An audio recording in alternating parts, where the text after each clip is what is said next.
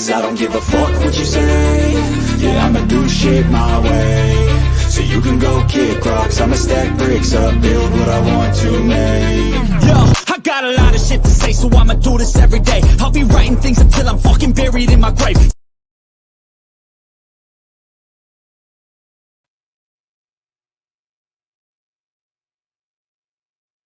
Something very serious to something more manageable and controlled that you can just really taper people off and then get off permanently, ideally. And so, man, it's a really, really, really, really, really needed thing right now, Doc. And so I'm so glad that we have good people like you who are helping people through it. And I've known a lot of people who've been on methadone and gotten off of it. So it's a necessary thing. It's a good way to help people. And unfortunately, it's more prevalent now than ever. So, yeah, you know, I don't know what my mama's plans are for Eric's house, but I know that they're doing good work, and I'm very grateful for your support on it. It goes to good people who need it, man. It's really kind of crazy. When you see people like come back after a year and they're like, "You don't know what you did for our lives." It's like, wow, it's wild. It's a wild thing.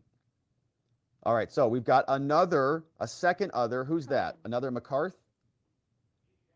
Lori Chavez from Oregon voted for McCarthy as well, from Rocky Water. Thank you, Rocky. Jordan.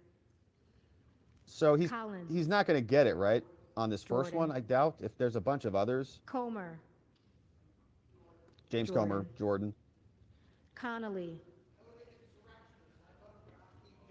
Jeffries. Oh, did you hear that? I don't vote for insurrectionists. I vote for Hakeem Jeffries. Just vote, okay? Correa. Stop it with the commentary, all right? Jeffries. We don't have all day here. Costa. Jeffries. Ravicus, potassium levels good. Courtney. Had kidneys looked at. Jeffries. That's good news. Shout out Craig. to healthy kidneys. Jeffries. Crane. Jordan. Wouldn't it be nice if we cared about Americans Crawford. as much as we do people who hate us? Jordan. That would be nice. Crenshaw. It would be nice. Jordan. Crockett. Jeffries. All right. Crow.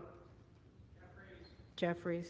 All right, my friend. So we're going to wrap it up there. I have some other activities to jump into on the day, and they're going to be counting the votes for quite a while. We're still just under 100. We got another 300 to go. So we, of course, will come back here later tonight to dig into it at the usual time. And I think we've got a Biden update because the Oversight Committee had sent some stuff out. We also have an update on, we have a couple comments that came in, so we'll get those. We also have an update on the Trump order. I definitely want to go through that. And shout out to Elliot for dropping that for us. 51K says, the fact that Republicans have such a narrow margin of seats in the House after living in Biden's America for 2 years is the best evidence of funky elections I've ever seen. Yeah, it is pretty interesting. Now, my only thought on that is like the midterms was all about abortion for some reason. And like, I don't think that America had really processed the damage of the Biden administration yet in 2022.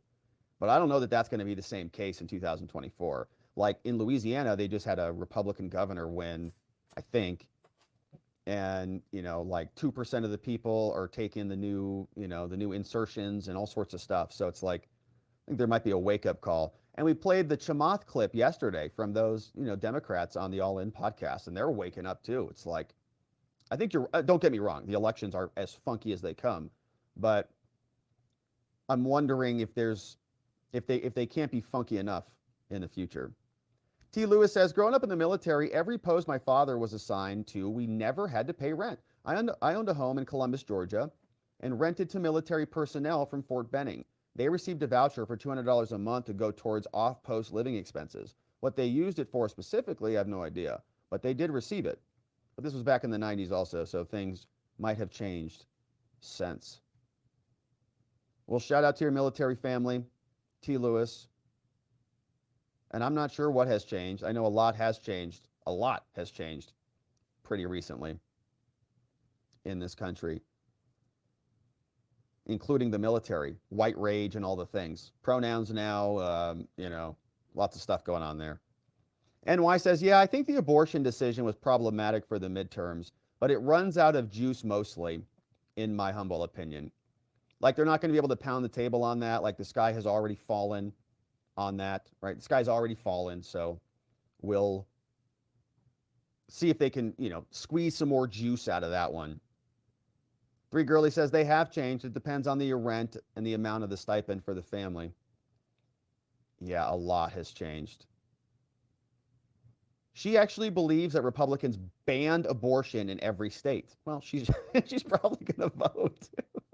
Right? That's what the Democrats want. They want you to think that insurrectionist abortion banners are all the Republicans, and that's obviously not true. So, all right, my friends. Well, it's going to be a beautiful day. It's a beautiful, incredible Tuesday, and there's going to be a lot to attend to just later to be clear, on today. so I can use the old sheet, but we just need the overtime on the second line. Conference that I'm going to go to. It You was want me to use actually the a new one? 3-day conference, so I think I told you on Monday or whenever. I had a great AI conference that I was at all day on Sunday. I'll just yank it out, and I then did not go to the when I send it to you, I'll conference send it to them too. yesterday, The sheet. but I'm going to go check it out, a little portion of it today. They're in session right now. I'm going to go change out all these hang ID out numbers for a now. bit, then come back, get some show prep in. Then we're going to get into the live stream. It's going to be a lot of fun. We had one dono come in from Alien Robot Ghost. Says, okay, if you could have $1 million today or $10 million in 5 years, which would you choose? They haven't been bringing any money. Oh, that's a good question. 10 million in 5 years, probably. I think I'd go with 10 million in 5 years. I know that you probably want $1 million now. I mean, in 5 years, we don't know if the dollar's even going to matter or not. So $1 million, like a bird in hand. What is the word? Doing the bush. A bird in hand is better than a flock in a bushel, or something like that. What is the phrase, right? Like, something in your hand is much better than something down in the future, in many cases. But that's basically a 90% difference. And I don't need $1 million today, and 10 million in 5 years would probably be pretty good. Although, like, in theory, you could also take maybe $1 million today, and if you believed in Bitcoin, ooh, that's another concept. I might do that. I might take $1 million and just drop it into Bitcoin.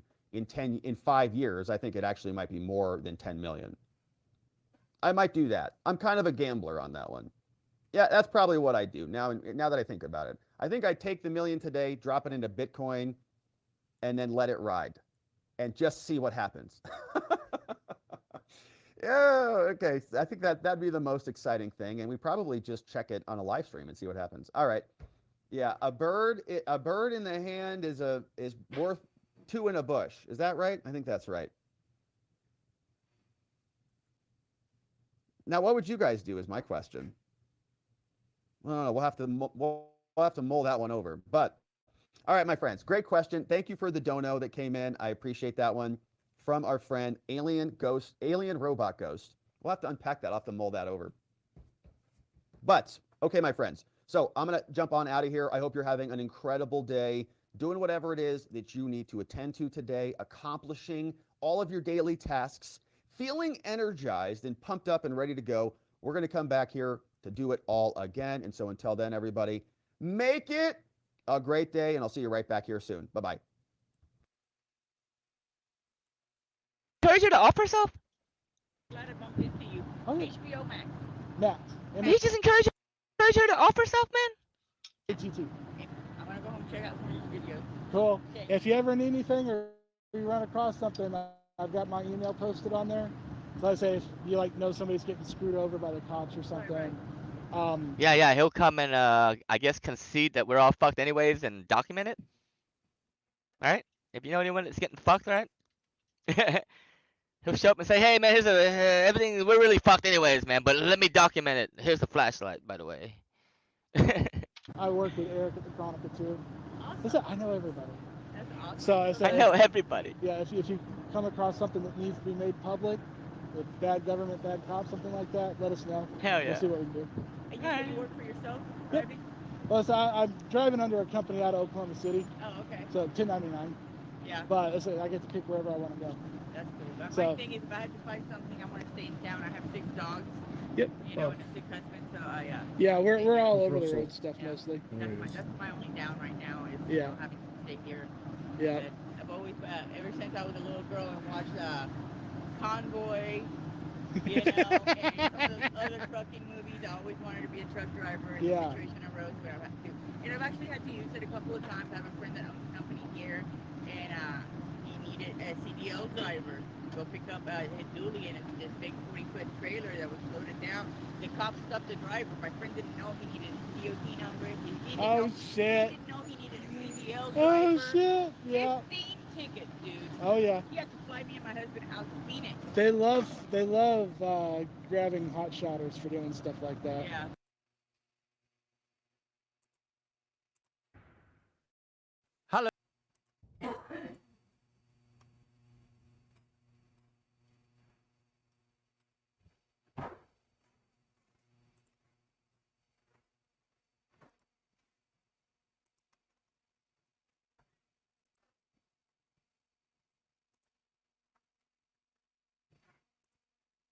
Good day, everybody. Good morning, everybody. Good afternoon. Happy Friday. Frick, Tuesday. Ugh. Week's a lot longer now. It's fall. Fall is frick outside right now. Interesting news going on as quietly boots on the ground in, well, Israel allegedly. I said, good day, sir. Ugh.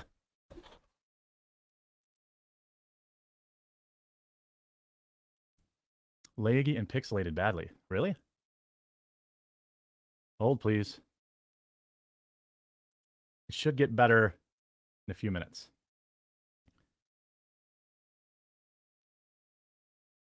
Speaker vote in progress. Is Jordan going to get it?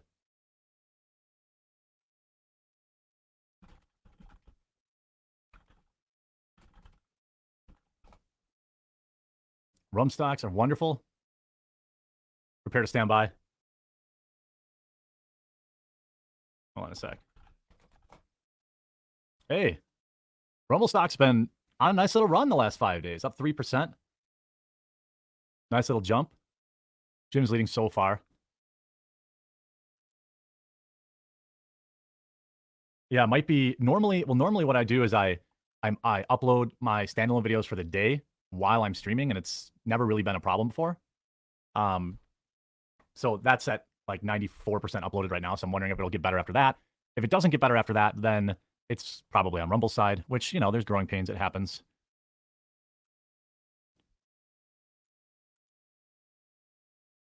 Happy Friday. Yeah. Happy Friday. So it's uploaded. Let me know if it gets any better. Dude, did you see, freaking, the screen looks watery. Are you guys just memeing me? Hold on a second. I can see for myself. Yeah, it's not very sharp. I'll tell you this though. Check this out.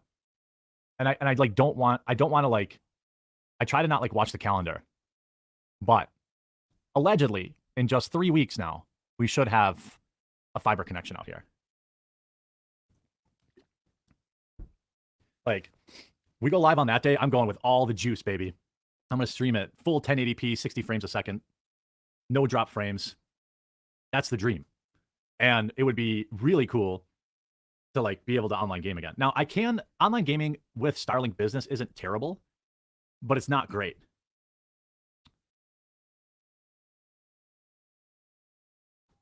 Did it get any better now that the upload is done?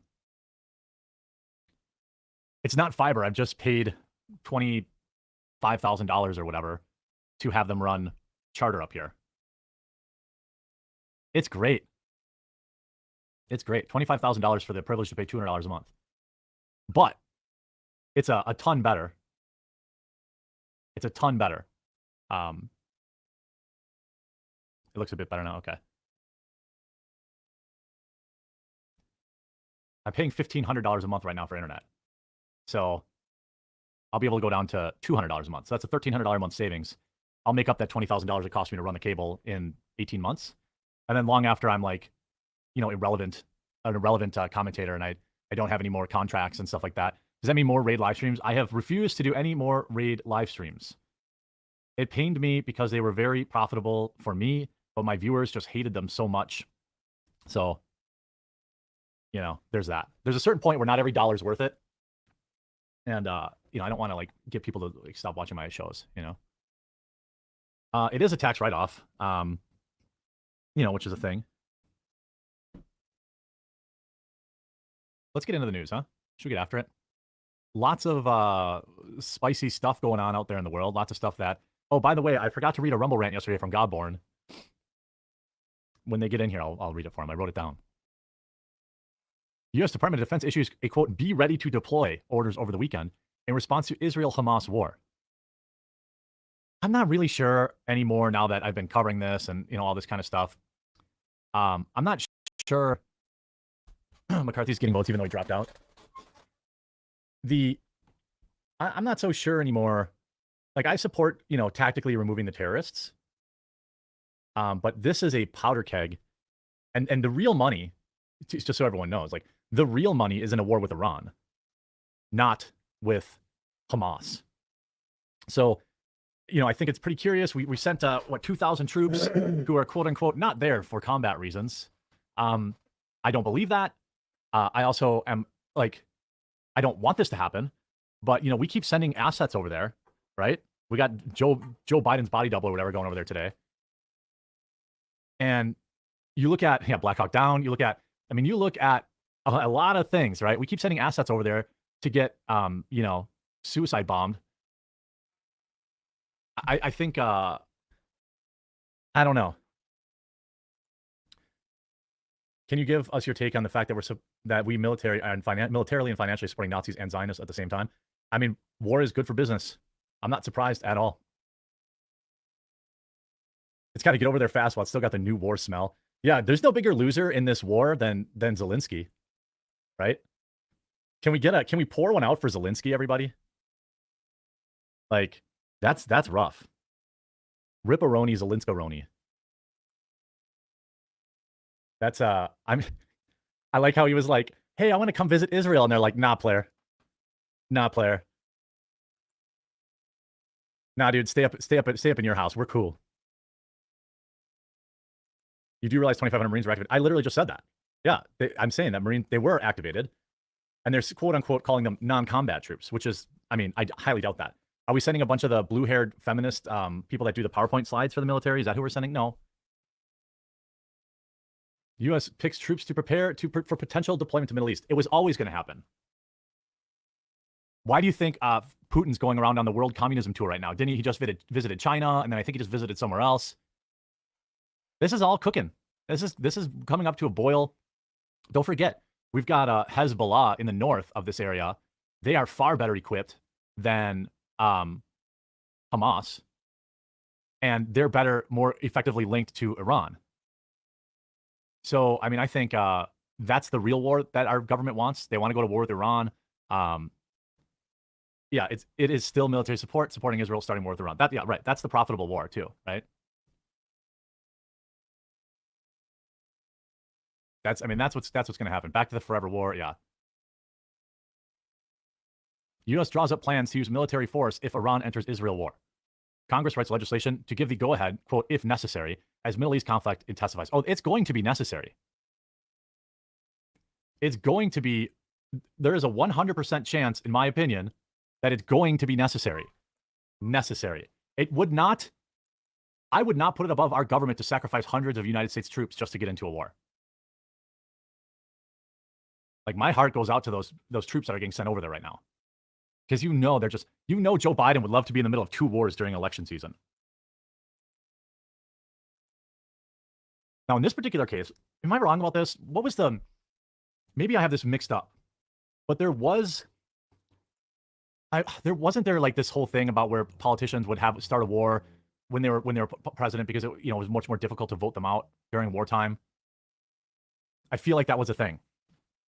But I think that now, I'm not sure it works that way.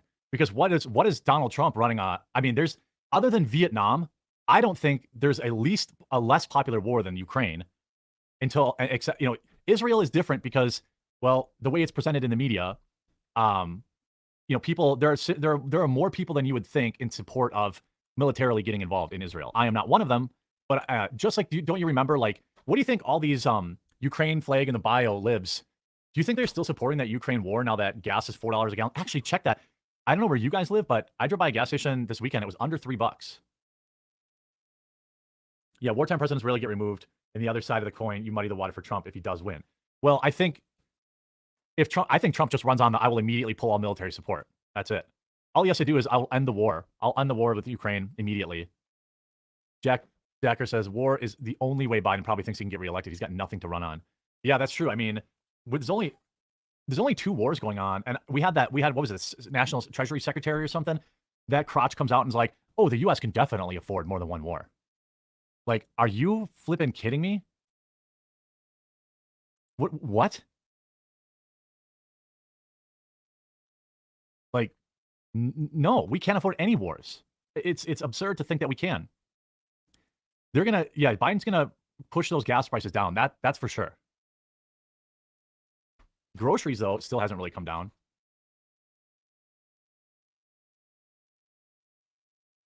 Yeah, groceries are basically still, we talked about shrinkflation yesterday and things like that. It's interesting to watch. We'll just put it that way. So there's some fun stories going on around these woke Harvard kids. So I think that it's important to delineate the difference, because like I have Jewish viewers that have emailed me and tried to like educate me on the, on the situation and things of that nature. I've tried to educate myself a little more about it. And I don't really give a crap about religious rights to particular lands. So I view it more in a transactional manner than maybe people who are religious are or do. But like to me, it seems pretty simple. Right now, Israel can go after Hamas, and I would support that. Inflation slowing isn't coming down. Oh, Jack Decker says, what is the left in national oil reserves? Oh, what's left in national oil? Serious question. Yeah, I mean, I think it's still pretty high. I don't think they said that they released anymore. 351 million barrels. Total of 50% of what? 351. Oh, actually, the oil. Here's a newer number. Here's a newer number. October 9th. The U.S. oil reserves have an authorized capacity of 714 million barrels. Though the most it ever held was 726. They don't need to go into the reserves. They just need to drill. They have to go get it. Or they have to play hardball. The idea that these, I didn't finish that thought. So here's what what I'm saying about it. To me, the Jewish people that have emailed me to like explain what's going on and their side of things, I think they believe deeply that they're in the right.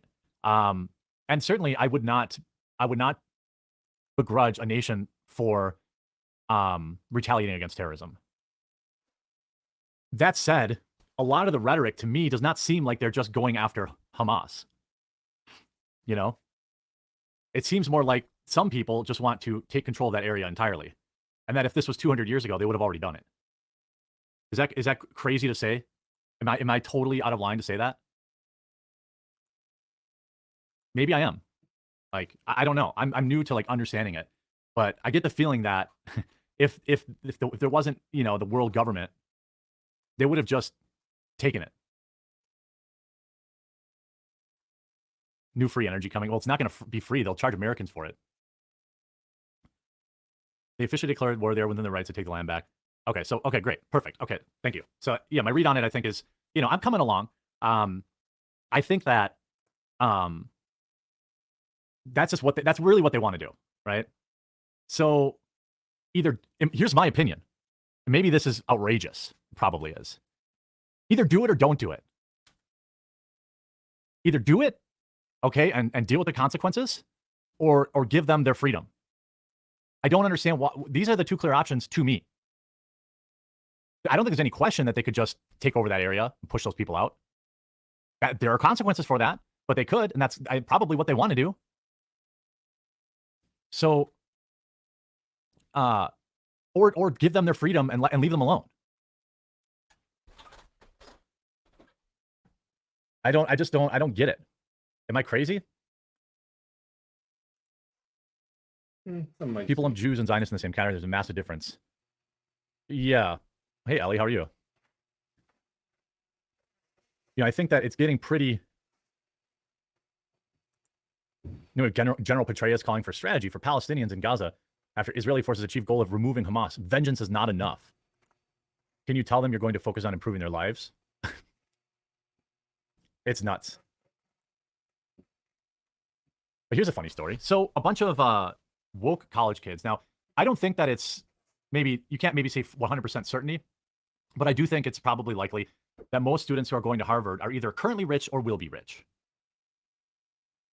There was a group of them that, Oh, yeah, I agree, Ellie. Yeah. I just want everyone to let them deal with it. I'm pretty sure the United States government gave money to Hamas or Pakistan not that long ago, right? Or Palestine, I mean.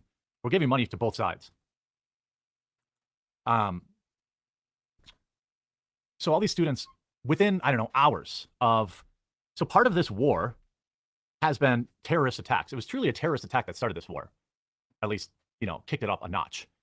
And, you know, when they fly in on their paragliders and shoot innocent civilians, and then you have college kids celebrating that, calling it, oh, it was so stunning and brave. Now, they never said, here's the slippery slope. And this is why I've never been one for saying, hey, you've got to disavow. I think demanding people disavow things is stupid, cringe, all that kind of stuff. But like, ultimately, oh shit, that text message totally distracted me. Sorry, I don't like telling people, hey, you must disavow. But when it was like hours after a literal terrorist act, and then people tweeting out, people said, oh, I stand with Palestine. Well, what are you standing with? And there were a lot of people, in particular, like far leftist groups, that like purposely did not delineate which one was which. I got to think that then if, you know, you can basically say like, I disavow terrorism, but I support a free Palestine or something like that. The fact that so many people didn't say that tells you a lot, doesn't it? Doesn't it tell you exactly? It says that they supported it. And then you get people like Hassan Piker, who's worth $15 million and makes all of his money off charging 14-year-old kids $5 a month to hear him talk. You know, you got that guy literally bawling his eyes out about, oh, but the Palestinians. Yes, okay, but, and then in the same breath, he'll say, oh, it's just sporadic violence. They call it sporadic violence. It was just sporadic violence, guys. dude, this payroll. This you got to understand that Israel's been oppressing Palestine, so therefore terrorism's okay. And it's like extremely obvious. Now, I'll say this, college kids are dumb. The modern college kid, even when I was in college, is not, like if you look at somebody, you start college when you're 18 years old, okay? When you start college, you're 18 years old. When you were 18 in, 1920, you're probably the freaking head of a household by then. When you're 18 now, in 2023, you've spent most of your life terminally on the internet, not interacting with any real people, and for the most part, suffering no real strife. Modern day 18-year-olds are not very smart. They're not very nuanced. And these are the ones that are largely in the streets tacitly supporting terrorism. And by the way, when Israel goes into the IDF goes into these Palestinian funerals and does this stuff too, that's terrorism too, in my opinion. Hamas supporting Harvard students now beg for donations to, quote, support their mental health after suffering relentless bullying over supporting terror attack on Israel. Jeremy, stop conflating Jews and Zionists. They are not the same. We're about to go to war with Zionism, not Jews. Fair. Harvard's Arab Alumni Association has now appealed for donations to help its rich, privileged Harvard students' mental health, that they are subjected to relentless intimidation and bullying for blaming Israel for the Hamas terror attacks. Imagine you go to Harvard. You are in amongst the most privileged in the world. If you're attending Harvard, you're among the most rich in the world. And you're begging for money? And also, make no mistake, these are the very same people. These are the very same people that sarcastically quote tweet people on Twitter who get canceled, saying, you had a freedom of speech, but not freedom of consequences. And you see what's happening to these kids? Like, you see what's happening to, you see what's happening? These kids are getting blacklisted. They're on lists. That's where nobody's ever in there until. I mean, you're seeing some power flexing going on right now. Billionaires who pumped $500 million into Ivy schools now back out over their failure to condemn Hamas. Harvard and University of Pennsylvania face losing hundreds of millions of dollars in future endowments over this. Now, by the way, I support the university standing behind their students. You know what I mean? Like, I 100% support them standing behind their students. I support their freedom of speech, even if I disagree with them. But also, oh, the shoe is on the other foot, and it is delicious.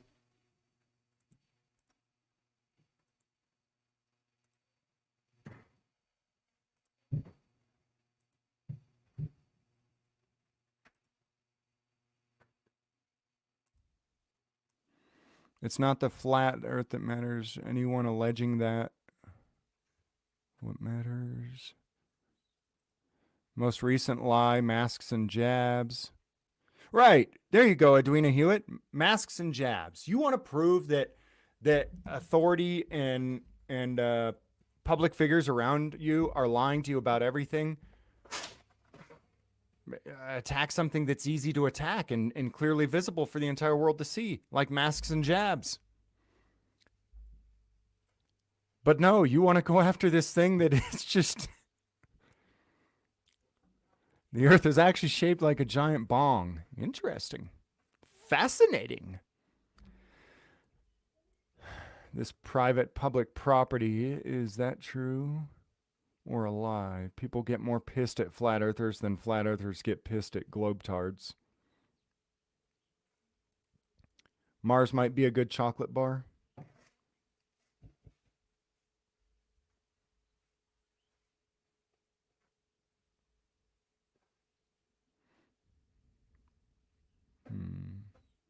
Flat Earth and Q were great because it helped filter the total lames from the truther movement.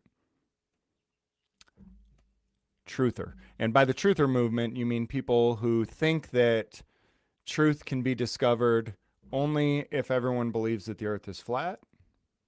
Is that right? Flat or not, it's the fucking government that's the problem. Right. It's the fact that there are people that there seems to be this belief that men have an inherent right to rule over other men and to exert that power through violence.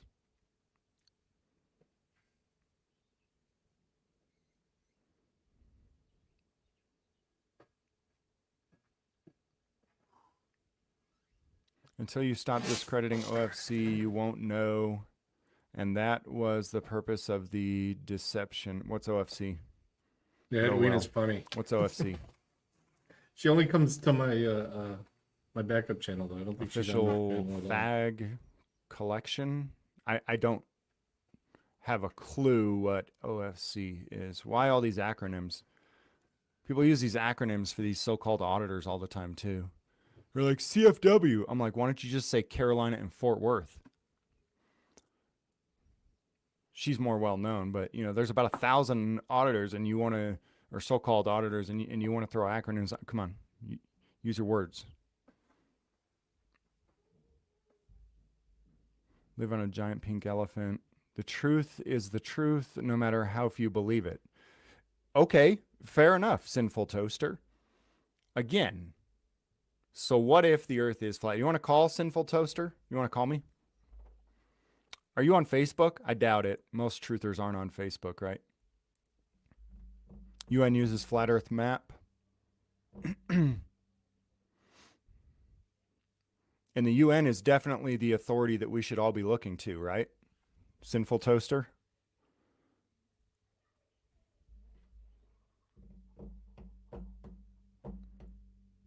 I was way behind on comments, trying to catch up. Sinful Toaster, you going to come up and explain all this stuff? Your truth is not the same as another person's truth, says Edwina Hewitt.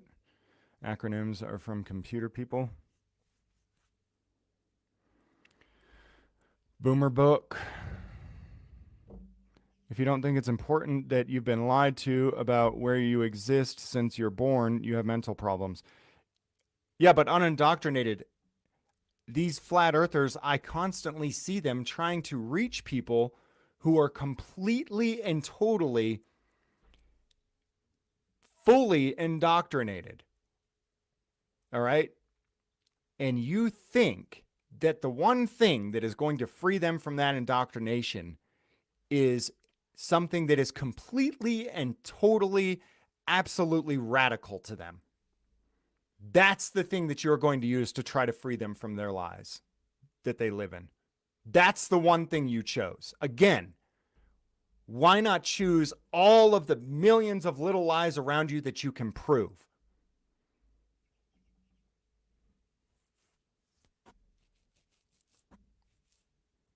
If you don't think it's important, see, it's always these vague fucking answers with you flat earthers. This is why I just have the hardest time respecting.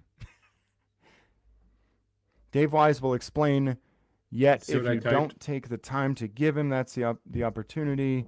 You won't Like, know shit. Here. and rely on hearsay. Just saying, me, I don't know if I can do it justice, but I'll give it a go. So you're going to tell us why flat earth matters though, right? Because I don't want to hear the arguments about why the earth is flat, why the earth is round, or why the earth is an oval, or whatever the shape is. I want to know why it matters. That's what I want to know. I want you to explain why I should try to make other people believe that that the earth is flat. That's what I want to know. I don't want you to convince me that the earth is flat. I want you to convince me that it's relevant and why it's relevant and why it is the one thing that we must spend all of our time and effort and money dwelling upon. Freeman is raging out. Mormons believe big giant people live on the moon, LOL, so the earth can't be flat, said innocent auditor.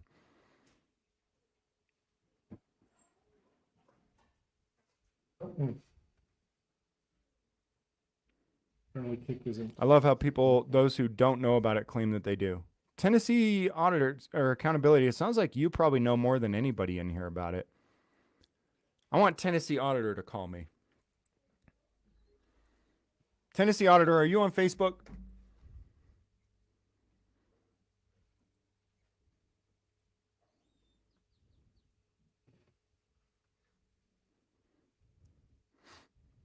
Again, set up an interview with Dave Wise. I can set it up. All right. Are you on Facebook, Tennessee Accountability? And he's going to explain to me why it matters, right? He's not going to try to explain to me that it's flat. He's going to try to explain. We're going to go on the assumption that the entire world already believes that the earth is flat and that everybody is already convinced. All right? And then I guess that doesn't work either. We're going to go on the assumption that you and I both believe it. And I need him to convince me why I should spend my time trying to convince other people of it rather than trying to convince other people that legislation doesn't matter because government doesn't obey legislation anyways. All right, sweet. Tennessee Accountability. What do I look up on Facebook? What's your name? Are you Tennessee Accountability on Facebook or...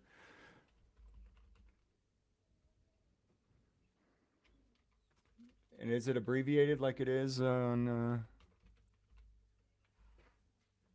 or is it, or should I look you up under your name? Tennessee Accountability. Oh, he sent me a friend request. Confirm request. All right, man. I'm going to send you. Let me close that.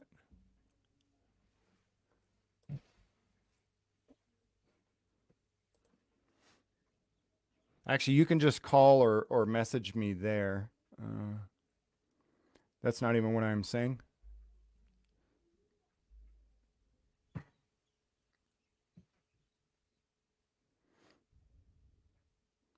Because it basically implies that the earth was created with intelligent design.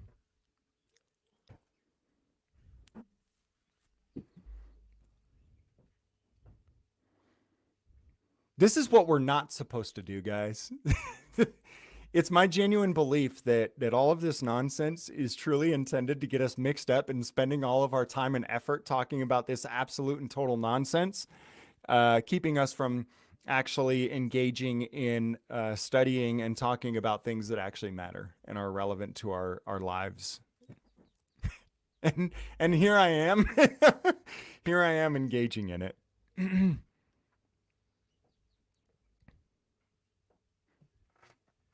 I beat Lockport in court on the public records lawsuit today. Ooh, nice. Auditing Erie County.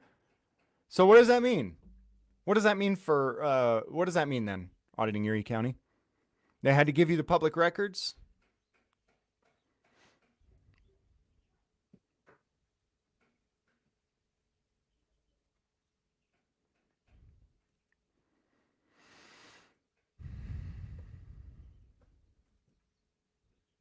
Prove there's a God. No one can. Prove there is a God. No one can't, says Paul Jackson. Check, please. Auditing Erie County. Everything is a waste of time. They don't want us going after them. It's all part of the beast system. Sure, but the beast system wouldn't exist, Sinful Toaster, if people didn't believe that other people had a higher claim to their lives. If people didn't believe that other people had a right to rule them. That's, I mean, to me, that's the only thing that's relevant to the beast system. It wouldn't control you. It wouldn't control all of us. The problem is people genuinely, truly believe that other people have the right to rule us. That someone else has the right to rule me, and that I have the right to rule you if done in the government probably pays controlled opposition to make people focus on nonsense instead of solving real problems. That's in Murby's. That is exactly, and that, you know, that's why I'm literally failing at life by sitting here right now talking about this, because that is exactly what I've always thought that this, and whether it's the government doing it or whether it's just people who are genuine life trolls, because I go out and I troll people. If you guys haven't noticed, have you seen, I'm sure you guys have seen Professional Douche. He goes out and he's not trying to accomplish anything necessarily except making a mockery and a troll of people. And that's how I see a lot of this stuff. Like somebody right now is sitting in on their living room couch watching me talk about this and going, look, dude, look, we got another one obsessed with this nonsense. And there's 170 other douchebags sitting there listening to him being obsessed with it. Look at these douchebags. Oh my God, we troll them so hard. Look at them giving a shit about shit that doesn't matter. Yep. And yet here I sit, and here you all sit with me. Congratulations. We're all douchebags. We've got, and Merb sits here with us too, telling us what exactly what's going on and what we're doing. If the earth was flat, where does the water go when it falls off? And how does it come back?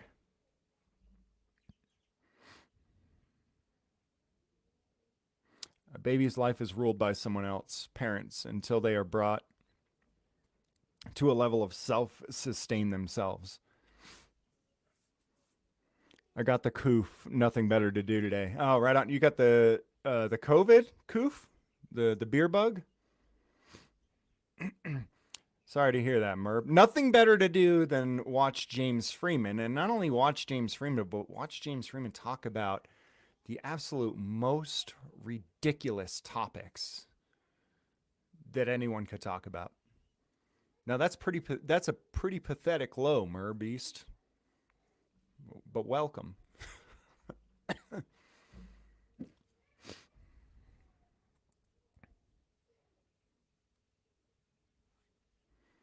There's a giant ice wall that surrounds the flat earth. So they say. No, James. They are saying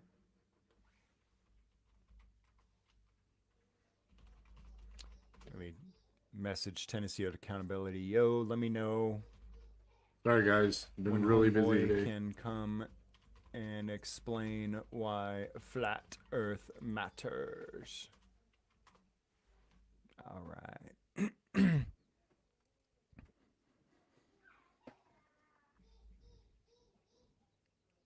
Watch James Freeman. Yeah, a handful of people left when I called you all out. When I called us all out on sitting here wasting our time and our lives. James, you did help a guy sort through rocks. You know what, man? Sinful Toaster, in all seriousness, I think that my time was far better spent helping a tweaker sort through rocks laying on the ground and having discussions with him. I think that that time was far better spent than time spent talking about flat earth, gold fringe flags, and all caps letters, all caps names. Genuinely. Because I think that there's something pretty special about human contact in person human interaction. And as bizarre and weird and strange as that interaction was, for those of you who watched that night, I enjoyed myself. I enjoyed interacting with another human being, and he enjoyed the hell out of it too. For those of you who watched, I mean, we really made his night by taking time to sit and listen with him, and honestly, sorting those rocks was far more fascinating to me and than flat Earth. And that is exactly how pathetic and ridiculous flat Earth really is. There are better things that we could be doing with our lives. That you know, I could be slamming my dick in a door right now. You know, just open the door, put my dick in the door jamb, and just slam it over and over again, right? And that would probably be far more productive and rewarding than talking about flat Earth, right?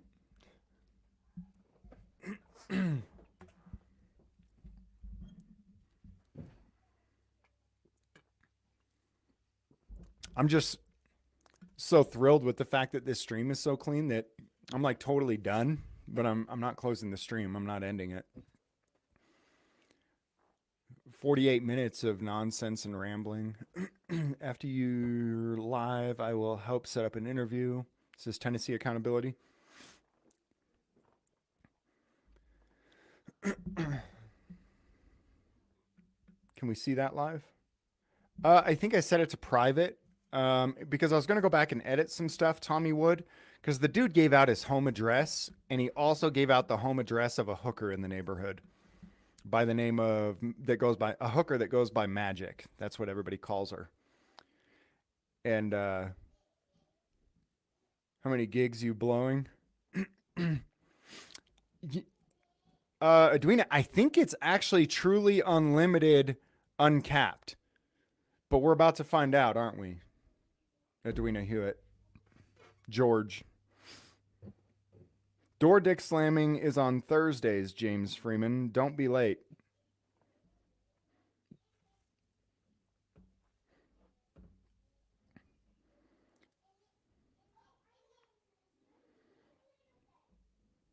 This is so much more steady than the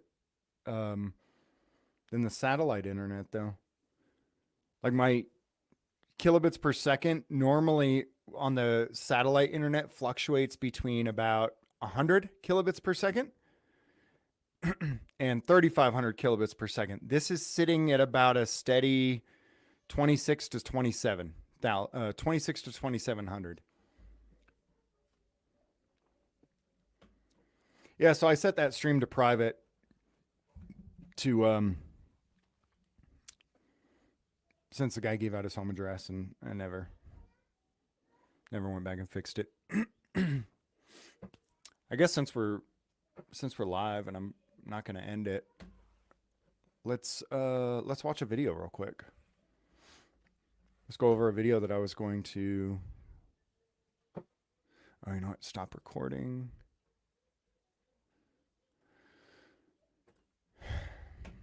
All right, let's do a little live stream of, where is it? I got to open it through my email because it's actually unlisted.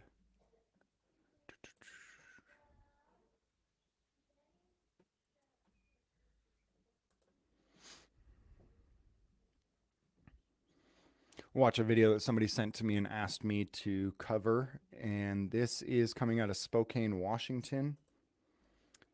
I did a video on the main channel just less than a week ago, you guys might remember, of the guy who is sitting in a parking lot outside of a park, 62-year-old man. And the police came up and wanted his ID because he was trespassing because he can't be in a park past 10 p.m.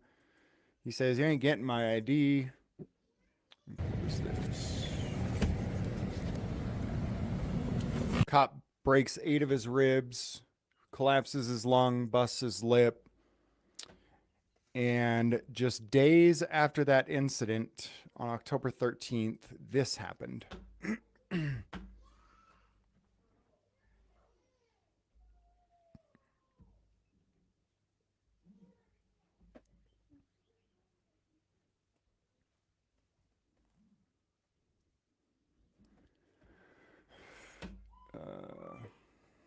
This is coming from the channel SWAT. Anna, apparently. Rights Crispy actually called me yesterday and sent It this actually to tells me. you how much time is left during the cooldown. This is the same Right, Bart? Yeah. police Andrew, department, right, Bart? Spokane County Sheriff's Department. This guy goes into the sheriff's department. It's only 2 minutes long because it's 2 minutes from the time until he gets arrested. Can you see what's up?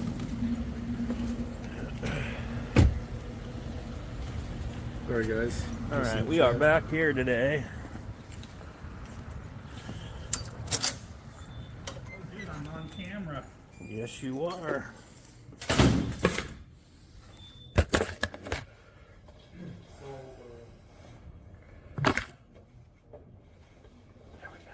No belt or anything? Oh, next time I'm gonna make you take it off.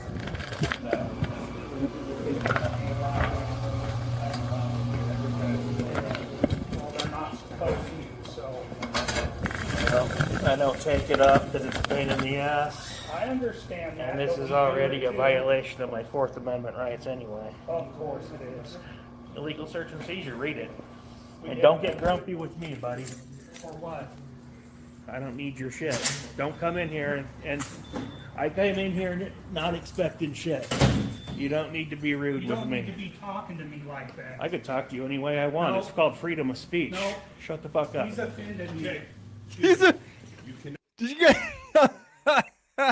You guys hear that? Did you hear this little sissy? He's offending me. You can't talk to me like that.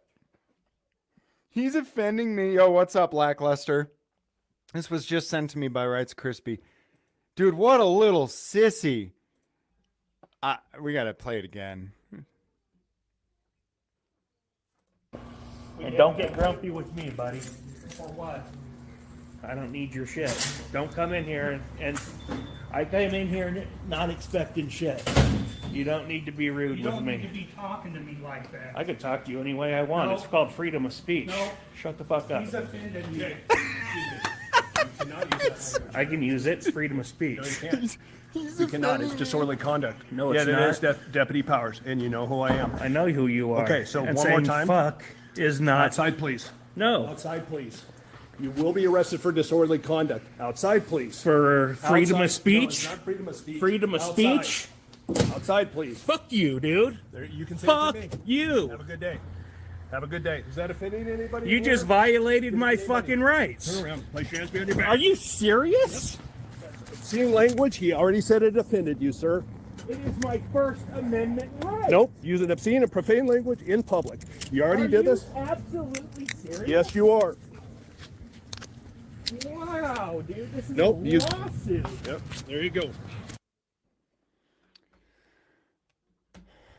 All right. So he thinks that cussing in public is disorderly conduct. I have shown this. Cohen v. California.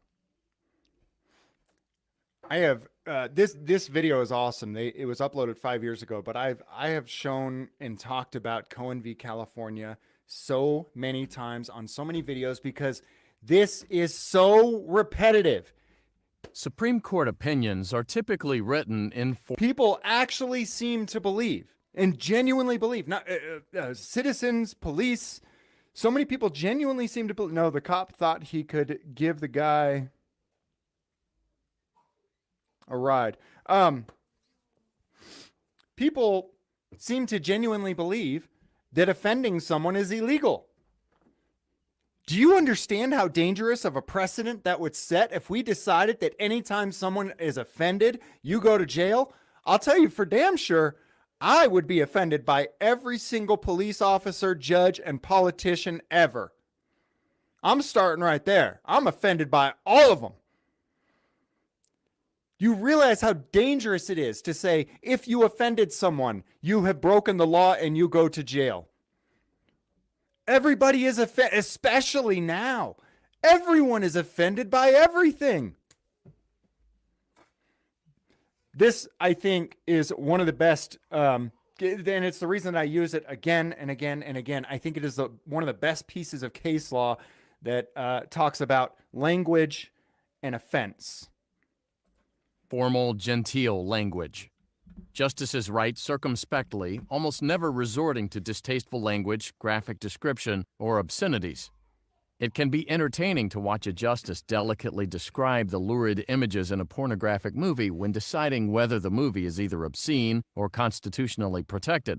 And in Cohen versus California, it's interesting to see how the justices managed to avoid uttering the vulgar phrase that got Mr. Cohen into such trouble. Instead of telling us what happened in its own words, the Supreme Court quoted the operative facts from the decision of the California Court of Appeal. In 1968, Mr. Cohen was seen in the Los Angeles County Courthouse, quote, wearing a jacket bearing the words, "Fuck the draft," which were plainly visible, unquote. He was arrested, convicted of disturbing the peace, and sentenced to 30 days in prison. The California Court of Appeal upheld his conviction, and the California Supreme Court declined to hear the case. Cohen then appealed to the United States Supreme Court, which accepted the case to consider whether the conviction infringed on his First Amendment freedom of expression. Writing for the court, Justice John Harlan held that Cohen's conviction was unconstitutional. Cohen's conviction rested in large part on the fact that women and children could clearly see the message. In that day and age, the protection of women and children from such vulgarity was considered a valued social interest. But Harlan argued that protection of sensitive persons alone could not overcome Cohen's right to communicate his message, even by use of offensive language. Did everyone catch that part? Because to me, that is one of the most important parts of this, because this is the excuse that still to this day is used over and over and over again. Maybe it's okay if you offended a man, but you can't offend women and children. And so they even argued here's the problem. There was women and children there, and you can't offend women and children. You can't use cuss words and language like that in front of women and children. And this case says, no, you absolutely can. Your sensitivity doesn't mean that people don't have a right to free speech. The fact that you are overly sensitive, even people who are assumed, I guess society decided are allowed to be overly sensitive, are not free from having to see and hear other people's free speech. And children could clearly see rested in large part on the fact that women and children could clearly see the message. In that day and age, the protection of women and children from such vulgarity was considered a valued social interest. But Harlan argued that protection of sensitive persons alone could not overcome Cohen's right to communicate his message, even by use of offensive language. Now, I understand that a sheriff's deputy working the security thing at the sheriff's department is far more of a sensitive person in sensitive class than women and children. I get that. But it still doesn't mean even his sensitivity doesn't negate this man's right to free speech. I'm offended. For what? I don't need your shit. Don't come in here and I came in here not expecting shit. You don't need to be rude with me. You don't need to be talking to me like that. I can talk to you any way I want. No. It's called freedom of speech. No. Shut the fuck up. He's offended me. He's offending me. The way he says it too is I can use it. It's like such a bitch. You cannot. It's disorderly conduct. No, it's not. It's Deputy Powers, and you know who I am. I know who you are. Okay, so and one more time. Fuck is not. Outside, please. No. Outside, please. You will be arrested for disorderly conduct. Outside, please. For freedom Outside. of speech? No, it's not freedom of speech. Freedom of Outside. speech? Outside, please. Fuck you, dude. There, you can say Fuck it to me. you. Have a good day. Have a good day. Now, here's what I'm wondering. You just When he's turned around and said, "Is anybody offended here?" I might be able to get him on the phone. I'm not sure, but I think it was the sheriff. I think it was this guy who told me he was offended, because there is someone else that walked in. There's this woman that walked in. I don't know if it was her that said she was offended, or if it was this little sissy boy right here. Yeah, there is dude. You can say Fuck it to me. you. Have a good day. Have a good day. Is that offending anybody? You just violated my fucking rights. The guy in the back right here was just grinning. He's like, "Ah, I like this." Are you serious? Obscene language. He already said it offended you, sir. It is my First Amendment right. Nope. Using obscene and profane language in public. You already did this? Absolutely serious? Yes, you are. Is this infuriating to anybody else? Wow, dude, this is Nope, a lawsuit. Like if this were the first time this happened, I guess it wouldn't upset me so much. But the fact that on almost a daily basis, people send me videos of them being arrested for flipping somebody off or saying a cuss word on a daily basis, I get tired of it. It's Offended viewers could easily avert their eyes if they didn't want to see it. Harlan considered the recognized exceptions to constitutionally protected expression and concluded that the phrase on Cohen's jacket didn't fit any of them. It wasn't obscene because it didn't have any prurient or erotic component. It also didn't constitute fighting words because, while distasteful, it wasn't likely to provoke a violent reaction, nor was it an insult directed toward any particular person. Distasteful. According to who? The court expressly rejected the notion that the state of California could justify Cohen's conviction based on the state's duty to protect public morals. The court noted that Cohen didn't engage in any other offensive speech or conduct. Moreover, the fact that he displayed the phrase in a courthouse was also not germane, since California's Disturbing the Peace statute had no special provision for courthouses. The court argued that in a society as diverse and populous as the United States, the free exchange of ideas, even offensively expressed ideas, is a virtue worthy of First Amendment protection. Allowing the state to prohibit the public display of one offensive word would open the floodgates to the state restricting even more language, and inevitably to the state prohibiting the expression of certain ideas. This, the court said, was what the First Amendment was intended to prevent. So, without a more compelling reason to suppress Cohen's expression, the state could not prosecute Cohen for the public display of his message, even if that message contained an offensive word. Therefore, the court overturned Cohen's conviction. Justice Harry Blackmun dissented, joined by Justice Hugo Black and Chief Justice Warren Burger. First, Blackmun argued that Cohen's display constituted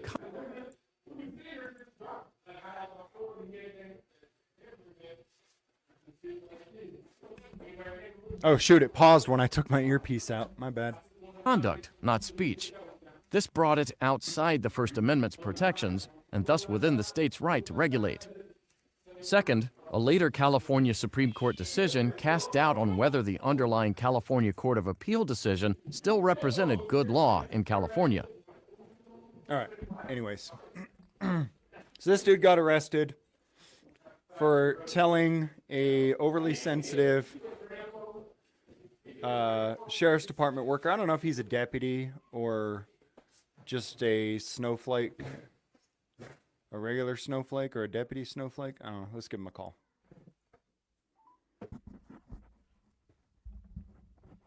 Thank you for calling the Spokane County Sheriff's Office. If you are calling to report an emergency, please hang up and dial 911.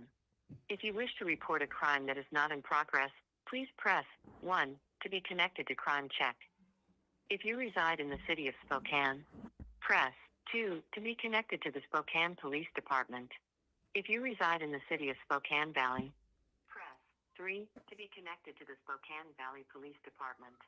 If you wish to obtain a copy of a report, please press 4. If you are inquiring about our civil paper process or the status of an eviction, press 5 to be transferred to our civil department. If you are looking for a collision report, please visit Does anybody else ever call one of these places and then forget to listen to the options? Yeah. on the line. Press 9 if you would like to repeat this menu. Yummy. I always forget to listen to the options. I zone out.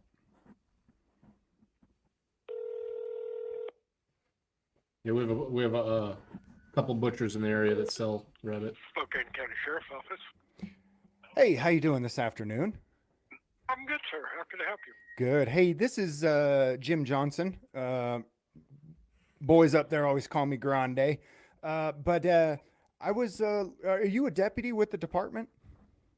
No, sir. I'm a senior volunteer. Senior volunteer. Well, I appreciate your service, sir. Well, thank you. I was wanting to see if I could talk with a deputy or maybe a sergeant or a lieutenant.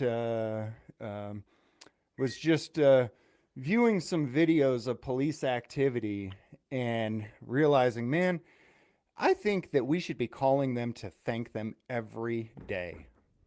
Yes, sir. Tell you what, there's a deputy standing right here, and I'll let you talk to him. Yeah, that'd be awesome. Thank you. Okay, thank you. Yeah.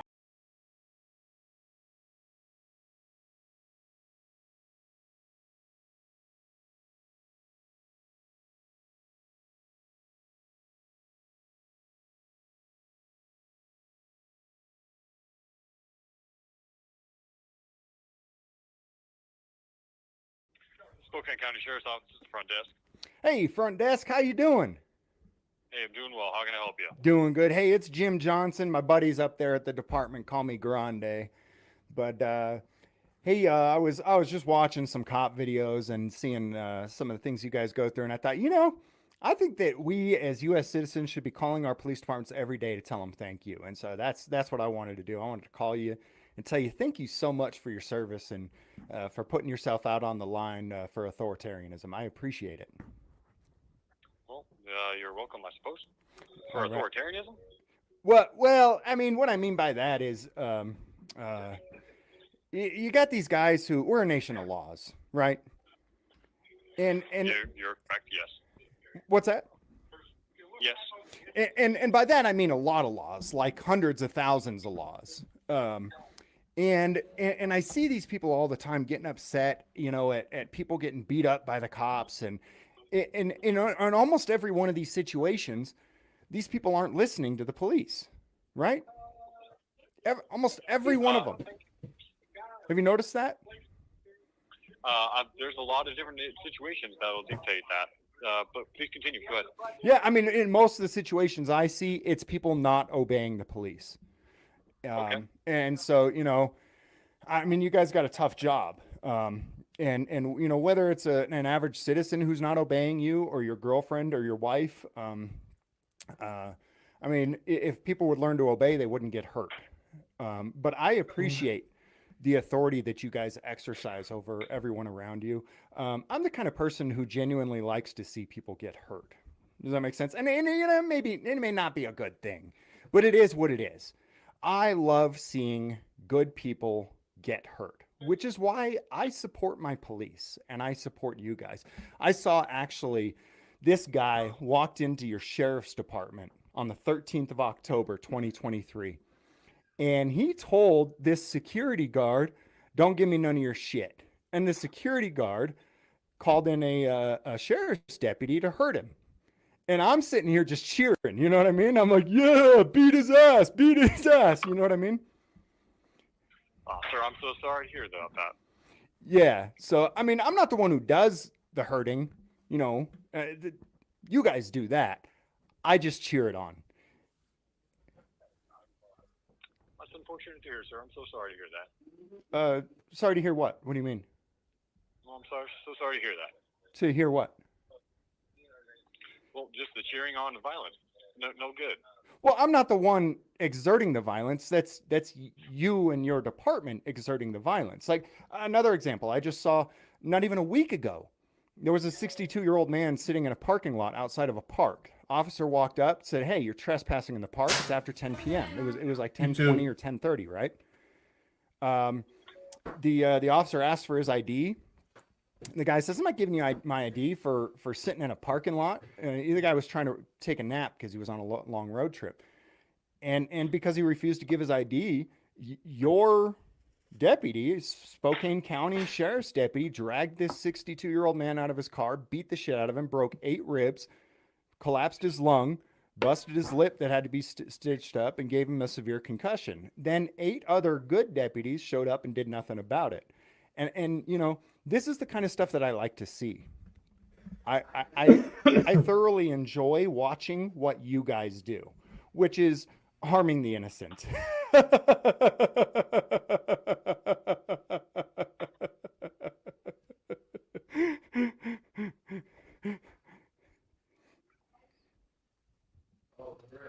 Sir.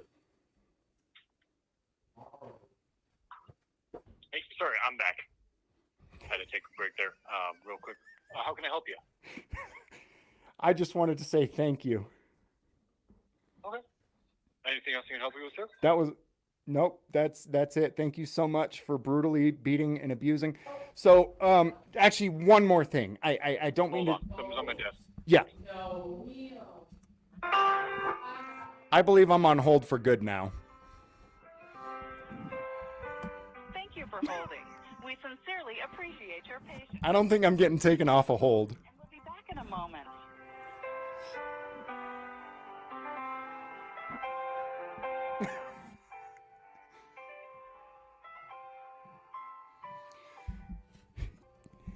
Guys, this is the way I have to do it, because the truth is, when you watch this stuff and see this stuff all day, every day, day after day after day after day, and they continue to do the same things and face absolutely zero consequences for it, and you start to realize that there is literally nothing you can do to make them suffer consequences for it, other than things that would land you in prison for life. At that point, I feel like joking and laughing about it is the only thing you can do to maintain your sanity. Hello. And that's why I do. I don't think so. Hanging up in 3, 2, 1. I'm still on hold. You think I should see how long I stay on hold for? I think it could be hours. Yeah. Do you guys want to call? Here's the number.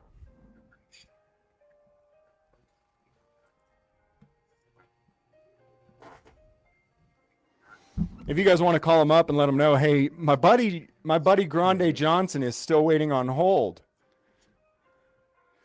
The other thing I wanted to tell him about is the Authoritarian of the Week nomination. Right. Let me see. Let me double check. Yeah, I don't have anything from him yet. Right. Yeah, perfect. Oh yeah. Oh yeah. Yeah. Once if you guys want to call him up, let him know I'm still on hold. Oh yeah, I remember that. Yep. No worries. Read your chat. Okay. Call the Huntsville police in Alabama. Read your chat. Read your chat. There's so many chats.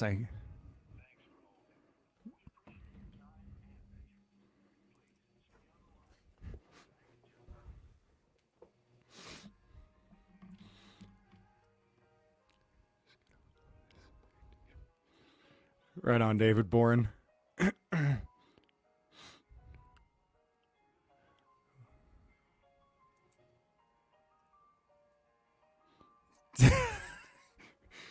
can't believe those senior volunteers are so stupid. Come on, guys.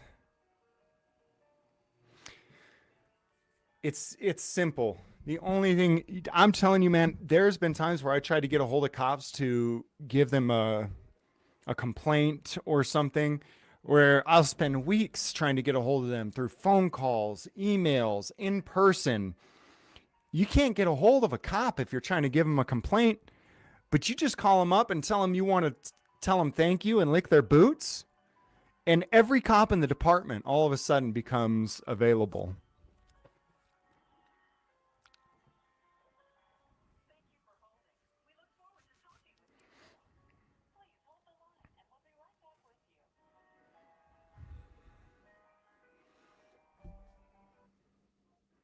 I'll go ahead and call them back again. I don't think they'll answer either, though. Thank you for calling the Spokane County Sheriff's Office. If you are calling to report an emergency, please hang up and dial 911. If you wish to report a crime that is not in progress, please press 1 to be connected to Crime Check.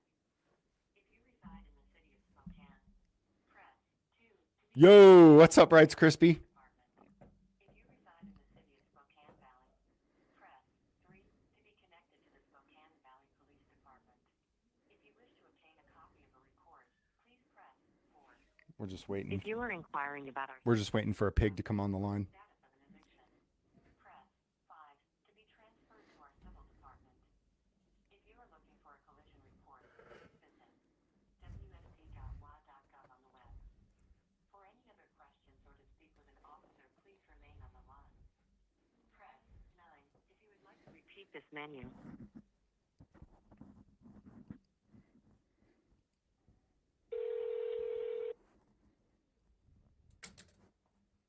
Aww.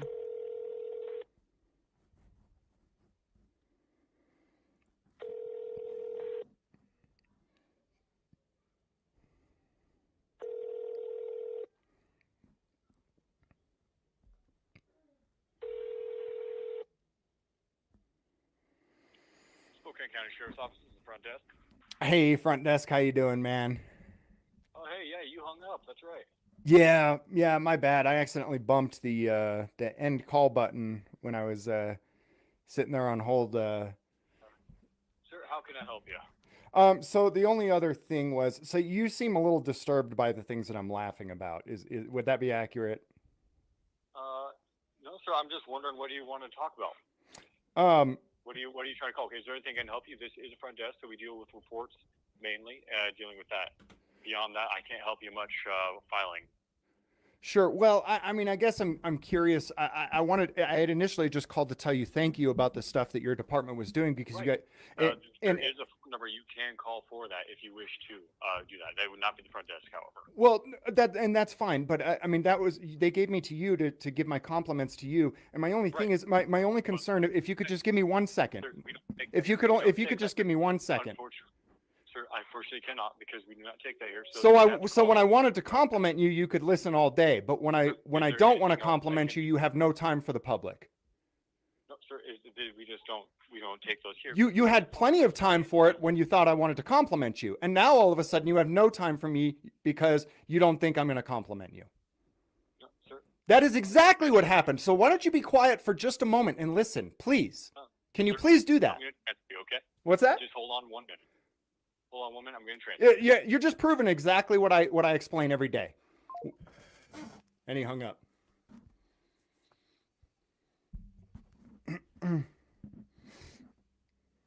Thank you for calling the Spokane County Sheriff's Office. If you are calling to report an emergency, please hang up and dial 911. If you wish to report a crime that is not in progress, please press 1 to be connected to Crime Check. If you reside in the city of Spokane, press 2 to be connected to the Spokane Police Department. If you reside in the city of Spokane Valley, press 3 to be connected to the Spokane Valley Police Department. If you wish to obtain a copy of a report, please press 4. If you are inquiring about our civil paper process or the status of an eviction, press 5 to be transferred to the Hello. civil department. Found my next issue. I actually have only one person that assigned this week, For any other questions, so I'm glad about that. But I'm not sure exactly what's going. Rights Crispy says that's Salazar. I spoke with him yesterday. Pulled up. How did that conversation go? Changed him Rights to Crispy. active on his, on his profile there. Go to start talent. It's crazy, isn't it? Talent. If you've And it got a shows me compliment, job I've got all the time in listings. the world for you. My job isn't listed. Spokane County Sheriff's A Office. different, Hey, how you different doing order this is afternoon, listed. sir? Good, sir. Good, sir. How can I help you? Good. Hey, are you the volunteer? Yes, sir. Cool. Hey, where would I go to make a complaint on a police officer? Well, it's saying that the one that everybody else is assigned to is closed, even though it's not in classic. How on the right-hand side, I think it'll say "How do I?" Click on that. It's showing that it's closed in bold. Yeah. And it's showing a job that was opened and actually closed back in, created the start date back in 2014. Is the only veteran job. Safety building, and there's a desk out here that we have public information request, and there are complaint forms as well. Okay. Well, it's only showing one of them. There's some, like pretty good, there's like fair 7 options. job I did orders notice, for though, veteran. that when I want to But the call one it pulls and give a as compliment, open, I'm there's able to nobody ever been assigned immediately to it. talk to a deputy on the telephone. So I just find it odd that the process to give a compliment is I get a deputy within 30 seconds. All right. But the process to make a complaint is All right. There's some way that nobody's that available you right think now. Jody will Go be able to online reopen the one or that I have jump everybody through some other assigned hoops. to? Is there a way to get a deputy or a All right. sergeant or a lieutenant on the phone All right, I'll call them right just away to what they take can figure. a complaint the way there is to give a compliment? Well, sir, the way I understand it and the way I have seen everything operate, you have to go through that process. It's like calling for a crime. Yeah. You have to call crime check first. Same way if you want to file a complaint, you have to do a written formal complaint that way. Okay. So, all right. So just the exact opposite of giving a compliment. Totally different process. Sir, I don't make the rules. That's just Sure. what it is. Oh, I'm not trying to blame you for making the rules, sir. I appreciate your service. I appreciate you coming in and volunteering and doing what you're doing. I genuinely do. I'm just trying to understand the processes and genuinely point out to the public the fact that there's a very different process for making a complaint. Again, almost impossible to get a hold of somebody versus giving a compliment. For sure, Dirty. Again, I've called at least 100 police departments and sheriff's departments across the entire United States. It's always the same thing. Compliment, officer on the phone immediately. If you'll hold on a minute, I'll see if I can find a sergeant for you. Yeah, and I'm not upset at you, sir. I understand. Okay, I that. understand. Okay. Hold on a minute. I'll see if I can Ways find of doing one for you. payroll with this new system. I only had one new guy to assign. It's that one I was talking about earlier. Went to go assign him, to the same order that everybody else is assigned to. And that order's not coming up when you click Start Talent. It's just the only one policy, that's coming up guys. is one that I've never used before. And he's right. I mean, I don't mean to really hassle the old man. He's job ID. If that's what you need. Because he the means one no that everyone's harm. assigned to is closed. But the point still has to be. I believe the point still needs to be made veteran, and please. shown.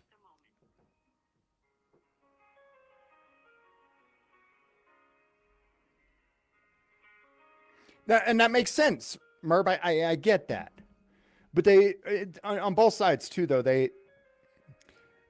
But what if I don't want to make a complaint that goes on the record? What if I just want to tell them, hey, this is how I feel about the way you're acting, but I don't want an official record of it. I just want to say it. You can also make an official commendation, Merbeast, and put it on paper, and it will go on record, right? You can do both on paper and put it on everyone's record. assigned to, But as far job as ID, if you want to. compliments, you can do it without putting it on record, but complaints you can't.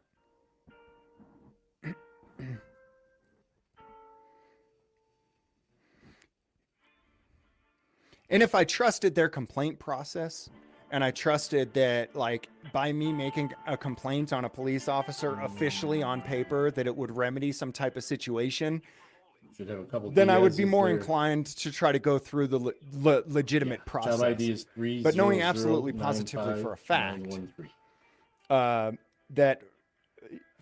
that these guys who belong in prison will never end up in prison, I'm just not interested, you know? Yes. Not interested in doing anything but clowning and making a mockery of things that should be clowned and made a mockery of. Okay, hold on, sir. Yeah, sure.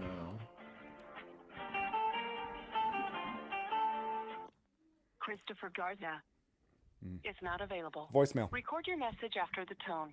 When you've finished, you can hang up or press 1 for more options. Hey, this is Jim. Jim Grande. I go by Grande. I'm sorry, Jim Johnson. I go by Grande, though. I was just wanting to talk to you about multiple incidents that I've seen coming out of your sheriff's department recently of people getting beaten and arrested for free speech and upsetting the feelings of your deputies. It looks like there is an inherent problem within your sheriff's department, and I would like for you, if you would, please, master, if you would please contact me back and let me know what is being done to remedy the situation of your out-of-control deputies. I assume that you will never call me back. I assume that even if you do, you will give me lip service and not solve anything. But I at least wanted to make sure that I made the call to show the audience and to show the world that you'll never call me back and that you genuinely don't care. My phone number is... Okay, boom, open to, okay, now, if you refresh it, it's 7,800 of 10,000. So actually, I'm going to make that 10,000. I don't want to fill that up too fast.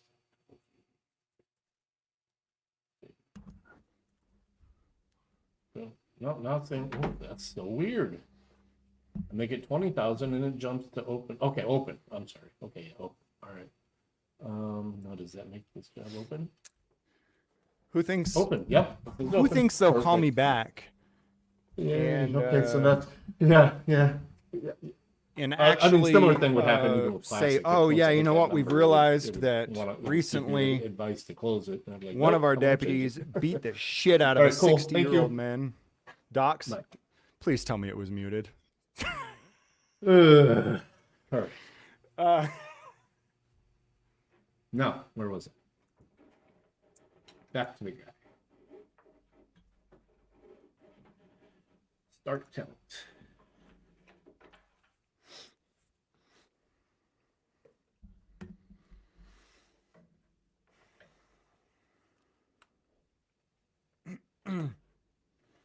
If they cared, it wouldn't be going on anymore.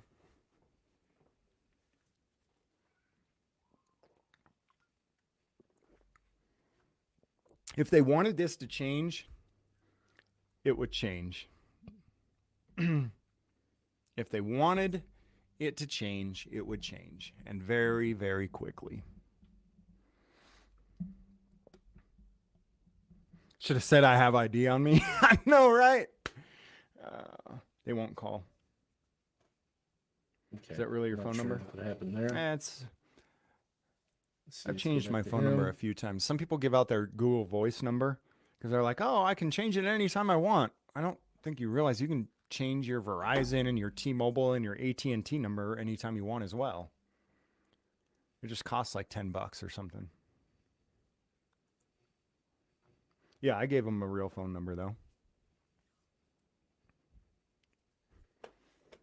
But, oh yeah, the phone to...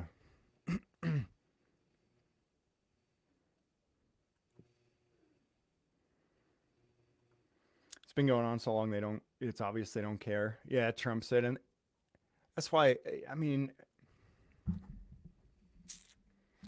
you know what? I'm going to go ahead and end this stream because it's gone on way too long. It's gone on for an hour and a half. And I'm going to start one more news stream where I'm going to go over a Jeff Gray video, or actually maybe even more than one. I'll go over a couple of Jeff Gray videos. And the reason is because I have heard that there are people who are telling Jeff Gray that he should be taking arrests instead of complying. Because Jeff Gray, Honor Your Oath on YouTube, has been known to push things all the way up to the point where they say either do this or you're under arrest, and he complies. And I want to tell you what I think about that, because you've got a whole bunch of people out there saying, oh, you didn't do it right because you didn't get arrested. I'll see you back here in just a couple minutes.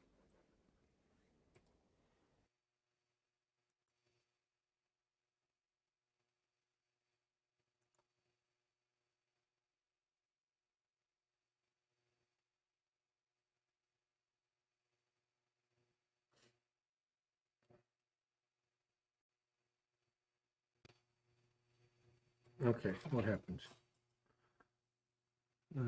He's gonna restart it for some reason. I don't know why he's doing that. Does he want like a time limit on this? Okay, just go to goofball until he comes back. I don't, hey, I think that these kids should be able to say whatever they want. If they're American citizens, they have the First Amendment right. But they're the very same communist socialists on Twitter that are celebrating when Trumpers got fired, or whatever the case is. Now I wonder if this is the first time those very same billionaires have told universities to do anything or pull their money out. You're seeing a lot of flexing. And a lot of these universities also have radicals that are professors there. Columbia University refuses to condemn professor who called Hamas's attack, quote, awesome. Columbia University has refused to comment on the growing furor over a 10-year professor who called Hamas's terror attacks against Israel awesome. As a petition calling for his ouster gained more than 45,000 signatures. The teacher called Hamas attacks on Israel, quote, a stunning victory. Killing a bunch of unarmed civilians is not a stunning victory. That's the thing. Like, I could get down with like a Palestinian making a real argument for like, hey, this is how, Israel's fucking up our life and this, that, and the other thing. But this is all that I see is people that are like, yes, sweet. Mowing down innocent Israelis who are at a music festival is a stunning victory. I don't, it's hard to defend that position. Then people said, we call on Columbia University to hold Mossad responsible for his comments and immediately remove him from the Columbia facility. I don't support his firing, but I'm not going to cry when he does get fired. That's how this works. The left has been doing this to the right forever. And by the way, lots of other of these woke universities take part in this crap too. UC Berkeley law professor urges firms not to hire his own students. A Berkeley law professor is warning future employers not to hire his students, accusing that some of them are being anti-Semitic in an opinion piece published Sunday. Quote, my students are largely engaged and well-prepared, and I regularly recommend them to legal employers, Solomon wrote. But if you don't want to hire people who advocate for hate and practice discrimination, don't hire some of my students. You're seeing the full might of, how much power Jewish folks really do have in the United States. And I'm not like a conspiracy theorist guy or whatever, but I'm just saying, like, you screw with Israel, like, and they will, $500 million taken out of a university. These kids will be on blacklists forever, and they'll never be working anywhere else. Like, that's just a fact. And hey, again, your company has the right to hire whoever you want. I suppose if you're Jewish, you're probably not chill hiring anybody who celebrated Hamas killing innocent civilians.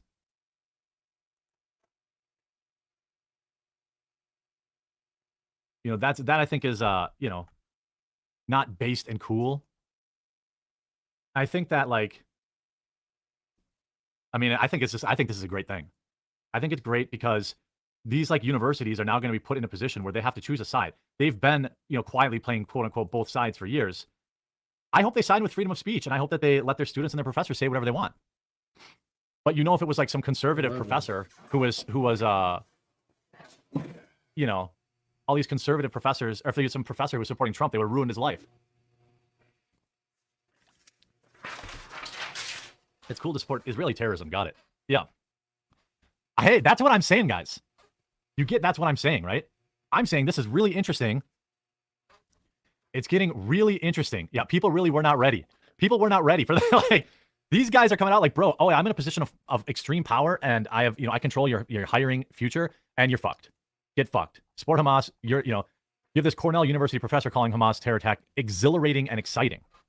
Again, it's not rising up if you're killing civilians. Now, certainly there seems to be plenty of that going on both sides.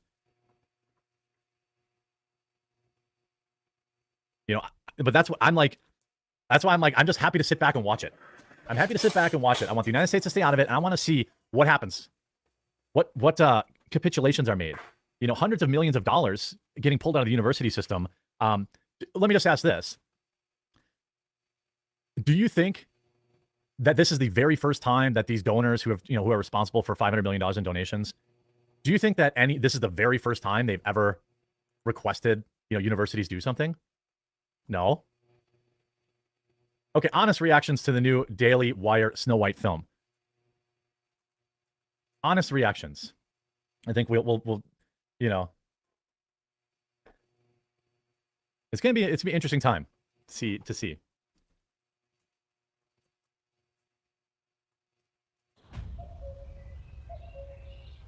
Once upon a time, in time a prince would come. Once upon a time, but now that time is gone.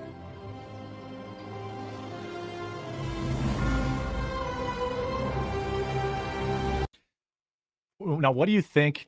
What do you think about the Brett Cooper hiring? I think, I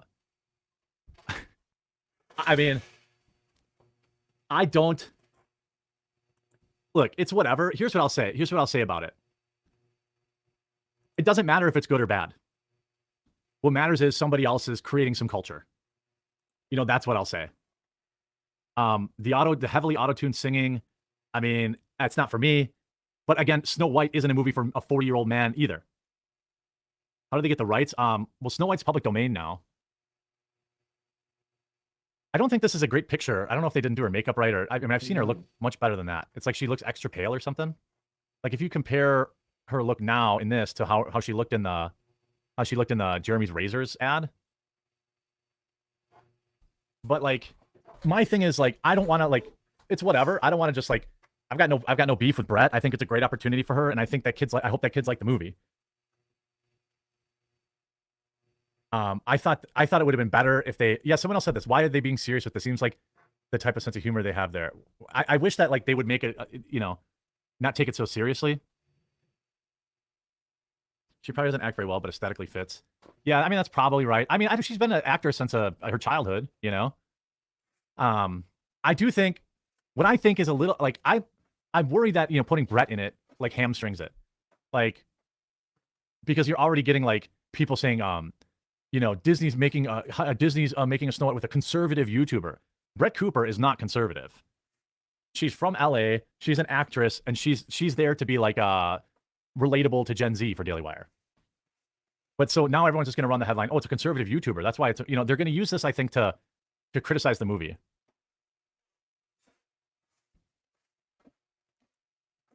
Yeah, wait, oh no, okay, yeah, low best of luck to her IG. Yeah, I mean, I don't know about this, but the other stuff that the cartoons all look fine. Hi, you made it. Oh, hello. Want to play? I've seen enough. These two are ready. Ready or not, here we go. Please keep your arms and legs inside the cart at all times. Hurry up, the party is starting soon. So it's like, you know, plenty of yeah, I mean, I think like Ben Shapiro used to say he was a conservative too until society found out. Yeah. I think I mean, I'm sure the Disney one will look better, but like, I think that, well, here's what I will say. Daily Wire said that they were going to commit $100 million to this content, and they clearly have begun that, made that, you know, become, you know, have started to follow through with that, and that is overwhelmingly a good thing. Like, this is 99% good. Even if you look at something and you're like, this looks like garbage, or this looks like whatever, like, okay, fine. But at least they're out there like creating culture. There's another internet commentator that's always talking about creating culture, got to create culture. And, you know, I'd say that Daily Wire is, you know, they're committed to it, even if it, you know, it doesn't look very inspired, you know? Where's he going? We're going on a treasure hunt. We're exploring the wild blue yonder. It's chilla time. By the way, they're showing, I think only about three shows. Oh, okay, there's maybe 20 or 30 shows. It's unbelievable. Whether big or little or big, we all have fabulous adventures together. So as long as it isn't like cringe-servative, yeah, Secluded says that this shit on YouTube gets like 400 million views. You're 100% right. It does. There are literal like kids animation sweatshops that are going after what is the big one? Melon? Harry Melons? What's it called? What's the one that babysits America's children during the day? Big slamming melons? Coco Melon?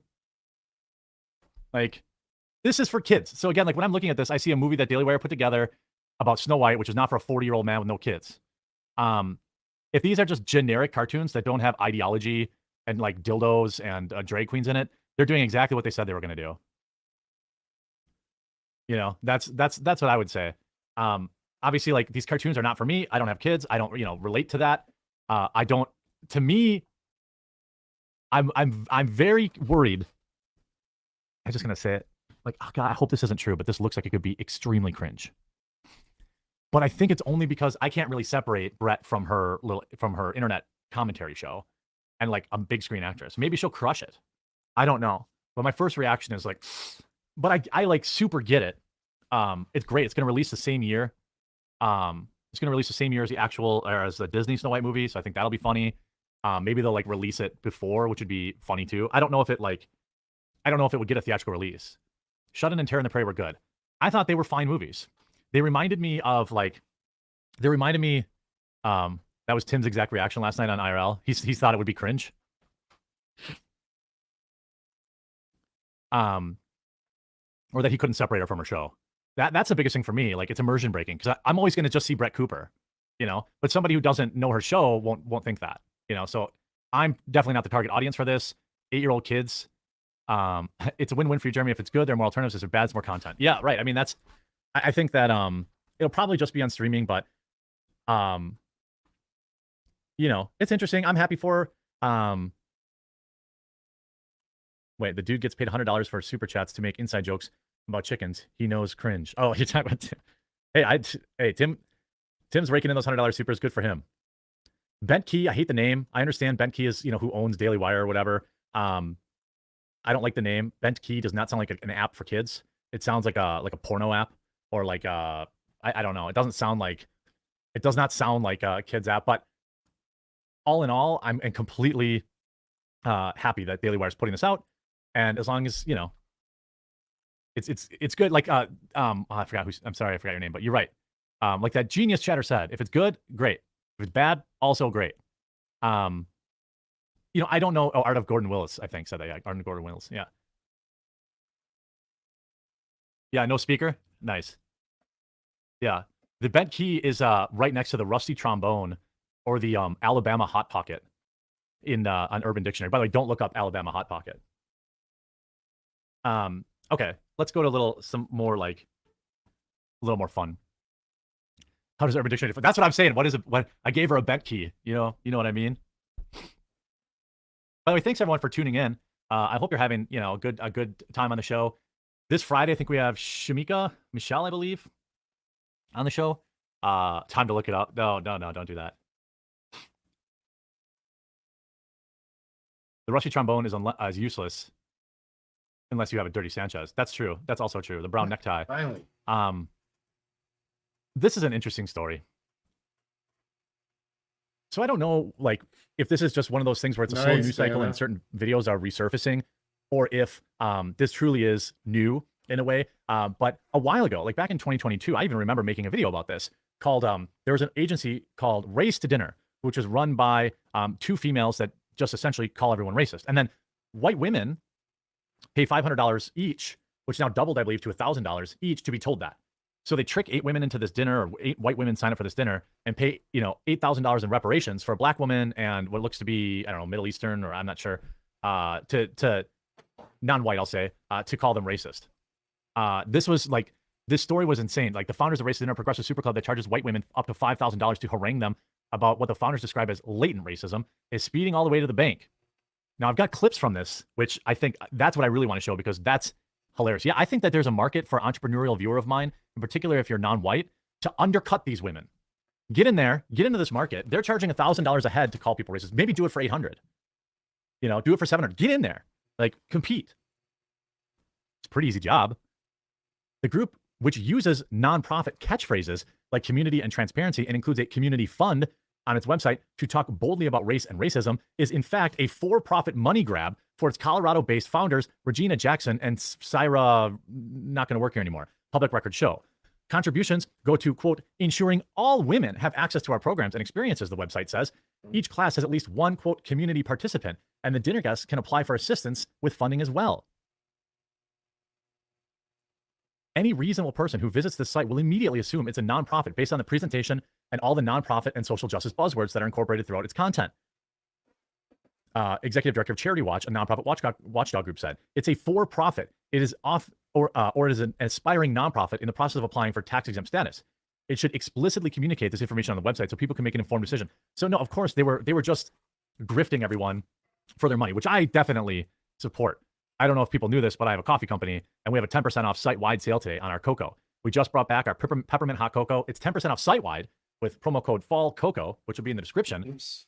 We have our velvety hot cocoa, rich caramel, marshmallow, and peppermint. These are all real cacao, so it's not going to taste like that sugar icicle to the brain that some of the packaged stuff tastes like. This is like artisanal. It's like to be enjoyed while staring at a roaring fire and smoking a cigar. You know, so when you taste it, you're tasting some like real cocoa. So yeah. And anyway, the entire site's 10% off with promo code FALLCOCO. Now to some of the clips. So the clips were re-uploaded by Myth Informed Milwaukee, which often, you know, does this. So I don't know if this is a new context video or a old context video, but it's in the news cycle, so we'll take a look at it. This is just a view of the dinner. You actually, Margaret, you didn't say yours. What? Your racist thing. So she immediately tells us this white woman. The only people that would sign up for this are middle-aged white women. So she's like, what is the thing that you're definitely racist? Okay, you're definitely racist. So what is the thing that you do that's racist? Thing that you've done. Thought about or done. I don't know, she says. You have something inside of you that's not quite like that's racist. So you must have examples in your own life. Again, so this is a brown woman. Maybe now that I see her, maybe she's Indian or from Pakistan or something like that. And she's just browbeating this woman, saying like, you are in fact, I don't like have any examples, but you are racist. I also work in environmental engineering. I have absolutely no people of color, or minimal people of color, possibly exclusion being slightly Hispanic. Saira doesn't like her attitude. I can say a racist thing you've done because it just happened when you just talked to me the way you just did. What? This chick asked her a question. She answered it and said, oh, well, see, that's racist. This is how white women talk to us all the time. These are microaggressions. The exact same thing to my white girlfriend who says the same exact thing. I don't care. Way to stand up for yourself, middle-aged white lady. She says, I talk to my white friends the same way I talk to you. Yeah, but when you do it to me, it's racist. No, that's not how it works. I don't care if you talk to everybody like that. Right? The way you just spoke to me was straight up white supremacy. What? Let's run it back. I wish I had the John Madden, like the John Madden telestrator, so I could be like, boom, fake racism, boom, she asked her a question, she answered it, she called her racist for that because she answered the question that she asked her. Like that, right? The way you just spoke to me was straight up white supremacy. You actually just answered with racism. White supremacy is said to be hidden in innocuous phrases and banal behavior. The smallest things could be considered racist. It's enough that a person from a minority group feels insulted. Oh, so as long as they feel insulted. It's funny that it's telestrated like a wildlife, National Geographic wildlife show. Not it's like voiceovered. Like, this woman, like these, I don't even understand at all how people would sign up for this. As long as they feel insulted, that means you're the one at fault. Sounding terribly white. I don't know that I was all that racist to start with, but I also would be more aware or hyper aware of my thoughts or reactions to circumstances that would be racist. Yeah, that's what black folks want. Black folks want every white person who talks to them to be walking on eggshells and be constantly worried about offending them. I'm sure that's what black people want. Black people want all the white people to talk to them like they're children, and live in fear of constantly offending them. Like, this is the dumbest crap I've ever seen in my life. Like, it's not like I'm like, look, I live in the suburbs, okay? I'm not interacting with a lot of black folks very often. But when I do, I don't treat them any different. And when I do, I'm not, we're all joking at the bar, right? And if I'll like say, oops, did I do a racism? Like, it's not like I never do, obviously, but like, it's, or like I might as a joke or something like that if I know them well enough. But like, at the end of the day, like, black folks, at least the ones I've met, don't want to be treated, I know this is crazy, they don't want to be treated any differently than you would treat anyone else. I think that women paying money to be called racist, I'm not sure this actually does anything other than enrich these two race grifters. These women are not going to leave this feeling like I've really learned and changed. They're not. Liberation? You got to be kidding me. White Women, the book. They haven't changed any of this. 2023 dinners. Oh, look at this. Sold out. They had one in LA, one in Palm Beach, Florida. They're definitely not using this money to travel the country's most beautiful areas. Definitely not using this to travel the country and enjoy Palm Beach and LA. The fuck is going on here? People just gotta, like, these people need to be mocked into oblivion. And any of these idiot white people that are paying for this, they also need to be mocked. They need to be mocked and laughed at incessantly. It's so insane. Like, white people, man, have some fucking backbone. Like, I can't imagine I cannot imagine. I can't imagine I can't imagine walking up to anybody of a different race or ethnicity and be like, oh, I need to change my entire vernacular to make sure I don't offend them. They're not getting the authentic me then. Like, it's they're and they're gonna know that. It's like you know how you can always tell when somebody's being fake with you. Like, it's always very easy to tell. You know how you might have that family member or whatever who's always like their voice or inflection goes up really high when they see you, and they're like, oh, like, oh, it's so good. Or you see like your ex-girlfriend or ladies, you see a girl that you secretly hate and you want to sleep with her boyfriend or whatever. And you're always like, oh, hey. You know, like how that's always super easy to identify. Like, I feel pretty sure that like if I was going around constantly being like, oh man, maybe I should say the word dope more so this black guy thinks I'm cool. Like, it doesn't work that way. Maybe I should say, you know, maybe I should, everyone say hi to Maggie's watching the stream. You can say hi to Maggie. If you remember Maggie, she was my assistant. And then like really, she also kind of ran my whole business. And she now works for Rumble. Wait, I can't support you after this, bud. Wait, what? What can't you support?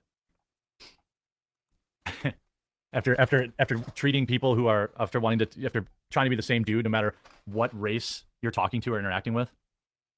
And by the way, I would not expect some a black dude or a black chick to like white it up for me. You know, like I wouldn't want like some guy to feel like he's gonna be like, hey, have you heard any good Kenny Rogers lately? Or no, who's the guy that Carlton liked?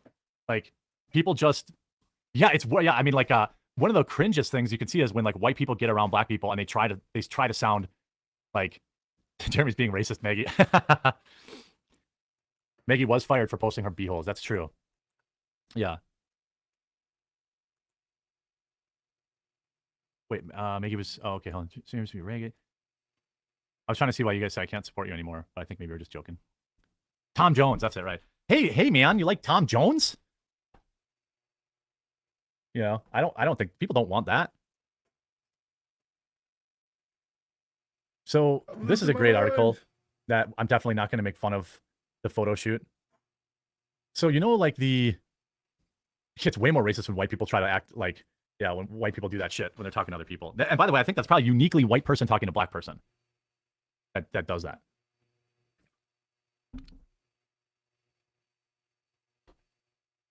Everyone wished Taylor Lorenz a happy 87th birthday. So Taylor Lorenz, if you guys don't know, she was born with not just like a silver spoon, but a platinum diamond encrusted spoon in her mouth. She went to private $50,000 a year schools. She went to some Ivy League college. She never has had to work a day in her life, yet has held positions at the New York Times, the Washington Post, and I believe one other one. I can't say for sure, BuzzFeed maybe. And her entire job is to stalk young Gen Z women on TikTok and report on them. The other thing is, let's buy Lorenz a nice walker. Yeah, I think that's good. Happy birthday, Ardent Defender. So, and she's essentially an internet hall monitor. So she'll write articles about libs of TikTok. Many people, I don't know if you remember this, but she also showed up at what she thought was the libs of TikTok's home, and to dox them with they showed up at her home. And in this article, she supports doxing. Who approved this picture? I mean, it is a terrible picture. Look at her face. All the shadowing. It looks like she has a mustache. It's a very bad picture. Hey, Taylor Lorenz, we're doing a thing about the internet. Go in the supply closet and stand by an old monitor and some patch cables and put this crusty old keyboard on your head. Hey, put on this weird Flamin' Hot Cheetos onesie and go stand outside with a TV. Whoever told her to take these pictures did not do well. And what's crazy is if you look, I'm losing my mind here. If you look at the, now I'm not commenting on her looks. I guess I am. That's not necessarily fair, but she's also a demon, so there's that. But the quote tweets are incredible. You see, breaking, Hassan Piker appears to come out as homophobic, says a girl having a thing for another girl is a little odd. How would the left respond to this? Should he be canceled? Literally shaking. After Taylor Lorenz wrote, what interested me about Chaya, which is the lives of TikTok chick, was that her ascent to fame was very quick. She was anonymous. But if you're going to amass millions of followers, monetize hate, shape legislation in this country, DeSantis' press secretary said she had informed the thinking behind the Don't Say Gay bill, you don't deserve anonymity. So she says if you're popular and you monetize a certain political opinion that she doesn't like, you do not deserve anonymity. That's what Taylor Lorenz is saying.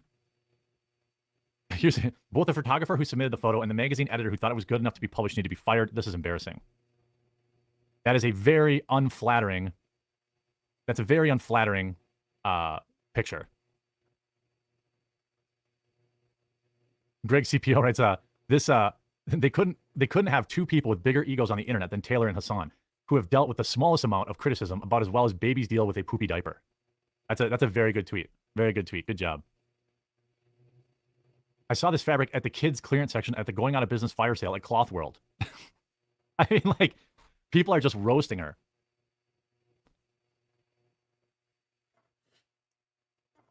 By the way, a federal judge has also ruled that a massive libelous lawsuit against Taylor Lorenz can move forward. We changed our payroll system and it's kind of completely fucked. Looks like they have a bad link, and it links to WP admin. Uh-oh. That's not good. All these pictures are bad. And of course, the interviewer is Hassan Piker, one of the internet's biggest crybullies. By the way, I don't know if you knew this. Fun little update. Amber Heard released a new movie. Did you know that? Amber Heard released a brand new movie, and it has received a 10% on Rotten Tomatoes. Now, that's from critics. Fans actually gave it a 31%. The film internationally, I just want to say, internationally has grossed $21,184. Now, it's simultaneously being released on streaming, so it could be tens of dollars more. There could be tens of dollars more rolling in of people willing to pay $24.99 to rent it on Amazon. Even CNN, even CNN, In the Fire, which is the name of the movie, Amber Heard's first movie after the death trial, goes up in flames. Even CNN's like, nah, I'm cool with that. By the way, if you're tuned in now, I start every day around noon, about an hour and 15 minutes ago. If you're around, at that time, make sure you tune in early. I always feel bummed that we start and then I'm ending usually with most of the people finally here. So be on time. I always am. Don't read the chat. Anybody in chat who says I'm not is a liar.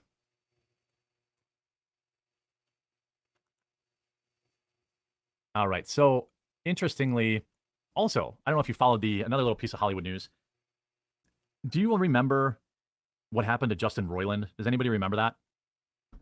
Justin Roiland, EST is the standard. Wisconsin noon is not noon. Fine, 1 Eastern. Start later. Yeah, I could do that. I've considered it. So they fired Justin Roiland over accusations, unproven accusation, right? They did not. So then they go to court, I should say, and he wins, or there's no charges filed. I forget, the charges were dropped, or they went to court. Something happened. I think whatever was happened, he was not convicted. Yeah, you know what? I got done early yesterday to go to my mom's house and help out. And then, so I finished, I got ready, and then she was like, oh, the people already came, so just come whenever you want. Damn it. I still get credit, though. So season 1, Rick and Morty, 97%. Season 2, 91. Season 3, 96. These are universally, well-liked. Season 4, 96. Season 5 had only an 86, but then it went back up to 91. And then now it's at a 50%. With fans also giving it a 43%. But what I think is curious, or, interesting to me, is that all of these bad reviews, not one of them mentioned the reality. The show is not as good because you fired its creator and primary voice actor. And because of that, the show is not as good. But not a single negative review mentioning Justin Roiland. Because the media is fine. The media is absolutely fine ignoring the fact that he was acquitted, that this woman was still allowed to ruin his life. Allowed to absolutely ruin his life. Get him fired from his own show that he co-created. You see both episodes, inverse review, both episodes are harmless fun. I enjoyed watching them, but afterward, I felt a pang of disappointment. After yet another long wait, Rick and Morty is back, but it's not the show I fell in love with when Rick's D Minutes aired back in early 2014. It's not the show I became obsessed with after season 2 finale. 9 years after Rick and Morty debuted, it's still chugging along. Maybe the rest of season 7 will change my mind, but for now, I'm not convinced Rick and Morty isn't even worth keeping around much longer, let alone 100 episodes. I mean, I think that's you know, to be expected. I just thought it was pretty funny that none of the critics mentioned the fact that, you know, it was maybe because they got rid of Justin Roiland. You're right. Someone said they're afraid. They're afraid. Oh yeah, they're afraid to stick up for him. I agree. That's why I think, you know what I think happens with a lot of these reviews, by the way, too. If they know, here's my opinion. If they know the show is bad, if they know the show is bad, and they know it would also be bad for their career, to be honest about it, they just abstain from doing the reviews. Oh yeah, you do. I mean, there's a big reason why some movies have like 400 people submitting a review. Remember that? Remember that? We won't say anything. But on state property, you got to have a permit. We'll give you the lady name, and we'll give you that permit to put, have a sign out. Oh, okay. Imagine having to get a permit for free speech and free expression on public property, and calling this place where you have to do this a free country. Imagine that. Yeah. All right, so they don't want me up here? Right. If you have to ask your government for permission to do anything, whatever it is, if you have to ask permission to do it, it is not a right. You're asking for permission, you're asking for a privilege, you're asking for a permit, you're asking for permission. If that's the way it is, then it is not a right. Here, from the, you see what sidewalk right there? You can stand there all day, but state property, that's all state property. You can't have signs up unless you get a permit to use. State property. So if and I'm just asking, I'm gonna comply. I'm just asking. So if I don't comply and I go back up there, what would happen? Sir, you be trespass. Okay. We have told you. No. I understand. Okay. Yeah, I'm just clarifying. We all trying to, I mean, it's no difference between you being there with your sign. Yeah. If you don't stay property sign, that's The only thing I like this better because it's elevated and more people can see me. And it, like you said, it's state property. Right. So, all right, if I'm trespassing, I won't go back on there. Right. I mean, you go out on this street, right? I mean, I can't even go into the museum or anything like that. Not with the sign. No sign. Right. Not with the I'll sign. stay off the property. Let me grab my property. This is interesting. You know what I would like to see is I would like to see people try going into this civil rights museum wearing t-shirts with messages on them, or hats with messages on them, or some type of clothing or apparel with writing with messages on them, including his message that he's displaying right now, God bless the homeless vets. I would like to see someone go in there displaying the message, fuck the draft, on a piece of clothing and try and go in there. I mean, what is the difference between a piece of clothing that you're wearing and a little piece of cardboard that you're holding? What is the difference? And since I would like to see someone basically mimic what Cohen did in the case that resulted in Cohen v. California, where he walked into a courthouse wearing a sweater that said fuck the draft, and it was ruled that no, that's absolutely free expression. Property right here. I'll get off the property. All right. So I can stand out here. I just can't go in there. All right. I'll stay out of there. All right. Thanks for being cool about it.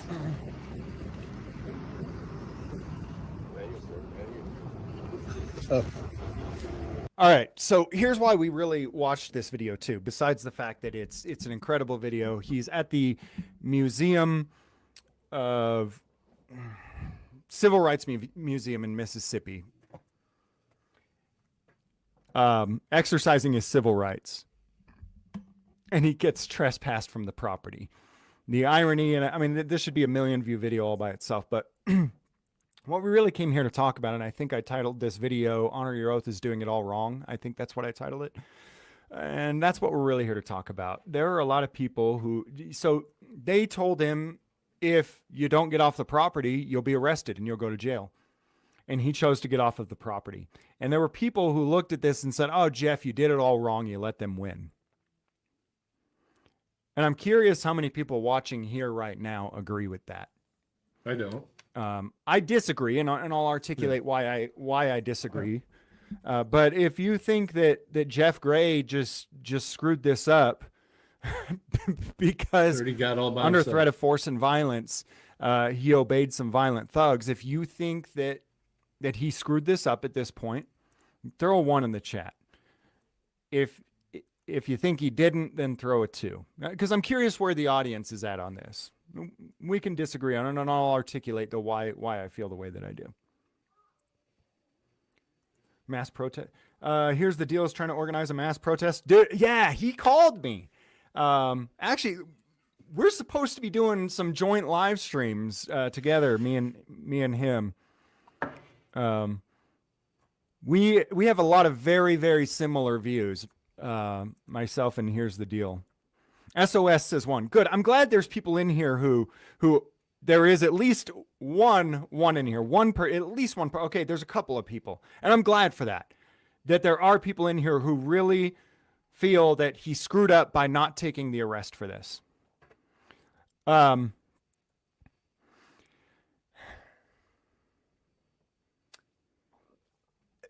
It seems to me that people mistakenly think that this system that we live under is law and order.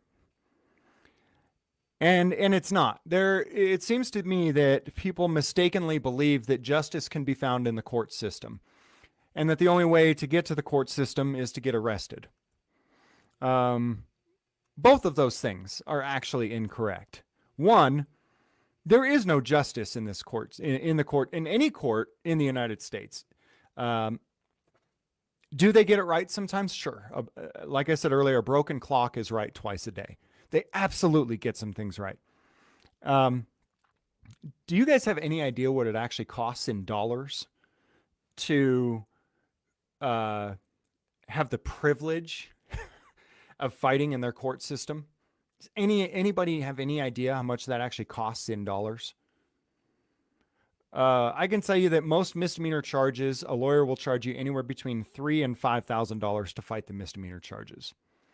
If you go to trial, it may be as much as $10,000 per misdemeanor charge. You may get a lawyer who may charge you a little less. You may get some that'll charge you more.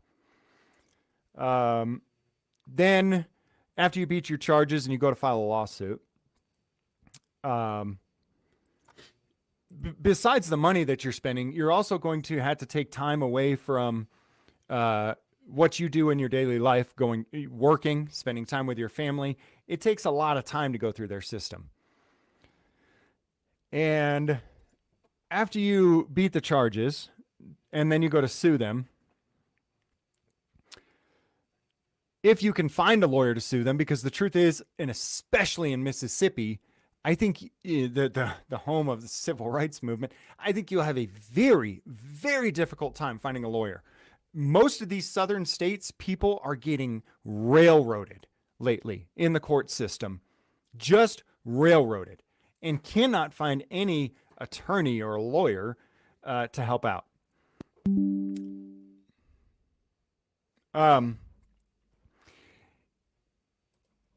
So let's say you get a settlement on your lawsuit. Great. So what do you think? Let's talk about a few different avenues. Let's talk about, for example, Turner v. Driver. How many of you guys are familiar with the case law Turner v. Driver? I have a ton of respect for Philip Turner and all the work that he puts in. He's a smart guy. He's an intelligent guy. And he got us the case law in the, oh my God, I can't even remember what circuit it was now. I lived in Texas. It was in my circuit. Turner v. Driver, 9th Circuit. Got us the case law, Turner v. Driver, that basically says that you can record things from a public place, including the police. And yet, and you can ask him, he spent a lot of his time and money, his own personal time and money to get there. And he had it. He had the ability to do it. So great. So I bet you think, though, that after Turner v. Driver, nope, 5th Circuit. Thank you, Matt R. Thank you. I bet that you think that after Turner v. Driver, since the case law is set, there's absolutely no question about it. Nobody has ever been arrested in the 5th Circuit again. Isn't Mississippi in the Fifth Circuit? What circuit is Mississippi in? What circuit court is Mississippi in?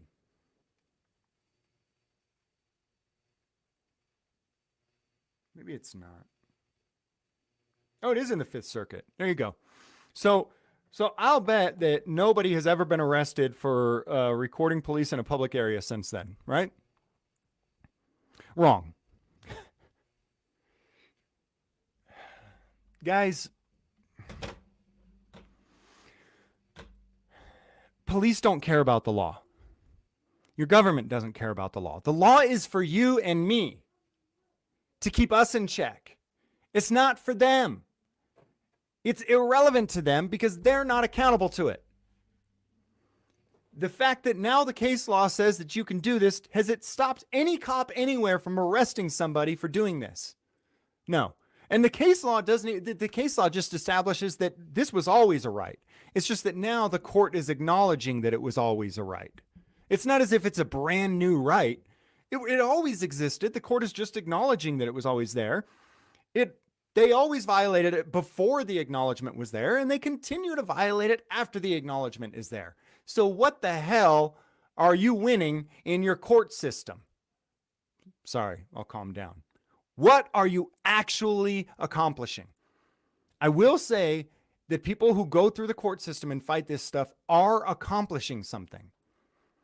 But it's not that you're accomplishing getting cops to stop violating people's rights. The only thing you're accomplishing is you are showing the world that, hey, there's this system. There are these rules. There are these courts. There are these systems that we go by to keep law and order. You and I have to obey them.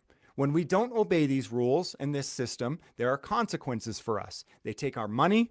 They take our liberty. They throw us in cages. When they don't obey, nothing happens to them. So Turner v. Driver gets this case law that says, oh, okay, you can do this. Cops continue to arrest you for doing this. Now that we have that case law, now they don't have qualified immunity. So now when you sue a cop for arresting you in violation of this ruling, Turner v. Driver, their qualified immunity is lost. What does that actually mean for you? That means that you get money. Okay? That means that now when you sue them for arresting you for recording in a public place, you get money. But again, does this stop the cop from arresting you? Does this prevent cops from arresting you? No, it doesn't. Is there any consequence at all for the police officer that arrests you in violation of this case law? None. If there was any personal consequence for the officer, I can guarantee you they wouldn't do it.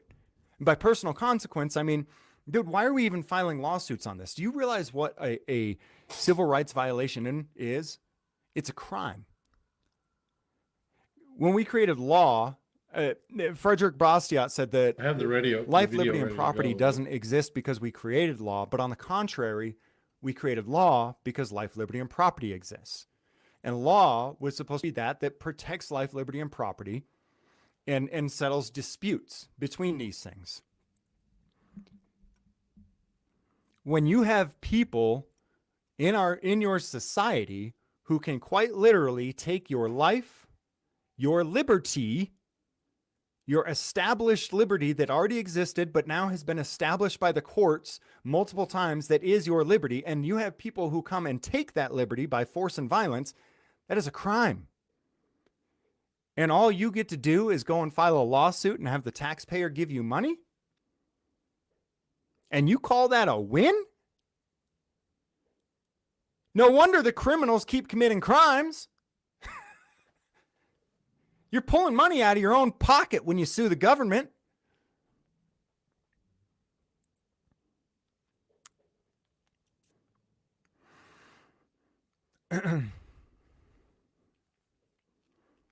Jeff Gray could have gotten arrested here. All right. He would have gone through this entire BS system. I believe that the case law is already established on this.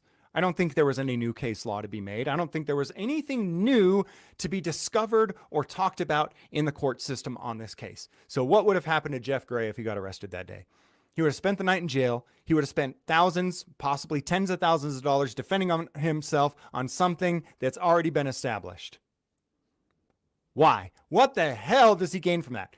Now, I see what he did as a huge gain. He pointed out and he showed the entire world what's really going on. Yeah, does the law already exist? Is he allowed to be there on public property displaying his sign? Absolutely. Is there case law on that? Absolutely. Does that stop the police from violently attacking you? Absolutely not. So what did Jeff Gray show us here today? That you don't live in a legitimate system of law and order, but that you live in a system with a bunch of barbaric pieces of shit that will violently attack you anytime that they want, because there's absolutely zero personal consequences and accountability to them. And that is the win. That is the only win you can get, is showing people that.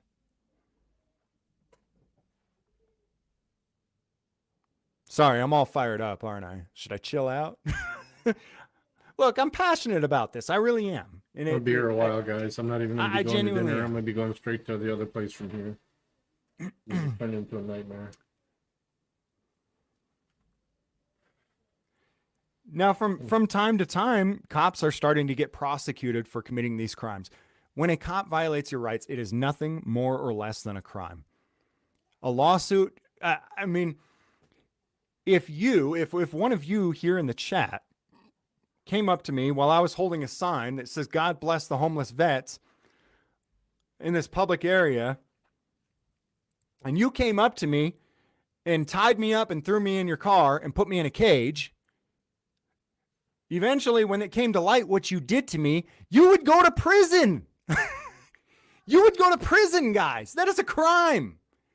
That isn't oopsie doopsie, I didn't know. That's a crime. You're a criminal. We put people like you in prison. And so to sit here and talk about, I don't sue you because you put me in a cage. You go to prison for putting me in a cage. Do you see how people just aren't looking at it as the same thing? Just because you hear the phrase, badges don't grant extra rights. But do you get it? Do you really comprehend it? Does it mean something to you? Allegedly, government obtained its authority by the consent of the people. You can only give someone something that you have. If I'm giving authority to the police, I can't give them something I don't have. Therefore, if I don't have the right to go and take Jeff Gray off of this piece of public property and throw him in a cage, then I don't have the right to delegate the duty to you to go and take Jeff Gray off of this place and put him in a cage. And if I would go to prison for taking Jeff Gray from this place and putting him in a cage, then anybody else who does that should also go to prison.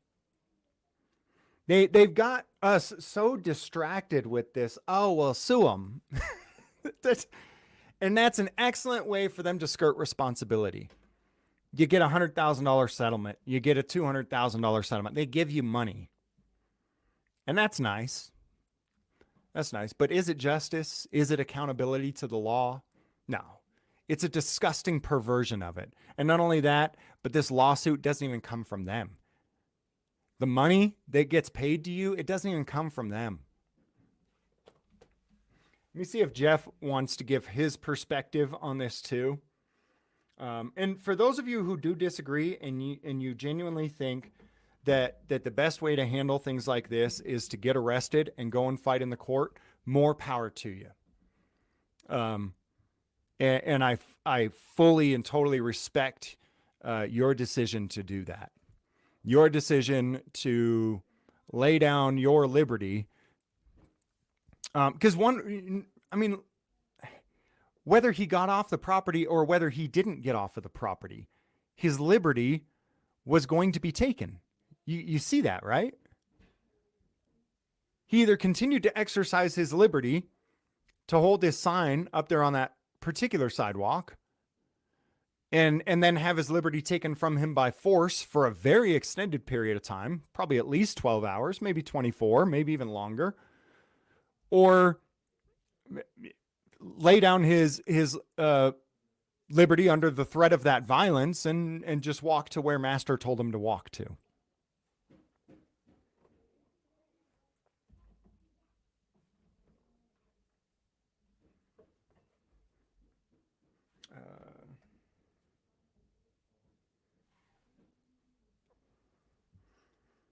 I'm sure that Jeff Gray can probably articulate this far more eloquently than I did. We'll give him a call real quick and see. He knew I was going live, so I don't know if he wants to jump on and chat live about it, but if he wants to, I would love for you to hear his perspective on it as well. And by all means, for anyone who disagrees, I fully support you in going out and getting arrested to try to prove some type of point. I've talked to Direct D about this multiple times too. Another person who I have a ton of respect for. I genuinely do. I genuinely have respect for everyone out there who's trying to either fight within this system that I genuinely don't believe you can win anything in, or simply do what I try to do, which is expose the fact that it's just a bunch of violent thugs violently ruling you. However you're going about doing it, I genuinely respect that you're doing it in your way, and whatever that you're out there doing something to try to accomplish whatever your goal is. And so I've talked to Direct D about this because he's told me, oh yeah, multiple times he's told me, oh yeah, man, he's a smart dude. He is a really intelligent man. He studies the laws. He studies the legislation. Eat your broccoli. He prepares himself to go into court. I've gotten He's dead 5 right. of 40 done so A far. lot of the times, There's no way I'm on the gonna be law able to eat and the dinner. I'll legislation probably and the grab case something on law, the way and he to the still other place. loses in court. And early on, before he really started going to court and fighting, and he started telling me, oh yeah, no, well, this is the law and this is that. And I told him, D, the law doesn't matter. It matters for you and me. It doesn't matter for them. What are you doing, man? Stop it. You're gonna get yourself locked up because the law doesn't matter. That's irrelevant to any of this.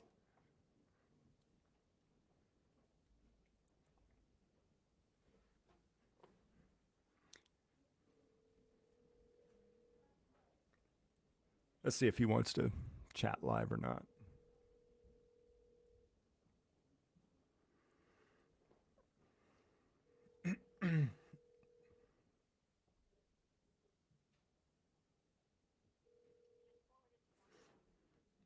He's not answering. He's probably watching and going, I don't want to. I don't care to feed the trolls. But really,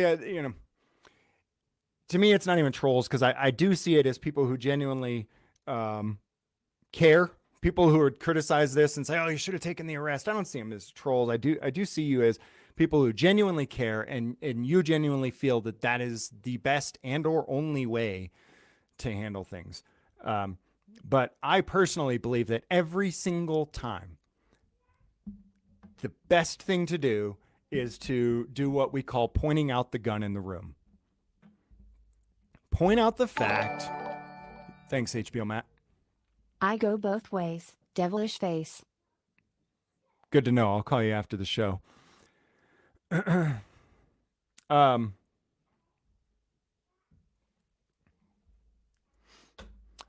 I genuinely believe that the only win you can accomplish is pointing out the fact, the gun in the room, the fact that this isn't about law. It's not about order. It's not about keeping a civilized society. It's about there are violent people who violently rule you, and you either obey and comply or you get locked up and have everything taken from you. One more thing that I want to point out is that taking an arrest is not standing up for your rights in any way whatsoever. Do you remember how many arrests your founding fathers took? Throw the number in the chat. How many arrests did your founding fathers take for liberty? Go ahead. Throw those numbers in the chat. I know there's a little bit of a delay, so we'll wait a minute. Anybody know how many arrests your founding fathers took in the name of liberty? To say, oh, you know what? Let's just take this arrest and go fight it in their court. How many?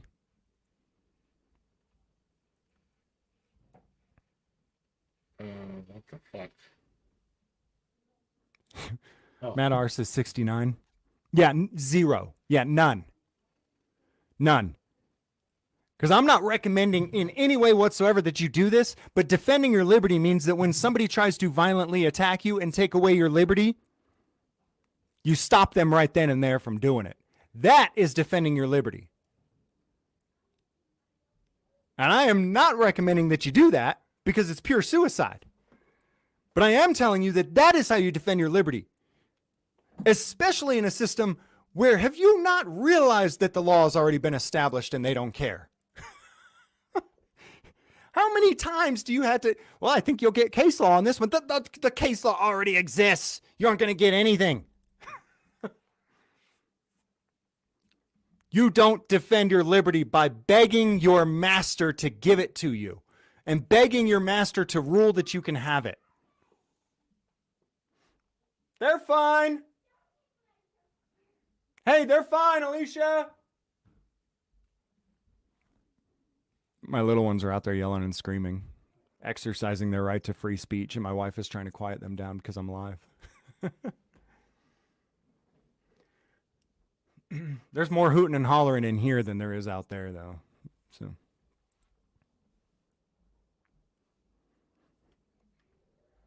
So I think that I'll leave it with that final thought. If you want to pretend that you're defending your liberty by letting the person who will take your liberty violently attack you and put you in a cage, respectfully, you are badly mistaken. It was suicide back in 1776.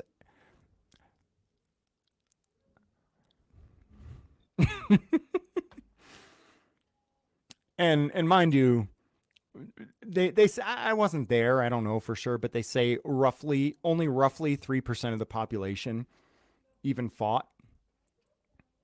And therefore, I hope that puts things into perspective for you too, that the majority of people, I don't think will ever actually care. I don't think that the majority of our society will ever actually care. They'll just go with whoever the current ruler or master is, and that's it. You know, we'll see if there's what else there is in this video. All right. Gotcha. You was in the Army? I was in the Army, yes, sir. Yeah, I was Air Force base. Air Force, okay. Yeah, I was in the Army, and I did some time in Korea. Did some time in Korea, like I'm in jail or something. But the place that North Korea for Camp Humphreys, where I was at, was Osan Air Base. It was like North Korea is my jam. Like a country club. It wasn't in North Korea, I don't think, but that's my jam. There, at the Air Force base compared to the Army base. Right. The Air Force base was like. Hey, that's always. So y'all got the Air Force had dining facilities. We had mess halls. Y'all have a blessed day. All right, well, there you have it, folks. Here in front of the Mississippi Museum of History and the Mississippi Civil Rights Museum in Jackson, Mississippi. I have been trespassed from this property under threat of arrest. And apparently staff from the Leroy Truth Investigations, thanks for being on the chat. He says it's important for people to realize that, James. Most people do not. Getting arrested is simply allowing the system to do what the system was created to do. Right. To stomp on your rights, your liberty. That's what it was created to do. And I think that it was created to pacify you about having your liberty trampled on. I think it was created to pacify you. Because you're going, oh, no. I mean, eventually in 10 years, once this court battle is over, I'll get liberty. Jesus. Museum of Civil Rights called the police to have me trespass from this property. Think about that for a second. The irony of this is the Mississippi Civil Rights Museum. This is state property. All of this is state property, public property. I thought that super chat was going to play out on the screen. That's why I didn't read it out. It's because there's no message typed in there. Crafty Mama, thank you for the $10 super chat. I really appreciate it. I was standing I was waiting for the computer to read it out, because if you put a message in there, oh, there it is. Hey, there it is. Thank you. Up there on those steps, talking to people, spreading this message to people coming and going. I was elevated so the people driving by could see me better. but I have now been trespassed. And apparently, according to the cop, I think he let it slip, one of the cops let it slip, that it was the director of the Museum of Civil Rights that called them to have me trespass, order my trespass. So I now have to stand out here on the sidewalk. And if I cross this line, they made it very clear, this line on the sidewalk here, from this part of state property to that part of state property, I will be arrested for trespassing. I am now trespassed from the Mississippi, the state of Mississippi Museum of Civil Rights. I am trespassed from the property and the museum itself because I was engaged in freedom of speech, freedom of religion, and freedom of assembly on public property. You can't make this stuff up, people. You just can't make it up.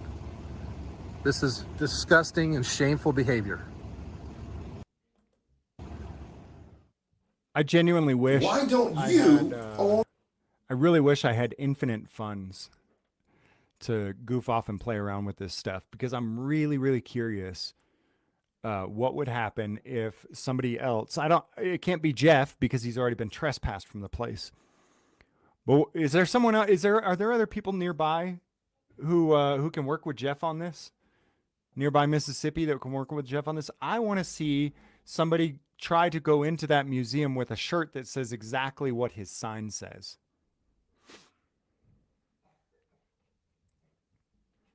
There's a number of different things that I think could be done to, and the point would be, again, not to go in and get, try to win in their court system, but just to try to, try out different scenarios and kind of to show the people, to show the audience, like how bizarre and inconsistent they really are.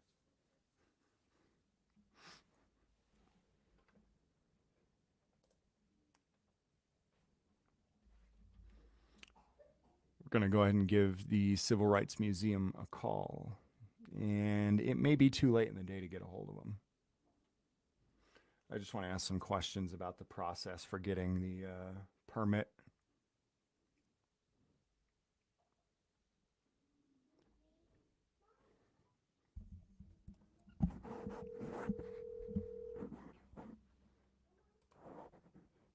Own commercial real estate.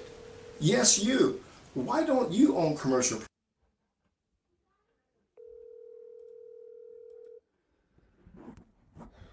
Hi, this is Katie Blunt. I'm away from my phone right now. Please leave a message and I will call you back. Thank you. Hey, Katie, this is Jim Johnson. My friends call me Grande. I was looking for some information. I got questions about the process by which to get a permit to exercise free speech over there at the Civil Rights Museum. I've got a number of different things that I would like to do. One is I would like to wear a shirt with some text inscribed upon it, and I would like to walk through the museum with it. Another thing I would like to do is walk through the museum with a picture of Rosa Parks on my shirt. There's a number of other different things that I would like to do to express myself while visiting the Museum of Civil Rights. And I just wanted to make sure that I go through all the correct permitting processes to permit me to exercise this type of free speech and expression. Just genuinely want to know.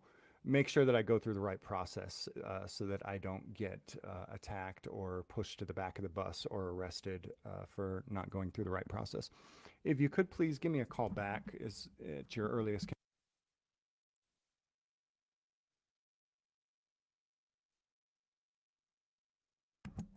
Thank you. Have a great day.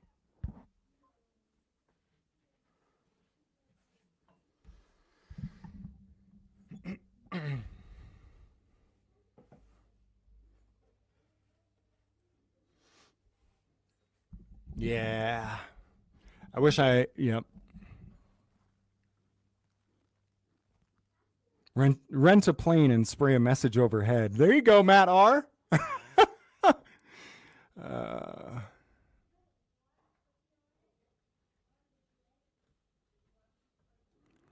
Regard Star Civil.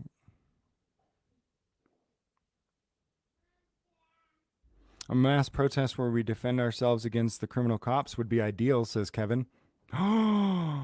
You can't talk about defending your rights, especially not on a public platform like YouTube.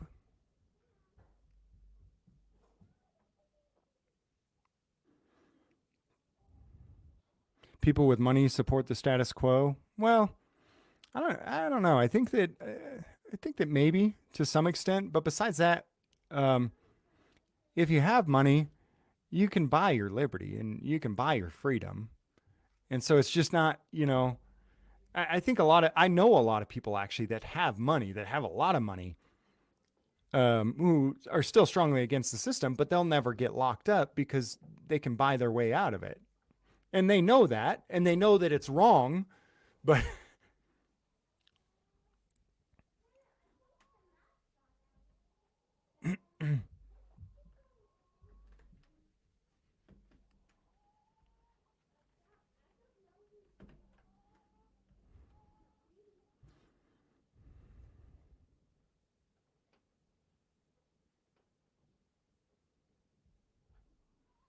no civil rights at the Civil Rights Museum. There's no other phone number there. Let me see if I can find another one on.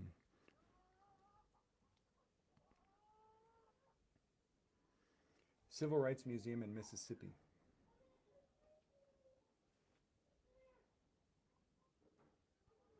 Is that the same phone number? No, this is a different number. Hello, and thank you for calling the two Mississippi Museums, located at 222 North Street in Jackson.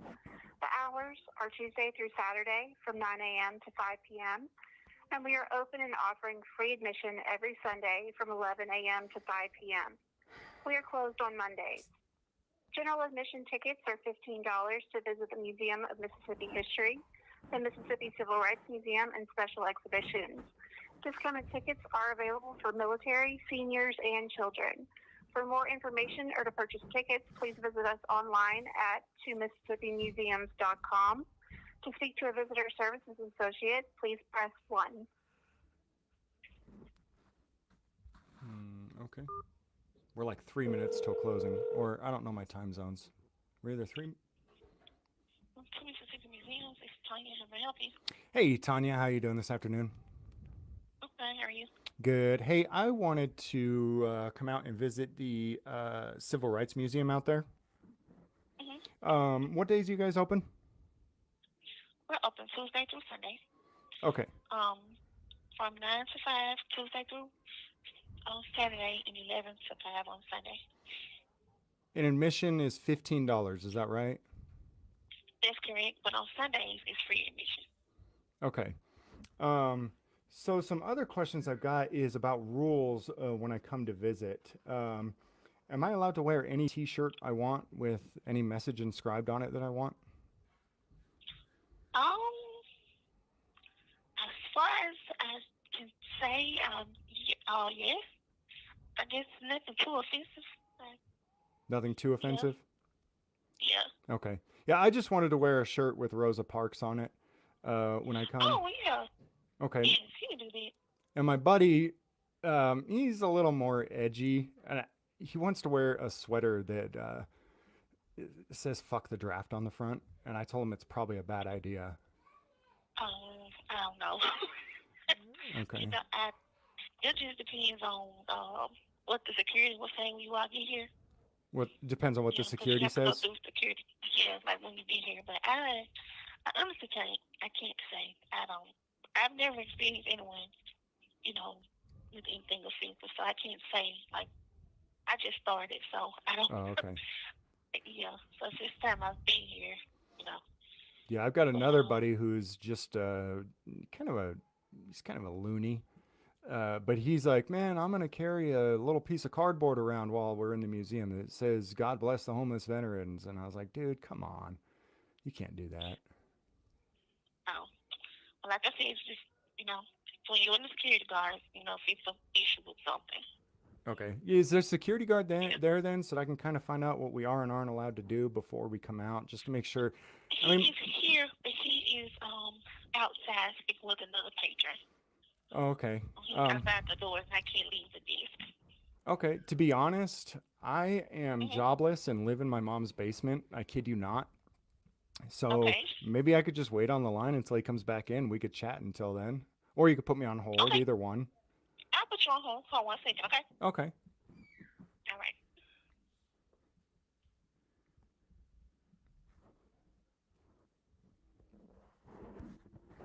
So it's really just up to the security guard and what he feels like at the moment.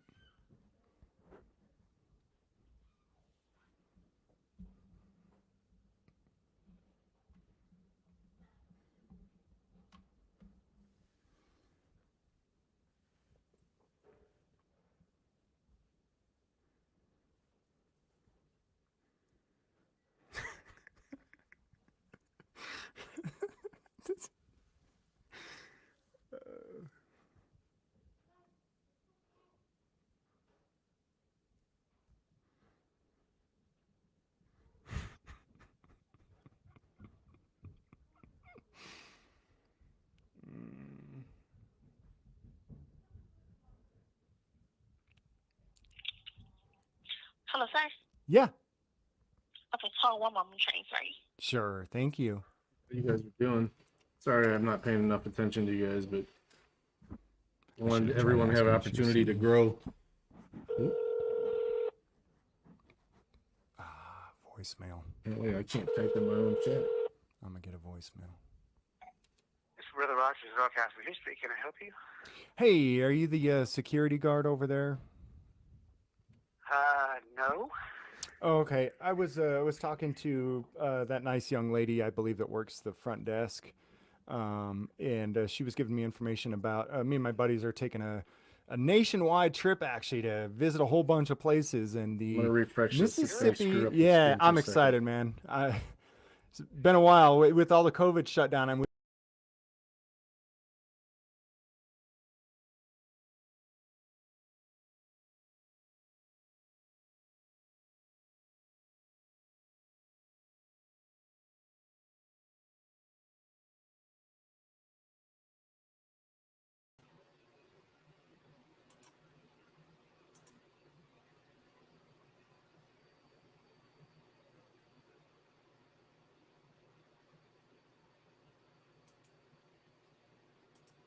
Wear in public, you can wear there. I mean, if you wear something that says I want to murder everybody within 5 minutes of me because I hate Israel and Palestine, you know, somebody may not like you, but you know, that's up to you.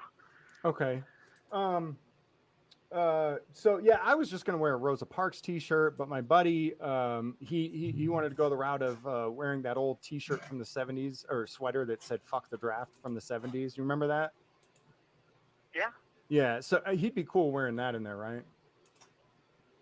I don't work for the Capitol Police. They police us. That's a separate agency. We are in the Capitol complex. I already have that one And the Capitol Police ready actually after James. have jurisdiction over Oklahoma. security. I have that ready in the already. area, so I can't speak for them. I know from the museum itself, there's no prohibition. I can't. I don't work for the Capitol Police. I don't know what training they go through. I don't know what protocols they have. But there's certainly no museum prohibition on it for sure.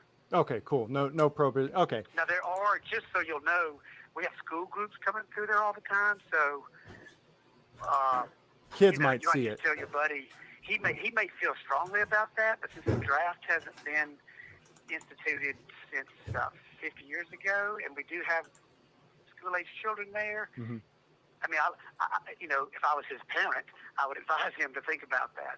Now, he may not care about the influence of other children, and doing that, he may want to do his own thing. He certainly has a right to. But I would, encourage him to recognize he's coming to a place where there are children visiting, and it may not be I don't know who he wants to read that message, but just know that, he may not mind offending young children who are in elementary school or their teachers, but there's certainly no prohibition against it. Big news, guys. Even after 5 strikes and several suspensions, I have been accepted to the YouTube Partner Program. They don't know what they've done. It's just more. Certainly, and the Capitol Police would have the final say on something like that, but there's certainly no museum prohibition on Let me refresh anything this. that somebody wants to do like that. We certainly do not. I mean, it's not. I mean, because there are children there, I as a person who tries to have good manners, would not wear that around first and second graders who are coming into the museum.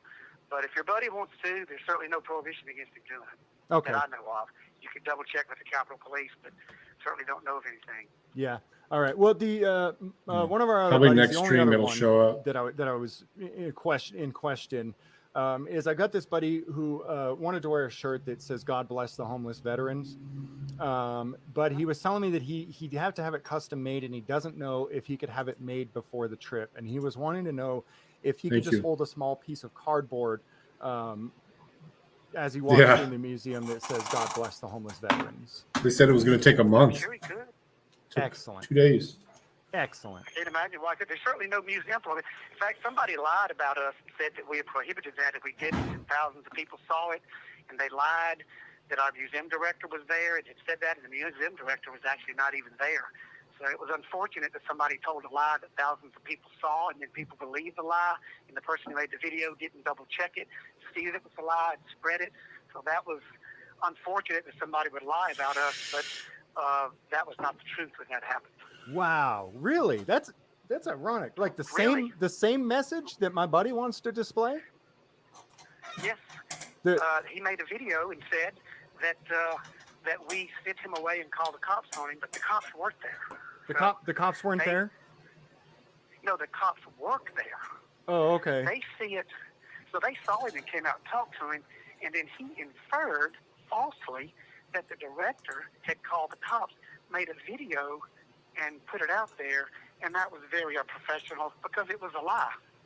Okay, so it wasn't the museum that So if that that's your told him? buddy, you might want to you could tell your buddy, just double check the facts. Okay, so it's not the museum that would restrict this stuff. It would be the local police that would try to restrict that kind of stuff. Is that kind of? I don't know what they would do, but the museum would not do it. I can tell you that. I can't speak for the police. I can only speak for the museums. Museums did not do that, but we were accused of it, and it was a false lie, and nobody likes to be lied about, just between you and me. Oh yeah, absolutely. I've got an ex-wife, and we had man. the good name. We had the good name of our director besmirched, and we've had thousands of calls and emails about it because of the lie that was perpetuated. So, as you can imagine, that was, if it had been true, we'd have just had to stomach it. But because it was a lie, it wasn't checked. That was really, So, do you like people lying about you? Me? Oh no, I've got an ex-wife. God, do I know What about? about your friend? Do you think your friend who made the video likes people lying about him? Well, he's not a friend of mine. Like I said, there's acquaintances and friends, and but I just wondered because evidently they thought we must have liked it because they certainly told a bold-faced lie about us. Okay, and the lie was that signs like that are not allowed at the museum, and that is a lie. The lie was that the director called the cops. He reiterated multiple times in the video. The director called the cops. The director wasn't even there. Okay. And then he posted the director's name, and people have been calling for his resignation because of the video, and the director wasn't even there. And the cops didn't even say he was there. They just said, we're going to go in and see if the director's there. He made the inference that meant that he was there, and then he repeated over and over again, the director is there, and I can't believe the director called the cops. Can you believe the director called the cops? Well, how could the director call the cops if he wasn't even there? Yeah. Okay? So all of that was a complete lie. Well, and I don't know if that was a narrative that he wanted to tell. I don't know if that was a narrative that he was hoping would happen. It didn't happen, so then it got made up as if it did happen. And that's just not, really not very proper, just between you and me. Oh yeah, absolutely. And I mean, if you don't mind, I know some people who know some people. Would you mind me conveying your side of the story to other people? Maybe not keeping it between me and you, but keeping it between me and the world. It doesn't bother me one way or the other. I'm just letting you know Yeah. that if you were motivated by that video, it contained lies that were repeated at the end, and that were, it was unfortunate that the person jumped to that conclusion. I don't know why he did it, I can't explain the motives of the person who jumped to that conclusion and did it, but he ended up promulgating a video that was viewed thousands of times that, frankly, was full of slander. Oh, geez. Okay. Well, I'm glad. But we're just going to ignore it. We're anybody that wants to come, they can come.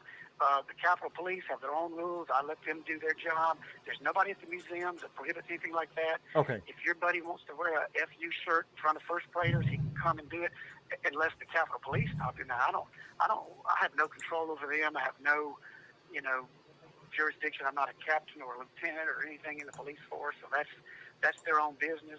But the museums do not have prohibitions on anything like that. Okay, good to know. So, yeah, so he can come up there with it. We can walk through the museum, and my buddy can hold his little piece of cardboard then.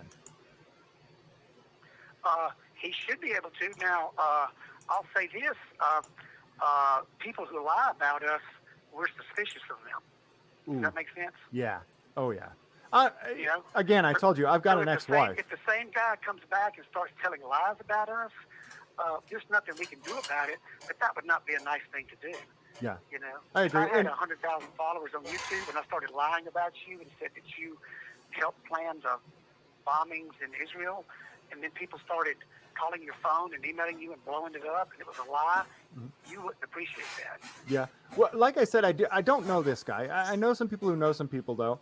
What if it sounds like I genuinely just wanted to display some messages while I came through. It's ironic that this. I don't know that people walk through the museum with signs. I don't know that people have ever wanted to walk through the museum with a sign. Well, maybe I can find out who this guy is. The Capitol Police would be the people to talk to it, because we don't have any prohibitions on that. But if you had a FU Israel and FU Palestine, and you walked through there where there were first graders and second graders, mm-hmm. the police would probably politely ask you not to do that in front of children. But I can't speak for them. I'm just saying that would probably be, I think that would happen anywhere in the United States if you had foul language in front of children that you were displaying. Yeah. Especially children go for field trips. Yeah, exactly. Especially if you were walking through a courthouse in California or something, wearing a shirt that said "fuck the draft" and there's children and women there. Clearly you're going to get arrested. You're going to get charged. No, I'm talking about a place that's like a museum where children visit for children.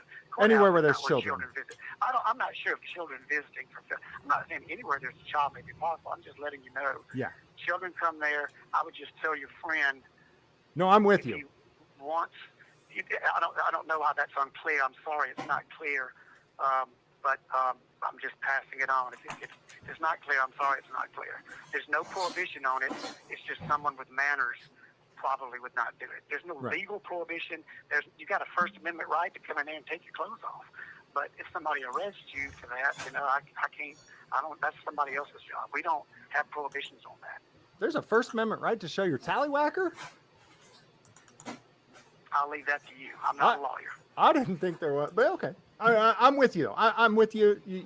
You're preaching to the choir here. I'm sorry I'm not being clear, but go ahead and ask other questions if we need to keep talking about it, because I'm glad to talk about it, because it's obviously something you're very interested in. Yeah. And like I said, we've been looking forward to this trip for a long time. We were actually supposed to take this trip right before COVID happened. We were supposed to hit the road, and I'm having a brain fart on it. We were going to go and visit historic places and monuments all around the United States, and it's going to be a 6-month-long trip. So, and does your friend want to wear his F shirt everywhere he goes, or just here? There's certain places that he wants to wear it, and each of them have their own things that they believe in, and again, this is an American history tour. I would contact the Capitol Police if that's something you want to do. We don't have any prohibitions on it, but we have Capitol Police at the beginning of our museum, so people can't bring weapons and knives and guns into the museum. And so I do not speak for them. I do not act for them. I do not, have any jurisdiction over them. But the museums have no prohibition on that. Okay.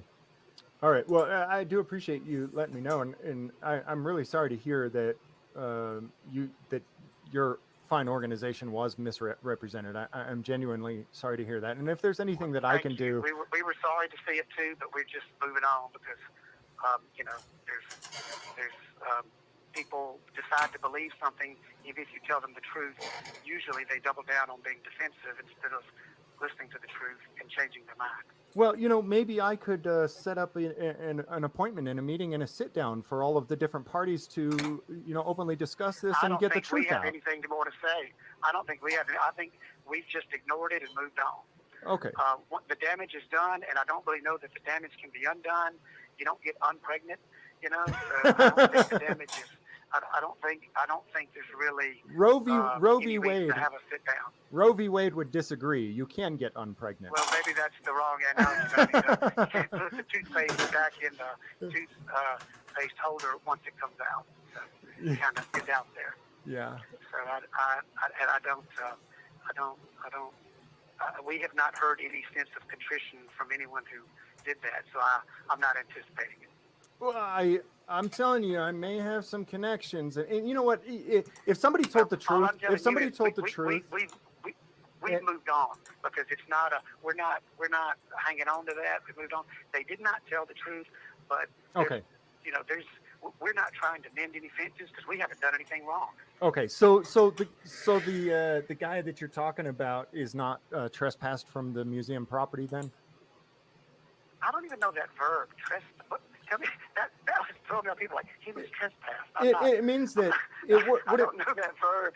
So what it means is that if he were to re-enter the property, he had been on private property. What it would mean is if somebody came onto my property and said you can't be here, I officially tell them that, and now they are trespassed. Now if they come back on my property, they're subject to arrest because they've been warned about the trespass and now they've trespassed. So I actually have been Googling this. That's up to the police. That's not okay. That has nothing to do with the museum. Since you mentioned it, I was actually Googling it, and I do see, because I Googled it's actually coming up every time you Google even your museum, and I see this video has 108,000 views, and it says that this man was trespassed from the museum, and that the police were the ones who told him he was trespassed. So I think that I think that it's probably necessary for the museum to publicly explain whether this man is still trespassed or not. We will decide what we publicly explain.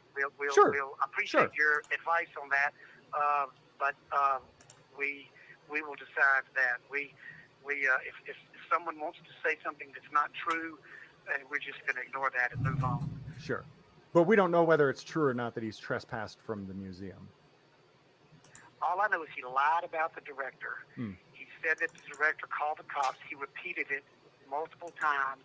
He put the director's name up there. The director wasn't even on the property. Sure. And that was a complete fabrication on his part. So I don't really know that this is someone that could be trustworthy to us.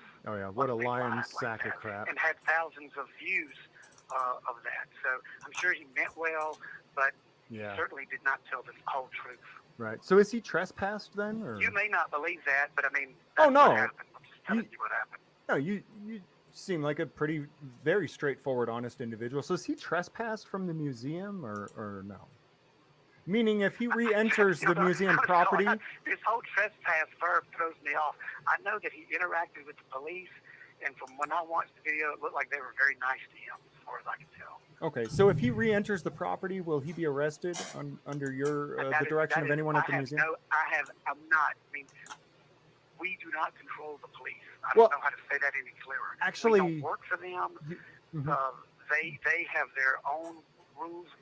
They do what they do. I do not speak for them, so I cannot tell you what their policies or anything are. Sure. So is he trespassed from the museum then, or no? I have no idea. Oh, okay. That was the police he's interacting with. I don't speak for them. I don't. So police can't I have actually. No authority to speak for them. Yeah. So I'll go ahead and explain it to you. Police can't actually trespass anyone from any property. The property owner or manager has to trespass. So this man, it looks like, based on this description, was told by the police that he was trespassed by the museum, and it looks. I'm looking right now, and the police are actually telling him verbally, "You are trespassed from the museum by the museum staff," because police can't trespass people from any property because they don't own or manage any property. And so I'll leave that to the police. And again, the police are saying that you're the ones who said it. The police are saying that you're the ones that said it. So That was inferred from them, and so they put the director's name on it, but that is not what happened. okay, so he's not trespassed then. So he can come back to the property. That whole verbiage, I'm not familiar enough with that to even comment on. Sure, I'll go ahead and change the verbiage then. So he can come back to the property and display his God Bless the Homeless Veterans sign without risk of museum staff telling police to arrest him. Is that correct? They never said that in the first place, so that would never happen. So is that correct then? No museum staff is calling the police. Okay, so to be clear, he can come back to the museum and display his sign that says God Bless the Homeless Veterans without museum staff telling the police to arrest him. Is that correct? No museum staff. I'm not asking what happened in the past. I'm asking what happens in the future. I get that there's two sides. No museum staff do that. No, it didn't happen in the past. No museum staff is calling anybody because the police work there. They see everything that happens. Will it happen in the future? If he goes back and displays his sign on the museum property, will the museum staff... He will attract the attention of the Capitol Police. And the museum staff will do nothing. You have a very difficult time with yes and no questions, don't you? I don't understand why you're calling me and attacking me. I'm trying to be I nice. wasn't attacking you, but I asked You're you parsing words, and you're trying to put words in my mouth. I asked you a direct... I'm not trying to put anything in your mouth, sir. I'm married. I'm asking you a direct question. Here's what I told you. Now, listen real quick to this. I want you to listen clearly. Oh, I'm okay. going to repeat it. I want your pledge that you're going to listen. Okay. I pledge allegiance to listening to you. I told you no museum staff have or will call the Capitol Police. I told you that. I don't know how much more clear I could be. That is actually the first time that you articulated that museum staff would not call the police. You articulated that they previously had not called the police, but you were... I'm not, again, you're into semantics, and I'm not going to argue with you. Well, you know, I'll tell you what. I'll tell you what, man. I'm looking at this video now, and I am seeing a threat of violence with men with guns being used against a man for holding his sign. So you want to talk to me about using semantics and being rude and being abrasive and you know, I'm not the one. People that don't work with me, I can't speak for them. But you could just answer questions instead of beating around the bush. When I ask you a yes or no question, you could be honest with yourself and me and answer the question with a yes or a no, or you can beat around the bush and start talking about all kinds of things that I didn't ask. And you chose to talk about all kinds of things I didn't ask to try to avoid answering the very direct yes or no question that I asked you. I get that you use a polite tone while you're doing it, while you skirt around and you're trying to not talk about the things you don't want to talk about, but no matter how polite your tone is or how many times you interrupt me, it's still disgusting and despicable. Okay, well, thank you for calling to let us know your opinion, and it is duly noted. What's your name? My name is William Rogers. William Rogers, and what's your position there? I am in programs and communication. Excellent. Well, if you check out the Fake News Network, the entire conversation was live streamed, and everyone is saying, we're sitting here watching the video, and you sat here and told me bold-faced lies over the phone over and over. Thank you for that, sir. You have just shamed your fine organization yet again. Take responsibility, sir. I'm not done yet. Truthful with you. Take responsibility for what you did wrong. Say you're sorry, and tell Jeff he can come back with his sign. That's up to the Capitol Police. That's not something that I have any jurisdiction. I can assure you this won't go away until you fix it. People like me will rehash it again and again, month after month and year after year until you do address it. Ignoring it is not going to make it go away. As a matter of fact, there are people all over Texas who are planning a mass protest at your museum, holding signs that say, God bless the homeless veterans. Running away and hiding isn't going to save you. We feel the same way. We feel that God should bless the homeless veterans. We're not in any way against that. We are, we feel the same way. All right. Well, running away and hiding and ignoring what you did wrong is not going to make it go away. I can promise you that. Nobody from the staff has called the cops. What did the museum staff do wrong? that's why I asked you. I can understand that there may have been some misunderstandings, but when I asked you the direct question, when Jeff comes back with his sign, will you guys ask the police to arrest him? And you consistently refuse to answer the question with a yes or a no. That's the only thing that upset me about this entire conversation. All I'm saying is I can't speak for the police. I don't know why that's hard to. I don't know why it's hard to understand that. I don't know why it's hard to understand that it's not up to the police whether he gets arrested for entering the property. It's up to the museum staff, and I don't know how many times I have to repeat that to you. No museum staff has contacted or will be contacting anybody. That's what Great. I've been telling you. Great. We haven't done any of that. So I can call Jeff right now and say, hey, head on back up there with your sign. And he has no fear of violent retaliation from police arrest. From you guys telling them to do it. He has no fear from the people that we are in control of, the museum staff. They will do absolutely nothing. They did nothing before. They will do nothing this time. All right. I don't know how much more clear I can be. Excellent. Great. Thank you so much. Okay. Thank you. Have a wonderful day. Thank you. God bless North Korea, too. Jesus Christ, dude. Is it just me? Or was the guy... I know it's not just me. Okay? I'm not trying to play semantics and dance around the issue at that particular point when I asked him a very direct question. But did you notice how he absolutely refused to answer it? I mean, this guy is a professional politician.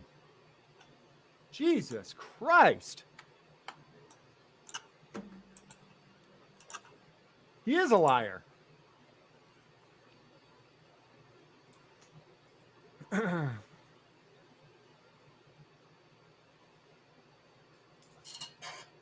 But, I mean, fair is fair.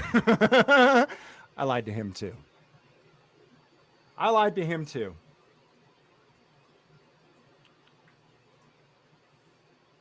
I told him I don't actually know this guy. He's not my friend. Well, I've never met him. I've talked to him on the phone one time.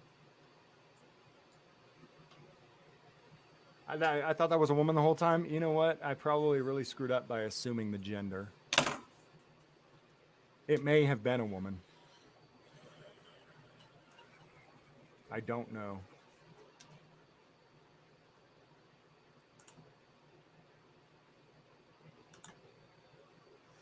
Total deflection. Jesus.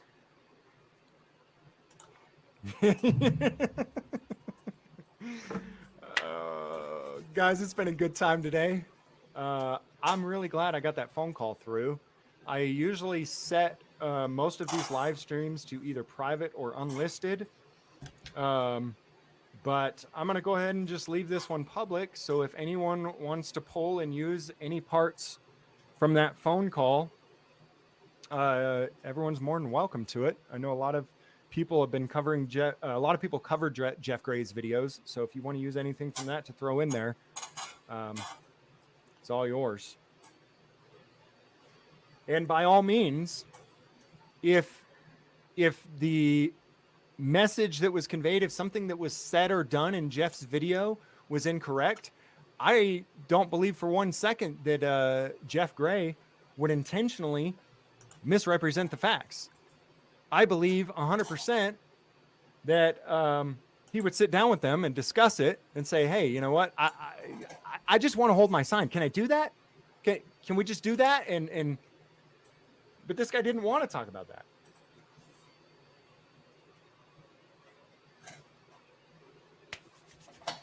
Thanks for hanging out with me, everybody. I got to edit some stuff for the main channel.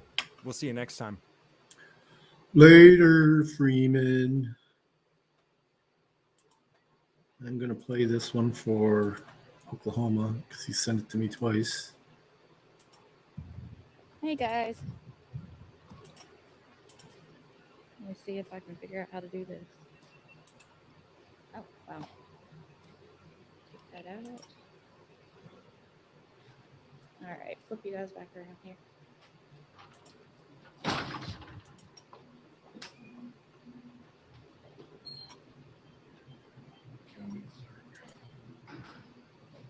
Oh, wrong one.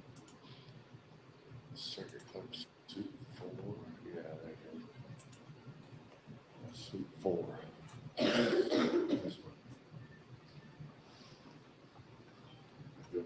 See, man.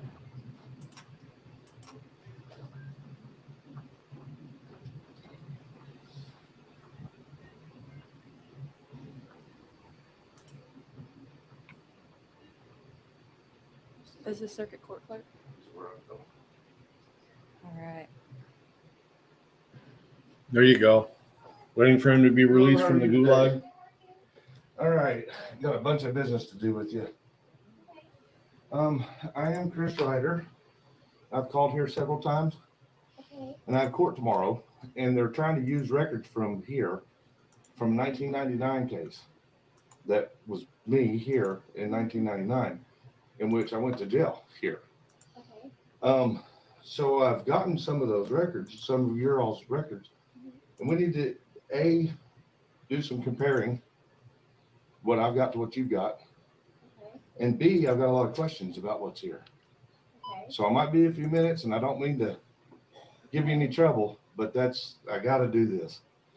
So can you pull my original file that you have so that we can compare what I have to what you have?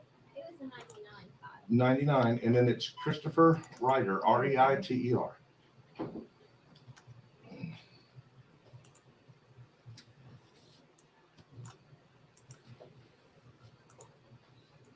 Now make sure you don't get none of my our address or anything. You can still just set it down that way and then pan it up just a little bit or something, or just keep it on down. Keep it on the office. Oh, that's down. Sorry, guys. I'm learning how Here, to I work will show this. them this. See that, guys?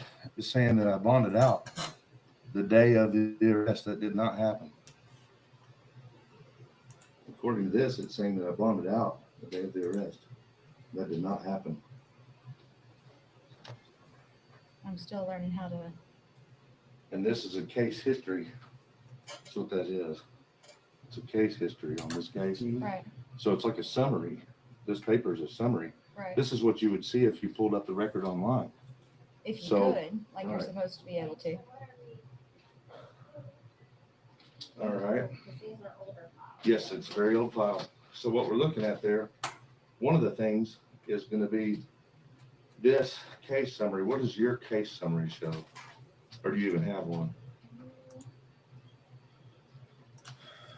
Hey, everybody.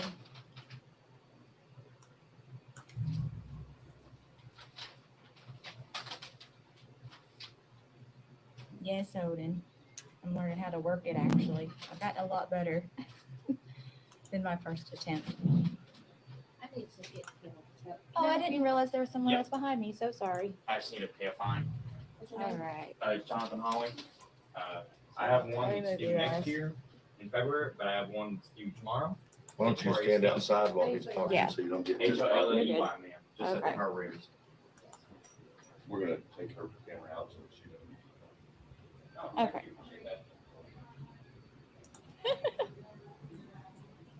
Oh my goodness. All right. So let me see if I can take this out. Hello, everybody.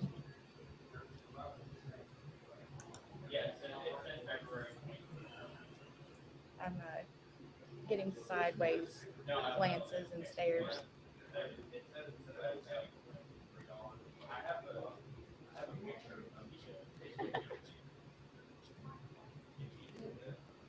Magma. Hey, everybody. We're getting through this. It's going to be a while. So Odin got us gimbals, and I'm still trying to learn how to work mine.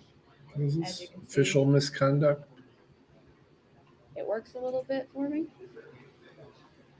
There's way too many settings on this thing, but they are absolutely amazing. Let's see. No modern fonts back then.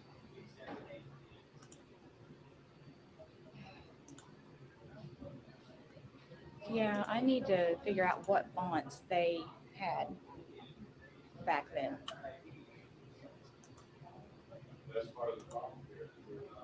So hopefully with this awesome contraption that Odin sent us, you guys will be a lot less wobbly, which it works pretty well.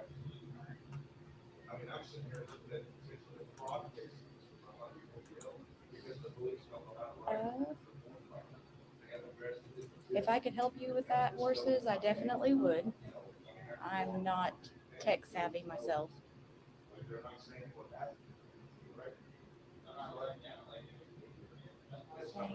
Check these. Gotcha.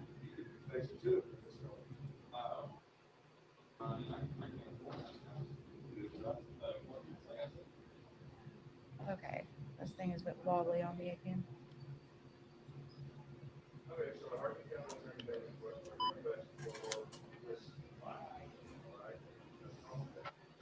Oh, really? So, Dak, you seen a case that was dropped because of the font that was used. There we go. That one will work.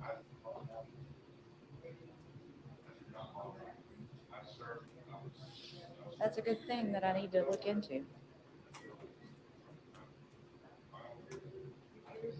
Thank you guys for joining us. I'll get back in there as soon as the other guy's done conducting business.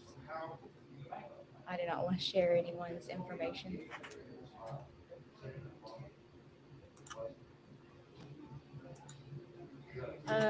John Denicola, they don't have the mugshots. They don't have the mugshots. They don't have the fingerprints. And we have tried every place that we could think of that might possibly have that information or a copy of those documents, and they don't have them. Doc's all of them. Well, he's a citizen. He just happened to show up whenever we did. Give. Yes, Exclamation Odin point is give. awesome. And you can't do all. Oh, okay, If you wait. do all, I'll prevent you from being able to give. What the font? I'll have to look at that. I think the most you can do is 10,000. DG, he didn't use a bonding company. He didn't even actually post bond. He stayed in there the entire time.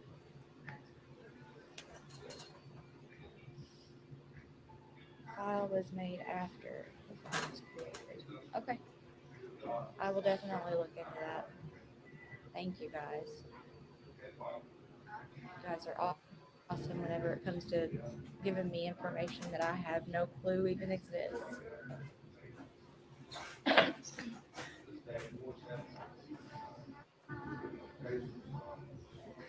right.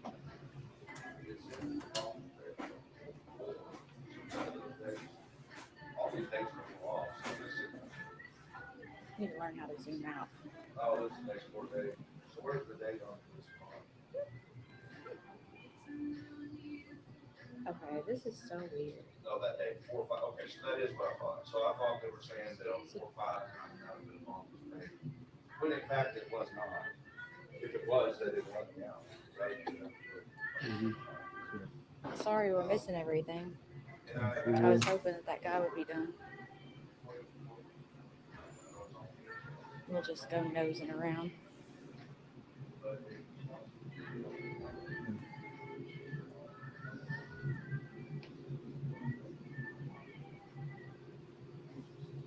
Goodness gracious.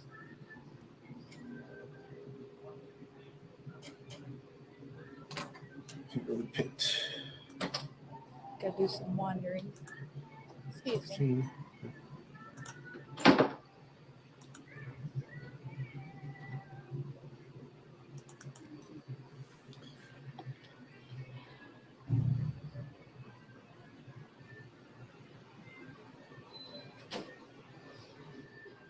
What happened? What's the phone number for? Who is that for?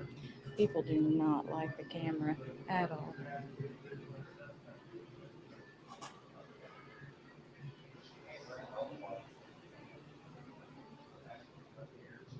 I'll bet my quality's blurry. It's probably because my reception's terrible. Anytime like I step this. into one of these buildings, it's always terrible.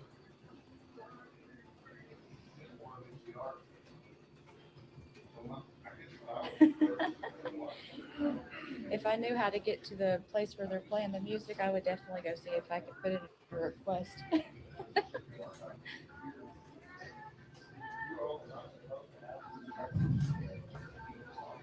Oops. Yeah, Accidentally tell posted them that all on Facebook. to like and share. Here you go. We'll have to look and see what all he gets while he's in here. Hopefully, he can get something that's a lot more than what he has. I seriously doubt that's going to happen, but it would be nice.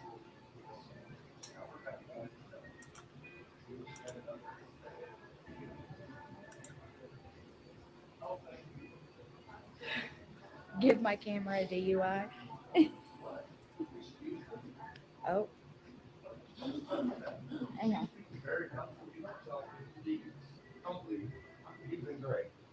What's wrong with you? Who is that? What's her name? That woman just told her to stop helping me. Wait for our court to be. Yeah, but why did you tell her that? She needs to walk away. No, she does not need to walk away. Who are you? Who are you? Are you a yes, boss? Yes, it is my business. What? Who are you? Oh, Your I'm salary, saying, it is my Karen. business. Who are you? I mean, seriously. Who are you? Identify me. She must want to be a Becky or a Karen. Guys, you want to name her Becky or Karen? Why would that woman? Can I get a copy of those, please? I'll pay for it. Yeah, and don't let them get out of everybody's sight. I want to be able to watch after that. Sorry, I was trying to stay out, and then I realized Don't trust your government. that this No. is why you record everything. Keep an eye on it. She's going to the copy machine. Make sure nothing happens. None of the All time. right, definitely a Karen.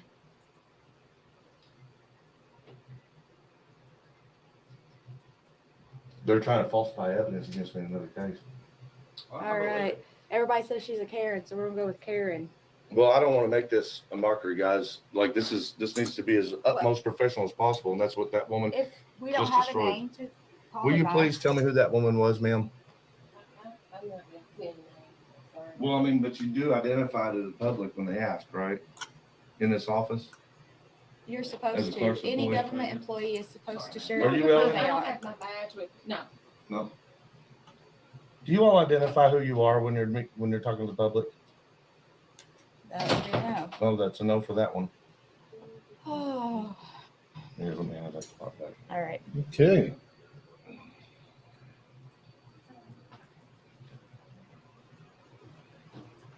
And people wonder why we would do the recording.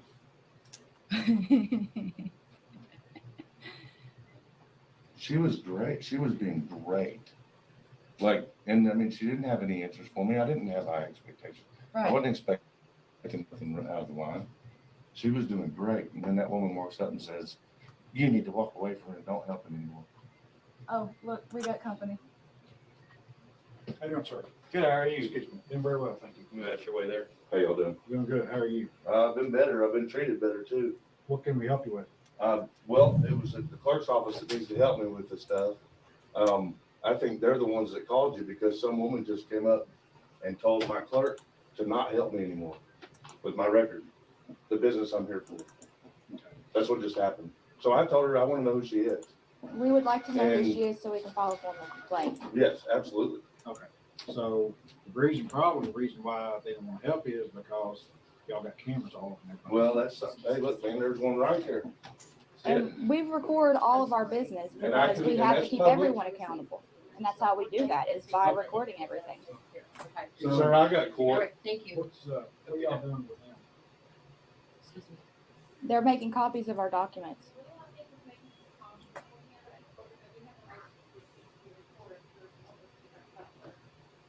There's no order from a judge saying I can't record.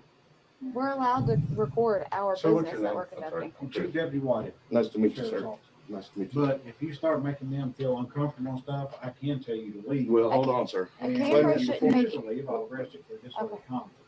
You already threatened me with arrest? Oh, no, I'm not threatening you. Trust me. Well, why did you just say That's not a that? threat. I Let don't me, make threats. let me go. What is it? You get your promise? copies? and then- No, I don't have, no, I need more than copies. I'm waiting on Ellen. Let them tell you the truth. Get your copies and off you go. I'm not going anywhere. Oh, yes, you are. Oh, no, I won't. One way or another.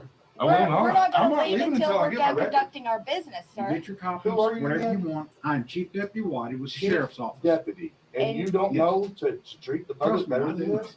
What are you doing this for? This is my record. I got court tomorrow. You get your copies. You want? I would. You get your copies. I don't and then just you're need off the leave. copies. If you knew what was going You're not on, going to keep these ladies up there. I'm not keeping them up there doing nothing except for their job. A camera don't should. know- you A know camera. You know their job. Yes, this is what I'm What is sitting their for job? from Frankfurt. What is the job of the circuit court clerk? To go over these records with me.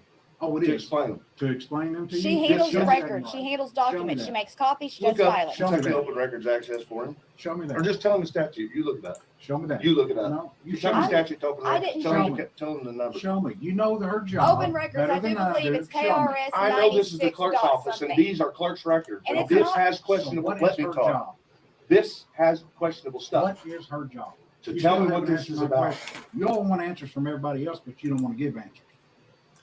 What are you talking What about? is How job is of it circuit our court job clerk? to tell you you talking what their about? job is? You said Did you you come in want here her to to do her escalate the job. situation? Oh, I'm not escalating. The hell you are. You You know what are you ought to not do? You ought to a go and good get cop. dismissed. Just You get on out of need here. to go away. Yeah. Well, I'll tell you what. Let's just go Oh, to jail then. For this you- For little what? conduct. Dying? Hold up. Get your hands off of him. That's my record. Get your hands off of him. Why are you shaking so bad? Around your back. Don't you touch me. If you touch me, you're going to be in a pickle. Do not touch me. I wouldn't laugh. Don't touch me. Hey, You just messed You want to up. go touch that? You Do I want want to to go? go? I would not do that if I were you. What are you You gonna do? don't fucking get. Oh, whoa. This is unnecessary. You want to get tased?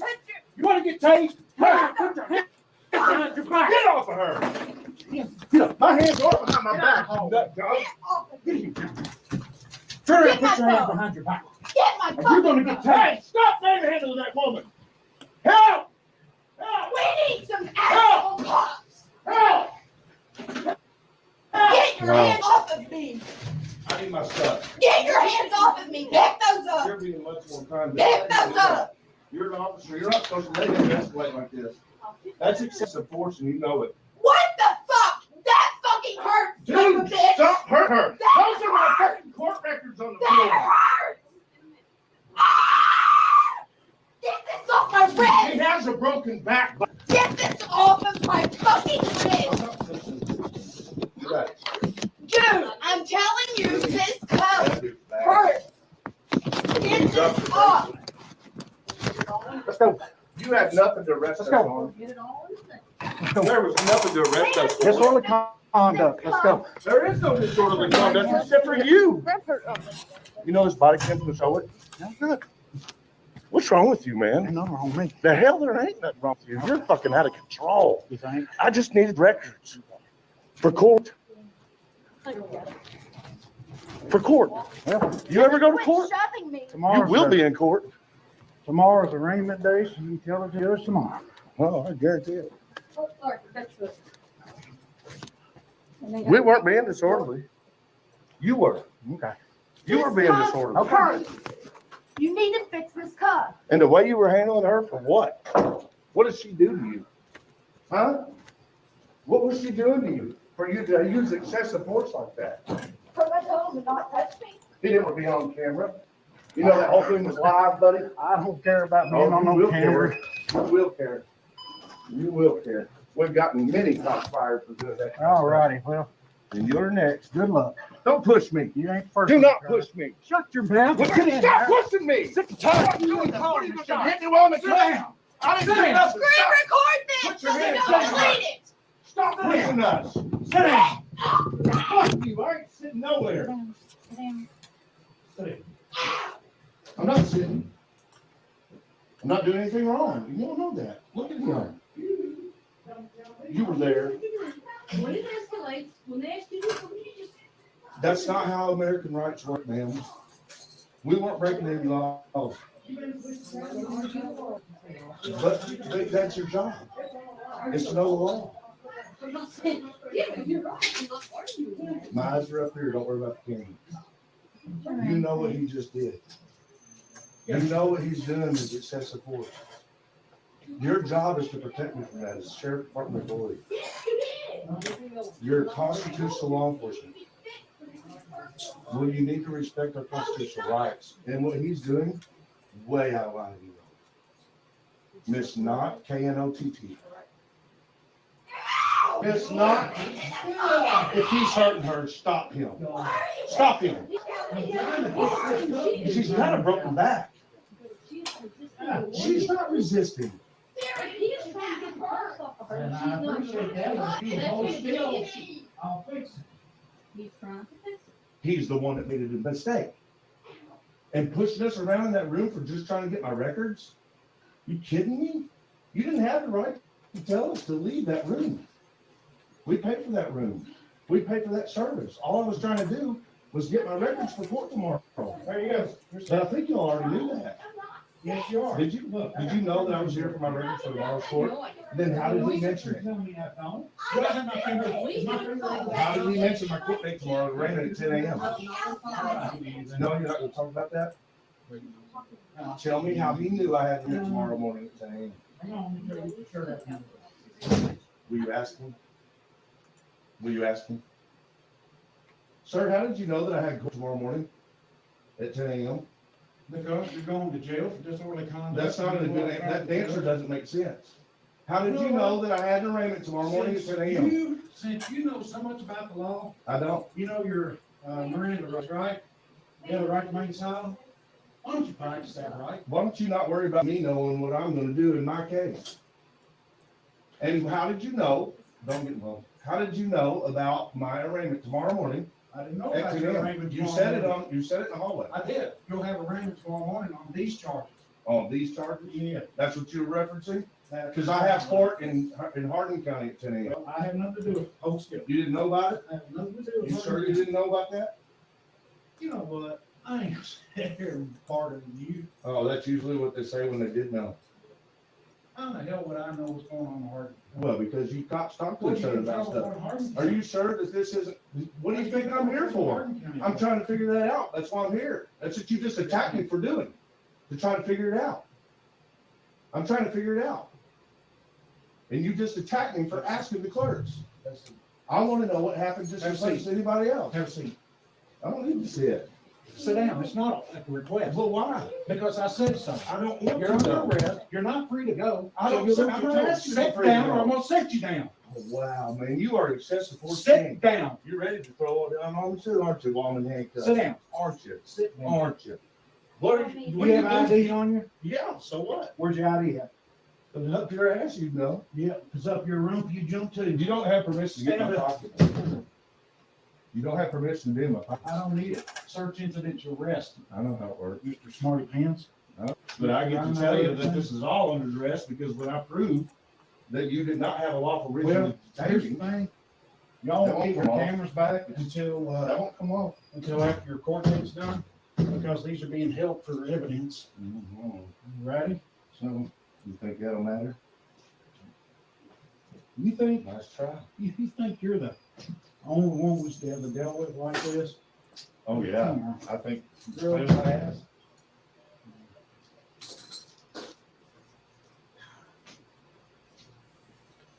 So you do this to Wow. people, just come ask for the records, huh? I do this to If they have a people, camera?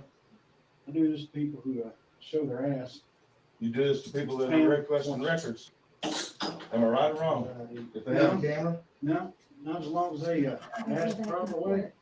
What? I was. Okay. I was asking the proper way. I can't, Okay.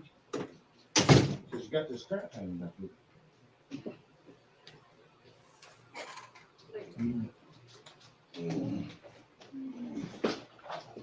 That was an unlawful detainment. I didn't do anything wrong. It won't be disorderly. Having a camera in the clerk's office is not disorderly. Do you know what it takes to get it disorderly? For me, please.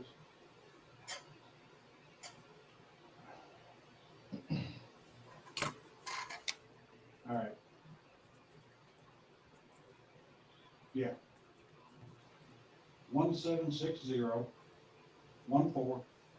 1760-14-7471. May I have a drink of water, please? I don't have any enough for that.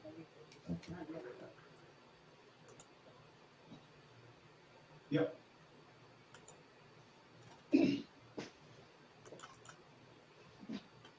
Yeah, you don't care. I'll be 10, 15, one male, one female over here from the clerk's office.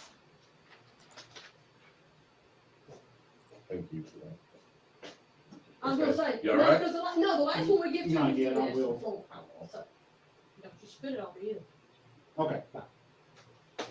I can handle more than that. Come on, I'm still thirsty. I will not spit it on you. I will not do that.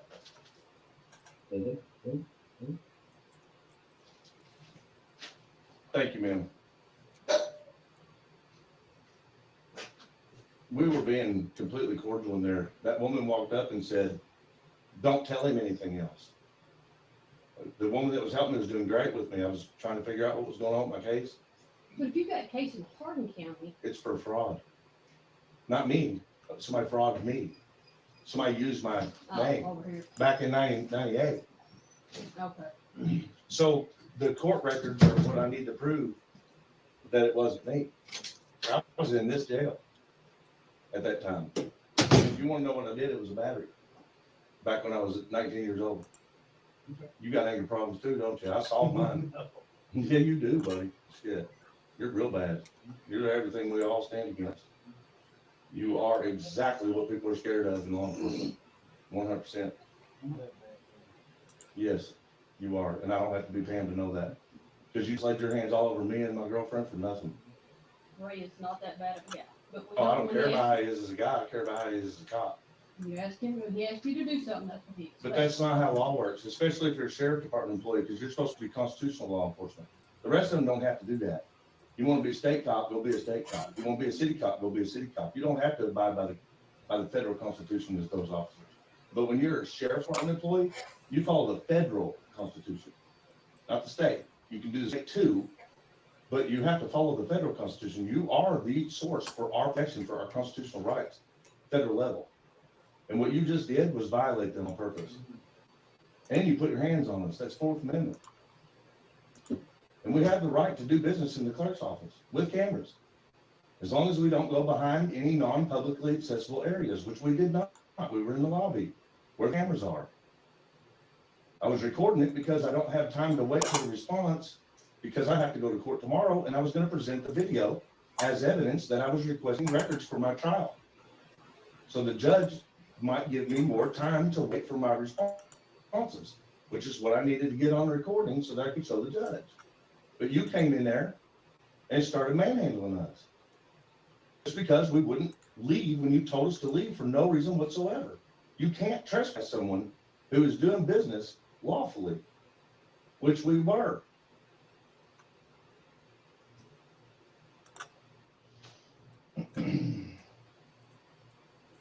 That's the reason for those laws. What you just violated is the reason those laws exist. Are you following me, man? I hear you. Do you all even know what you walked into when you come in that room? I told you earlier, I'm not gonna argue this case with you. I'm not gonna talk Well, about this case. there wasn't nothing, nobody was being threatened, nobody was being overly loud, nobody was doing anything wrong. Literally, the only thing we were doing is asking the woman's name, who was on the other side of the walls, because she walked away after telling the clerk to stop helping me for no reason. She said, "Stop and walk away from him right now." And I said, "Who are you? Why would you tell her to do that?" And that's what y'all came into. Okay, and That's it. that's your side. I don't know the other side. No, that's what happened. It's on video. And it could be. So how about this? You all watch the video? You want to watch the video so you can see? We don't have access to them. Yeah, you have access if I show you my Oh, you know video. what the one's your video? Yes, ma'am. I'll show you the video. You want to watch it? Oh, you can't do it right now. You're in hand. We can't get you out of handcuffs right now. Just do it. You got my phone, don't you? I have no idea where your phone ended up at. Well, wouldn't that be making a mistake of an unlawful arrest? I don't know who's making If you all could see that the probable cause doesn't exist, wouldn't you rather do that than make an unlawful arrest? I'm sure our chief deputy is not as scared of the arrest that he's making or he wouldn't be making. Well, your chief deputy knows what he's doing now. Your chief deputy's a bad cop. He's what you call bad apple. You can tell that by the way he went hands on like he did. And man, were you ever shaking, man? You are scary. I can't imagine what you'd be like with a gun. I've been working with cops for a long time, and every one of them would go, "That guy is nothing but a danger, and he makes us all look bad." Wait till your videos come out. Oh, wait, never mind, it just went out. It's already out. Ready for your phones to start ringing? But they left out for a while. You should not have done that, sir. You had no reason to do that. And then to handle her the way you did, a female. Is he already out? Stop him this long. Is that why it's? I can't believe you didn't intervene. That's why it's live and not in private. Bad cops are allowed to exist because good cops don't stop it. It's your duty. He said duty. Might as well do this while the video's going anyway. How much longer is left? 6 minutes. See a big me. What makes you think people have to listen to you when you're not lawfully making a plan?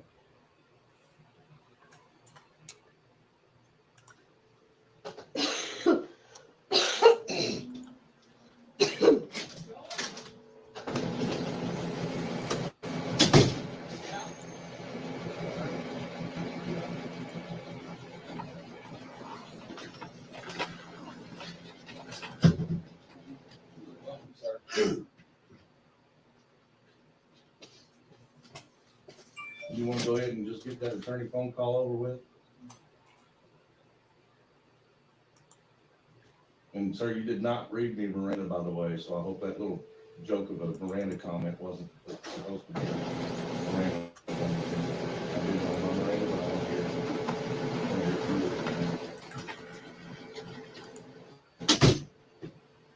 Right to an attorney. I think I'd like to go ahead and make that attorney phone call.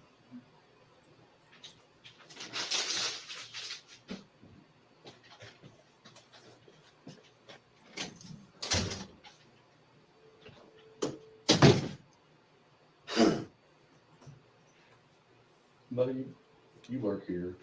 Okay. Would you mind looking at the video evidence that this guy's making an unlawful arrest with? It's less than 5 minutes long. No, that's a KSP thing. We called in what you really about. Oh, actually, it'd be a DOJ thing, so let's not misguide people on that. It's Department of Justice. Well, if you know the answer, why are you asking? Well, I was asking if you review the evidence because he doesn't have evidence. So I'm trying to help you guys. No, not you. I'm talking about you help him. The guy sitting across from you, y'all work together. I figured y'all look out for each other. There's video proof that he did not have a lawful arrest. All I do is watch it. Again, You're being recorded right now too. Okay. That's cool. Both of you. So you can't later deny that you didn't know that video evidence would prove that you're wrong right now in this moment. The most you can gamble is 3,000. Chopper. You're Miranda. I do. You should take that. You can't tell me what to do with it, with my rights. Can you? Just advising you. I don't need advice. It's legal advice. You're not even allowed to give it.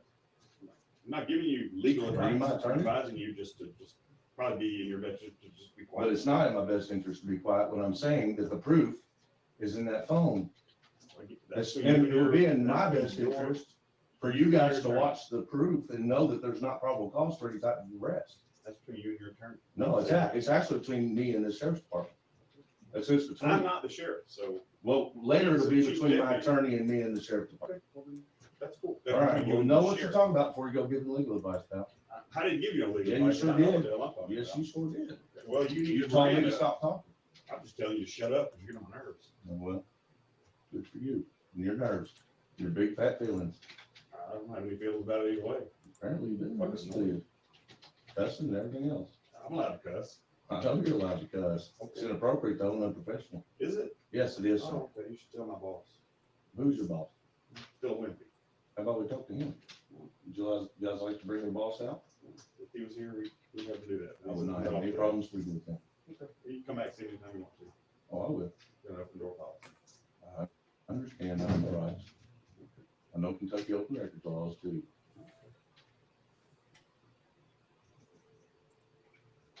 Apparently you guys don't, because that's why I'm in these handcuffs, isn't it? You don't like that Kentucky Sunshine Law, do you? You know, it's guided by Freedom of Information Act, which is a federal rule.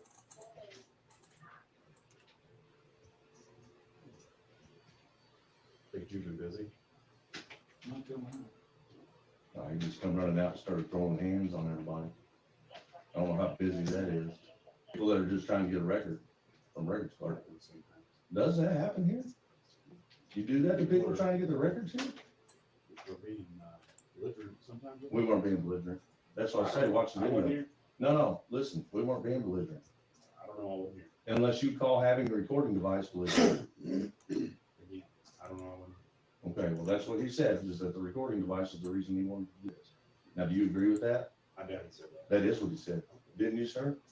You said you don't do that in this room with this recording. That's why they're upset. And then you said, you will arrest me for it. Did you not?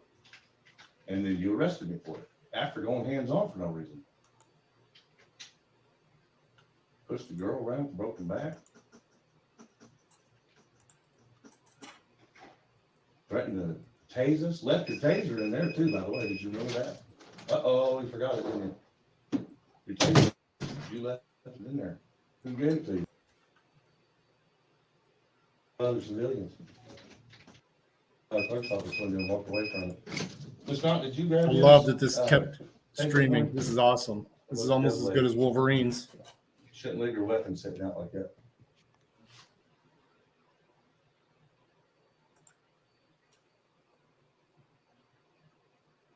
Oh, that's the end of it. They must have finally seen that it was still streaming.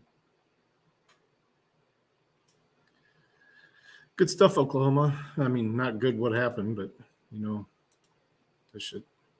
And look what they're doing. They escalated again.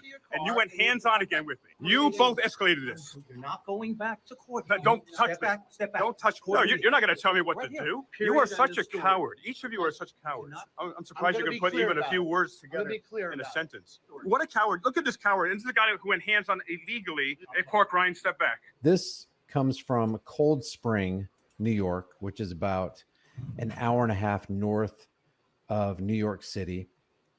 The story centers around this guy right here. His name is Kenneth Baker, badge number 20 from the Cold Spring, New York Police Department. He was formerly badge number 5651 from the NYPD, and he has a really checkered past. So what I wanted to focus on was we hire these city leaders, these mayors, these people who are supposed to look out for the community. And then they turn around and through negligence or willful neglect, and they put this guy, a guy like this, in the position of not a janitor, not a member of the road crew filling potholes, not a member of the sanitation department. Not that there's anything wrong with those positions right there, but typically when you deal with those kind of professions, you're not dealing with the public. No, they put Kenneth Baker in as a law enforcement officer, somebody who's going to interact with the public and somebody who's going to have a uniform, perceived authority, and a gun. And they don't see any problem with this. They had to have conducted a background check. If they didn't, that's negligence. If they conducted it and looked at his record, we're going to look at some of this right here. This is it right here. This is Kenneth Baker, badge number 5651, formerly of the New York Police Department. And his service started in April of 1997 and terminated in January of 2019. Now, James Freeman pointed out that his leaving the New York City Police Department in 2019 coincided with the NYPD bringing on body cams and dash cams, which is interesting. And then he goes to Cold Spring, where they have no body cams and dash cams. That's interesting. But you have this mayor, and we're going to look at her in a second, Mayor Foley, right here in the center. She is confronted by Leroy Truth from Leroy Truth Investigations YouTube channel and is given the information that can be found right here, just in a accrual of problems that this guy had with the NYPD. Anybody can look at this. It's public information. It's online. It's pretty lengthy.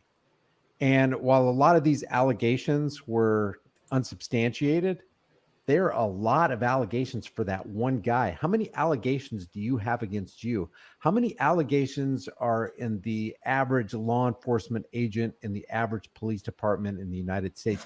Probably not this many right here. So it had to be one or two of those people was telling the truth about something. And then the city probably deemed it so because they settled to the tune of over $300,000, over $250,000 for this one guy. That's a serious problem. So when you have Mayor Full,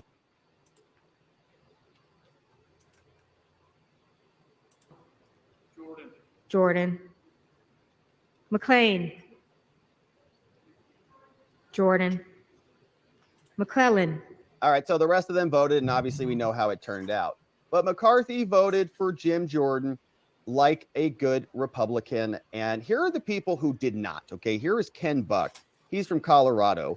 And man, we've been really irritated with him for quite some time here and communicated that he was going to be a problem because when Kevin was gone, let me back up. When Kevin was in power, we had some pretty good momentum going, didn't we? We had the impeachment proceedings happening. We had the oversight committee that was just steamrolling ahead. I mean, we had letters here that we were reading like at least once or twice a week from the oversight committee. Boom, boom, boom, boom. We had a Biden impeachment inquiry hearing. Like it didn't, wasn't that great, but it was pretty good.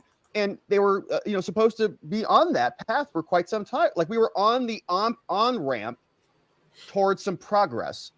And then, everything got deviated, and you can have your opinion on that. But now we're here. And my concern from the very beginning was this guy, Ken Buck. And what is he going to be doing to get his vote? Because he was the loudest voice back during the McCarthy era of a person to say that the Biden impeachment stuff should not happen, right? He was complaining about Republicans criticizing the DOJ. We can't call them illegitimate or the Department of Injustice, or we can't threaten to defund special counsel Jack Smith. How dare we?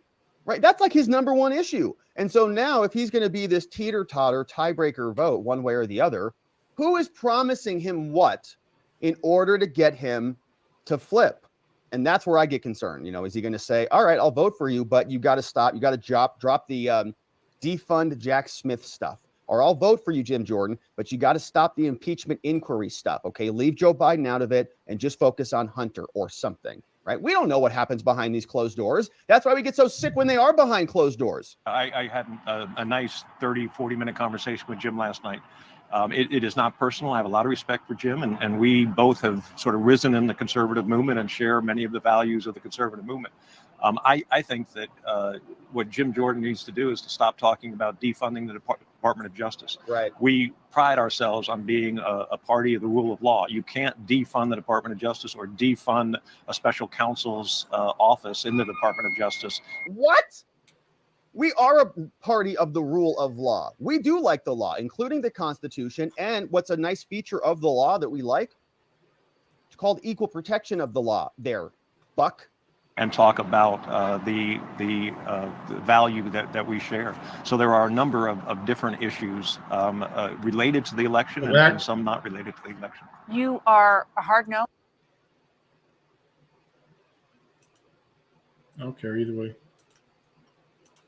I've seen this over and over again, though. Holy, who's supposed to be looking out for the city and her board of trustees, signing people on to become basically members of the community who are there to keep people safe, who are there to protect property, who are there to protect people. And yet this guy has a history that throws red flags all over the place. Why is that? Is this just negligence or is this willful intent? And then you got this guy right here. His name is Larry Burke. Larry Burke is the guy who suggested that the Board of Trustees hire Kenneth Baker.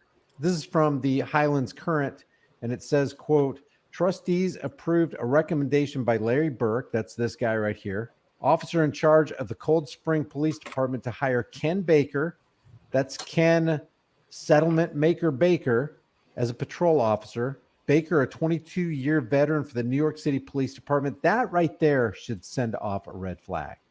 Because if you'll remember, back in the 1970s, they conducted, the New York City conducted the Knapp Commission, and the Knapp Commission found that from top to bottom, the New York City Police Department, the NYPD, was corrupt from top to bottom. And then 20 years later, in 1994, was the Mullen Commission. And you know what the Mullen Commission found? The Mullen Commission found that the corruption that the Knapp Commission found, it's way, way worse 20 years later.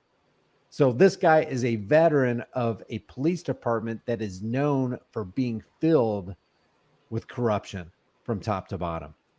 Recently retired as a detective, the board also approved the purchase of a police vehicle that should arrive in February. So they hired this Baker guy with this kind of record right here. This is the guy who suggested that this board of trustees right here hire him. And now here's the interaction between the board of trustees, which includes Mayor Foley, when Leroy Truth Investigates brings this to their attention. Watch how they react. Watch how defensive they get. Any other members of the public would like to speak? Yep, I would. Name and address for the record, please. I'm not going to give that. You call me, Name and address you for the can record. call me sir. Mr. Freeman. You can call me Mayor Foley. I'm not going to call you anything, but Your name and address for the I record. am sir. not going to surrender my Fourth Amendment right to be able to speak in a public session. To be able to speak in a public session. Sir, you've been asked. The ground rule here is your name and address for the record. Do the ground rules get suspended? Like, do the Fourth Amendment get suspended when I come in here? I don't. Say your piece. All right, I'm going to tell you what is important to share for this town. Ladies and gentlemen of the village of Cold You have 3 Spring, minutes. Start the time, please. I stand before you today. I'm sorry. If you would hold on Excuse for me, a how minute. rude you are. Excuse me, sir. No. How I rude neglected. you I neglected. Now you're giving a You have time 3 limit? minutes. That's right, and it's on the agenda. There's a 3-minute limit. Ladies and gentlemen of the village of Cold Spring, and all the board members here, you know who I am. Mayor Foley, you know who I am as well. I stand before you today with a heavy heart, echoing the cries of the village of this Cold Spring community. Our beautiful, serene village, Sir, you known have for a its resident warmth and hospitality, has had a dark shadow cast upon it for the last 4 years by a violent, brutal, and aggressive predator, Officer Kenneth Baker. Don't interrupt me again. From local business owners to tourists, from our elderly to our youth, many live in fear due to the actions of this very individual.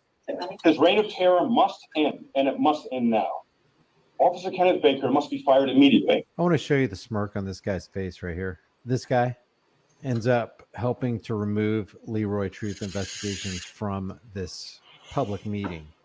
And what I find interesting is, what if, let's say you don't know anything about this. What if this guy standing in this room presenting this case is right? What if Kenneth Baker has a long storied history with the New York Police Department that resulted in over $300,000 in settlement fines, which gets laid at the feet of the taxpayers? It's not coming out of Kenneth Baker's pocket. I guarantee you that. What if just half of what Leroy Truth Investigations was saying to Mayor Foley is true? Why would there be any smirking? There should be looks of concern. There should be actions of, hey, wait a second. This is the first we've heard of this. If this is true, we don't want to put any member of this, 2,000 population Cold Springs, beautiful town that we have, this little village that we have. We don't want to put one single person in jeopardy. If what you're saying is right, give us the information. We'll investigate. We'll get with this Larry Burt guy, and we'll see if what Leroy Truth Investigations is saying is true. And we're going to get rid of the guy because we don't want to put our constituency in danger. But that's not their perspective. That's not how they went about this. This Mayor Foley just got absolutely offended, wouldn't stop interrupting. And then it ended with Leroy Truth Investigations getting kicked out of this public meeting.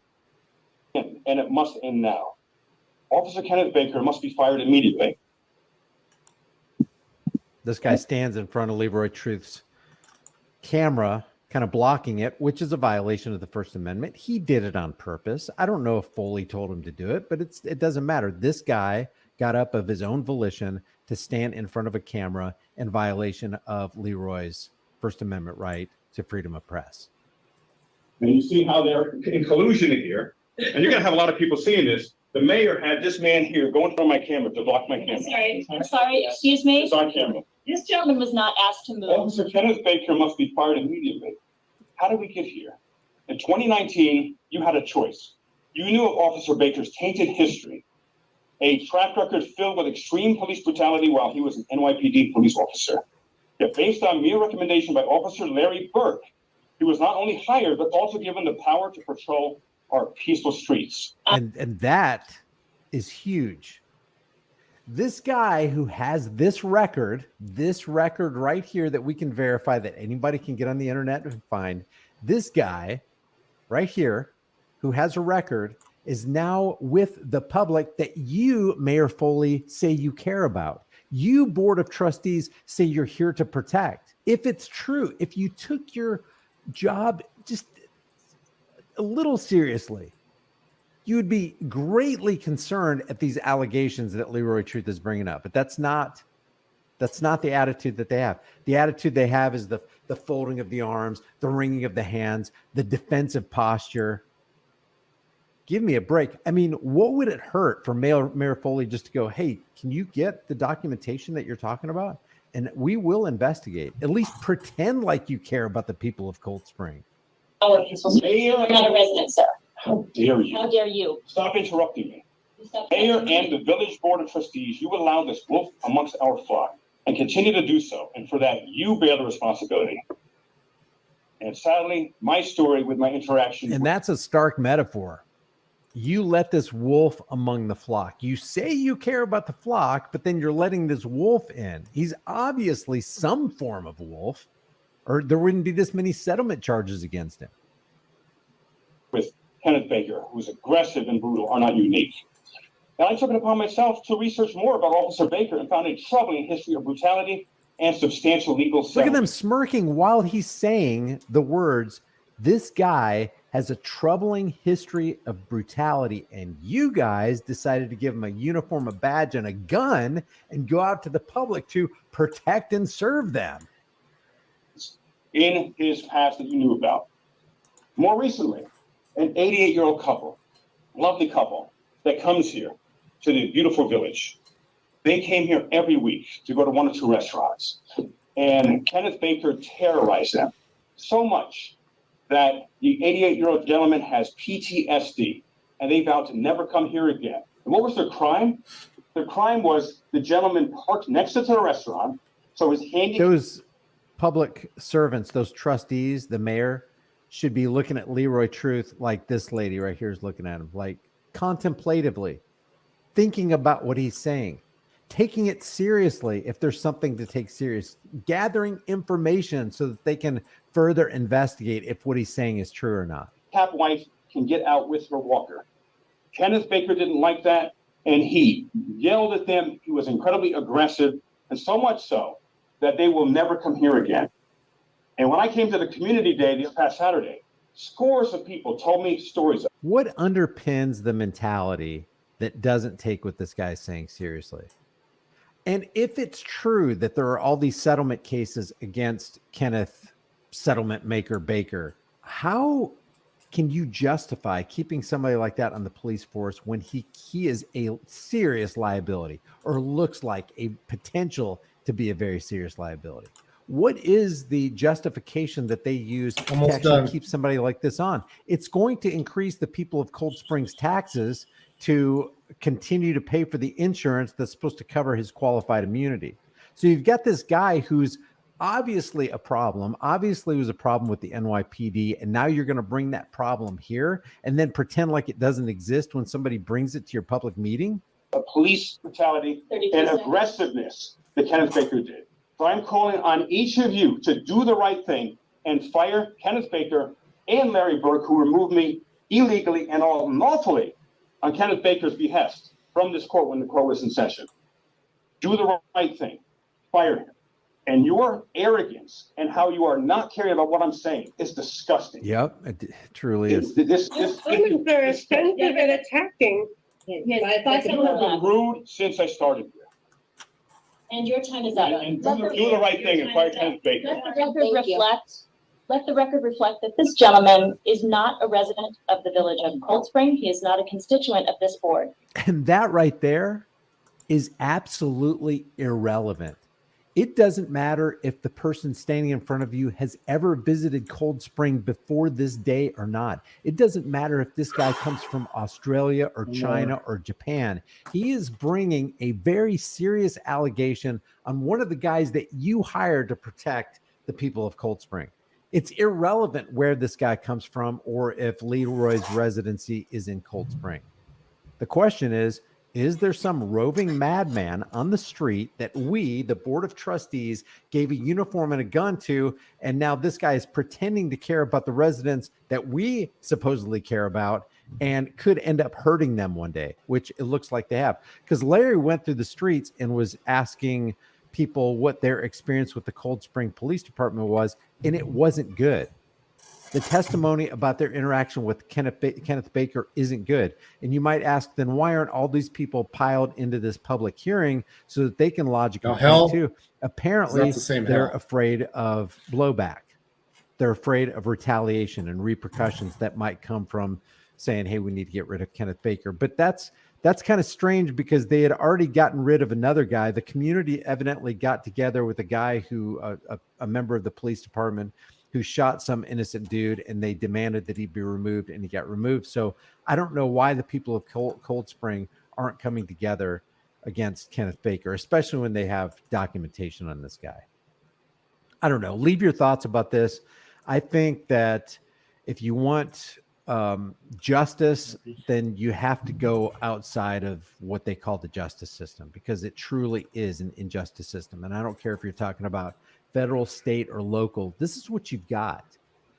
Power corrupts and absolute power corrupts. Absolutely. I agree with that, but it's probably more like power attracts the corruptible. And then those corruptible people end up, of course, doing corrupt things because they have no integrity. Okay. Leave your thoughts about this for the world and the global thought police in the comment section below. If you haven't done so already, subscribe to this channel. Hit the bell notification icon. Give it a thumbs up. Share it with everybody you know. Don't forget to subscribe to my email list through my website, highimpactflix.com. If you want to support the channel further, the links are in the description. You grab a shirt, become a channel member.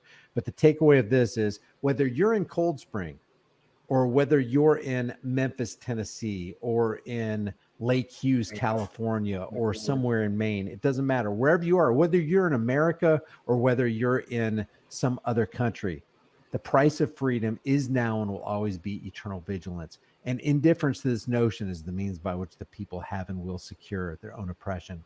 I say it's time we stop securing our own oppression, and it's time we start today. I will see you guys in the next video. Okay. We watched the rest of it. Oh. Shit, what happened? What happened? Oh, we were watching it here.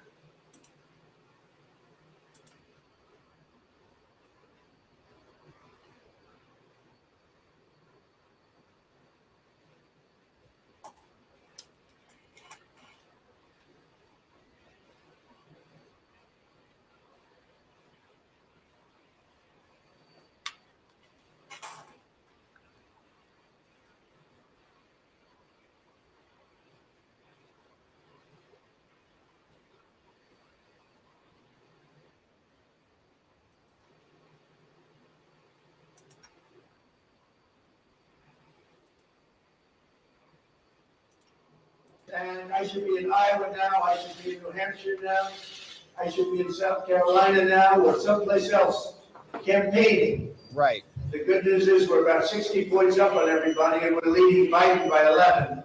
And that's why they're doing this, because this is all coming out of Washington. The judge is going to make a decision. Now, the judge, I've got to respect the judge and like the judge. I like him, but it's not fair because I don't know how you can make a fair decision on this. He's got all the Democrats pushing him left and right, pushing him around like a pinball. And it's a very unfair situation that they put me in. I want a jury. I'm entitled to a jury, but this is a case that should have never been brought. And just to conclude, they said I overvalued my financial statements. Well, actually, the financial statements are undervalued by tremendous amounts of money. They're very conservative. They're undervalued. The actual work is much more than that. So therefore, there's no fraud. They don't mention that there's a disclaimer clause, there's a big disclaimer, which it says basically do your own due diligence, don't even rely on the financial statements. Again, the financial statements are, the actual statement is very much less than the actual work. The actual work is higher, so therefore it's very conservative, and that's what the banks got.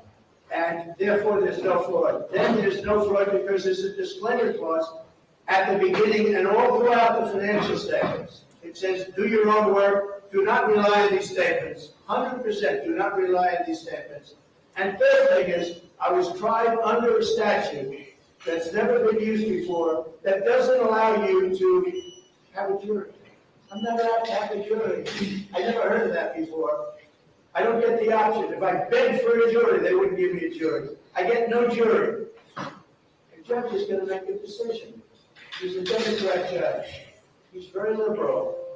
And I believe he's under a lot of pressure. This is a rigged trial. This is a rigged situation. And our country can't stand these things. It's bad. And the people of our country understand it. We're being railroaded. And I have other trials where being railroaded. You saw yesterday where they take away my right to speak. I won't be able to speak like I'm speaking to you. And I'm not saying anything wrong. I'm saying the truth. Right. I won't be able to do this with that trial. Because the judge, which of course we're appealing, because the judge said basically I don't have a right to speak. And I'm the #1 candidate leading the Republicans by 55 or 60 points. That should be over. And leading Joe Biden. And I'm being restricted. My speech has been taken away from me. I'm a candidate that's running for office, and I'm not allowed to speak. This is a railroad. It's all coming out of the Department of Justice. It's all set up by Biden and his thugs that he's surrounded with to try and sneak out an election victory that he's not entitled to win because he's been the worst president in the history of our country. Thank you very much. Right on from Trump. All right. So good statement from him. And you know, Trump doesn't get enough credit. Okay. He just walked us through a very nice statement over 7 minutes, walking through bullet points about all the problems in this case, and then responding to the gag order all simultaneously. So he's speaking about this. Latish James is also speaking about it. It's a little unusual to hear a prosecutor also come out and make these PR statements like this, but she might be doing it because Donald Trump is doing it. And she's just saying, well, this is the new standard right here. She says, this is Tishy. The 7th day of our trial against Donald Strange. Trump, the Trump Organization, and other defendants. One of those Yeah, but you didn't do anything, Tish. You're sitting in the back of the courtroom. You're having a bunch of other people do it. What are you doing? defendants is Alan Weisselberg, the former chief financial officer at the Trump Organization. Yesterday, we asked Mr. Weisselberg to confirm who had final sign-off on the fraudulent statements of financial condition at the center of our case. Fuck you. You know what he said? Good question. And it was a good match. question. I just had to change One of the more than format. 100 that Mr. Here's actually- Weisselberg see this? could not I'm not answer. listening. But Mr. Weisselberg was able to remember that Donald Trump original? himself reviewed the statements. And today, The our cleaned up witness, version. Nicholas Haig, a former risk manager at Deutsche Bank, testified that he relied on those statements of financial Totals are the condition same. to It just approve has to be in a loans to different the Trump format. I Organization. literally had to do line by line Hundreds on of this. millions of dollars in loans with unfairly advantageous terms. For years, Donald Trump evaded justice for his repeated and persistent fraud. And as we continue to present our case, we will show just how much he unfairly benefited as a result. Wow, this is interesting. Have you ever seen anything quite like this? Remember, Trump just got scolded out of Washington, D.C. for trying to influence the jury pool. Remember that one? Chutkin said, he's got a lot of followers on True Social, and we're scared that he might say something offensive, and so he needs to be gagged as a result of it, right? Trump is a private citizen. Trump is somebody who has the presumption of innocence in most cases. This is a civil case, but she is a government official, a U.S. a government attorney from the Attorney General's office of New York, coming out and just talking from an official position about prosecuting a political enemy of hers. It's insane that this is actually happening, right? Other government prosecutors, other AGs, I think that they would agree with this, maybe not openly because they're too cowardly to admit it, but that this is unethical, it's inappropriate, You want to talk about influencing the court of public opinion or the jury pool, even though Trump's not getting a jury. That's exactly what this is. This is a propaganda statement that she is making from an official government position. And it is not impartial at all. It is not fair. It is her continuing exactly what she told us she was going to do, which is prosecute Trump. You've never seen this before because it's a new thing in America. Okay, we don't have attorney generals coming out and giving us daily updates about Trump. It's day 7. Let me do my book report from the back of the courtroom where she's not even participating in it. Okay, she reads from a teleprompter here because she can't think off the cuff. And she reads this speech that somebody else probably wrote for her as she has a bunch of other attorneys actually do the heavy lifting as she continues her political charade circus show trial. So that's what's happening in New York. And we're probably going to see a lot more of that as this happens. They're going to say, we have to fight back against Trump. But is she going to get gagged? Is the New York judge going to gag her for coming out there and trying to influence the court of public opinion? Okay, is Judge Chutkan going to blow a gasket over this one and give Trump back his free speech so that he can respond to some of these things? No, of course not. So here is what actually happened in the courtroom. Let's go over to Adam Klasfeld and see what happened. Now, he was in court for the civil trial today, and they're saying a couple updates from him. Now, we get into what's happening, and we have somebody who's back on the stand. Trial's back in session. Trump's in, a lot of photographs being taken, and the witness returns to the stand. The woman's name is Donna Kidder, right? She works for the Trump Organization as an accountant. Donna Kidder, Your Honor, the government recalls Donna Kidder back to the stand. Reminder, Donna, you're under oath. You understand, remember, you truth hold. Yes, I do. So, okay, Miss Kidder. They say, I want to show you this spreadsheet. It was dated December 29th, 2016. And I believe this is the government who is asking the questions. Yes. They say, okay, Miss Kidder, I want to show you this spreadsheet that has already been introduced into evidence. It says here in this spreadsheet on this row, it says, quote, funding for TU settlement. What is that? Could TU mean Trump University? I don't know. It refers to a $25 million resolution of a prior New York Attorney General's case against Trump University. Exactly. All right, so previously, there was a Trump University case. This is from 2018.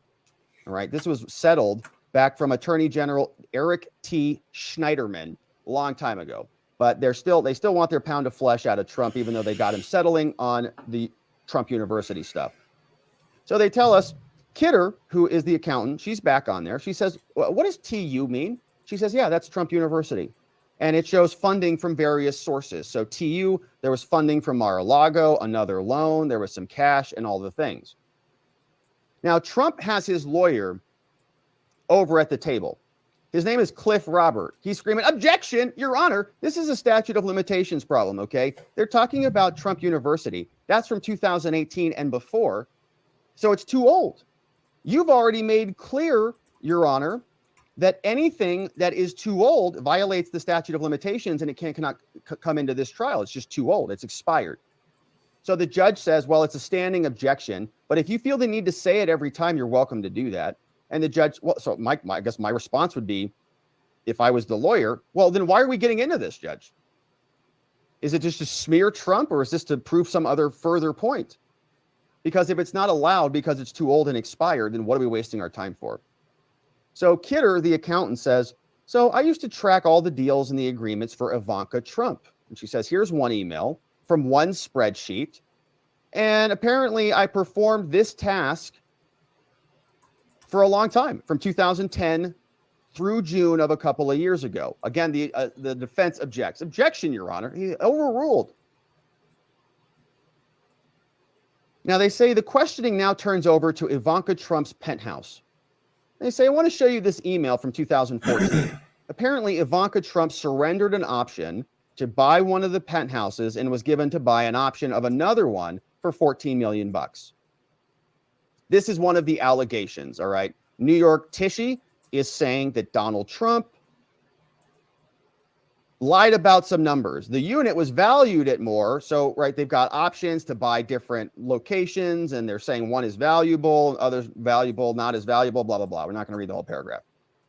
So they say that the testimony concludes, and they're saying Ivanka Trump apparently lowered the purchase price, and the figure was inaccurate. So 14 million was the valuation, but the purchase price option for the lease was actually $2 million less, literally 14.264, 12 to 264. So $2 million lower. All right. So Ivanka, finagled $2 million or whatever, allegedly. We're done with Kidder. So the Tishy's lawyers, not Letitia, but the other people that she has actually prosecuting this case, because they're probably a lot more intelligent than she is, but she's sitting in the back of the courtroom. And so they say, okay, Your Honor, next witness, the government calls Doug Larson. He's an executive at Newmark, and he's an ex-executive of Cushman and Wakefield, which is a big firm. They say, all right, government person says, I want to go over this spreadsheet with you, Mr. Larson. What year is this from? He says from 2016. Old. June 30th, 2016. And he says the New York Attorney General now turns his attention to 40 Wall Street. So on this spreadsheet, you see here 40 Wall Street. He's looking at the spreadsheet. He says, well, the valuation isn't reflected on the spreadsheet. A notation on the spreadsheet credited Larson anyways, he says. So he says, so I didn't actually put my valuation in here. So he does assessments, right? He's an executive VP. We don't know what he does, but apparently he's doing some valuations. They say, did you evaluate how much 40 Wall Street was worth? He says, no, my valuation actually isn't on the spreadsheet, but the notation here says that I did it, but I didn't. So oftentimes, you may do this in your businesses or wherever, but you'll notate someone's name. So for example, at my law firm, when I did anything, I would mark the note with RG, representing my name. But other people would use their initials. So here, maybe it's DL for Doug Larson. But did you do that? He says no. Asked if he worked with McConney, like who this other person who maybe entered it. No, I did not, he says. He says the Trump organization used a different cap rate than Larson advised. So he says, I gave them this estimate, this evaluation, right, and they used a different rate. Done here. And so that was the whole morning session. We got through that pretty quickly. Klassfeld gives us just the highlights. But now they take a lunch break, right? We come back in session. Now, before the break, Doug Larson, the ex-executive, was shown this notation. If you guys want to continue watching that, it's here's the link. I got to get going.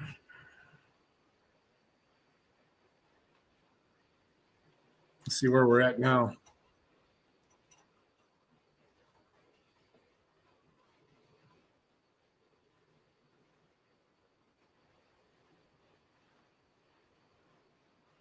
Like Jared's still in first, and we got Dirty Doug, Eat Your Broccoli. Oklahoma's moved up. Chopper's up. My name doesn't count. I'm indoctrinated. Brennan Mitchell and Anna made the top 10. So.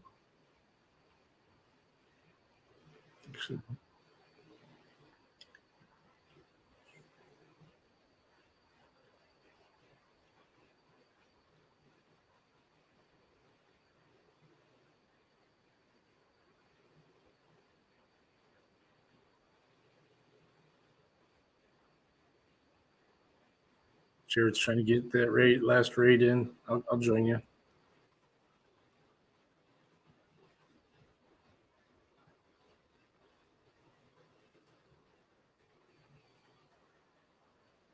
One more last read.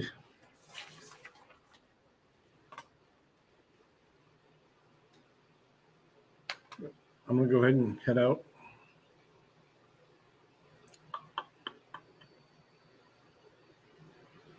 Present video.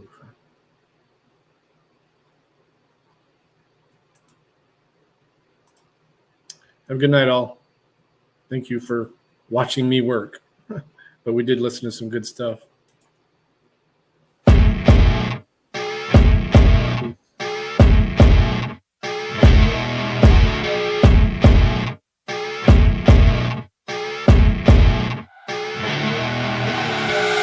see her rolling up, Uber black Cadillac, high heel boots and a sexy body full of tats. Baby's bad, oh baby's hella bad. After her there ain't no coming back. Wanna take a run at that. I think she's feeling me, turn it up a few degrees. My imagination of her body gets the best of me. Oh gosh, she's such a tease, bitten lips, bruised knees. I'm addicted to her, need her touching me. Cause she got a bad little waist, and we tearing down this place. Off the liquor that we chase, Casamigos to the face. Baby, I don't need no space, coming closer for a taste. And I'll show you how I make everything just fade away. Cause she's like sex, drugs, cocaine, body so insane. Jealous of the clothing that she wears up on that tight frame. All game, no shame, baby came here to play. I feel like an addict cause she's sex, drugs, cocaine.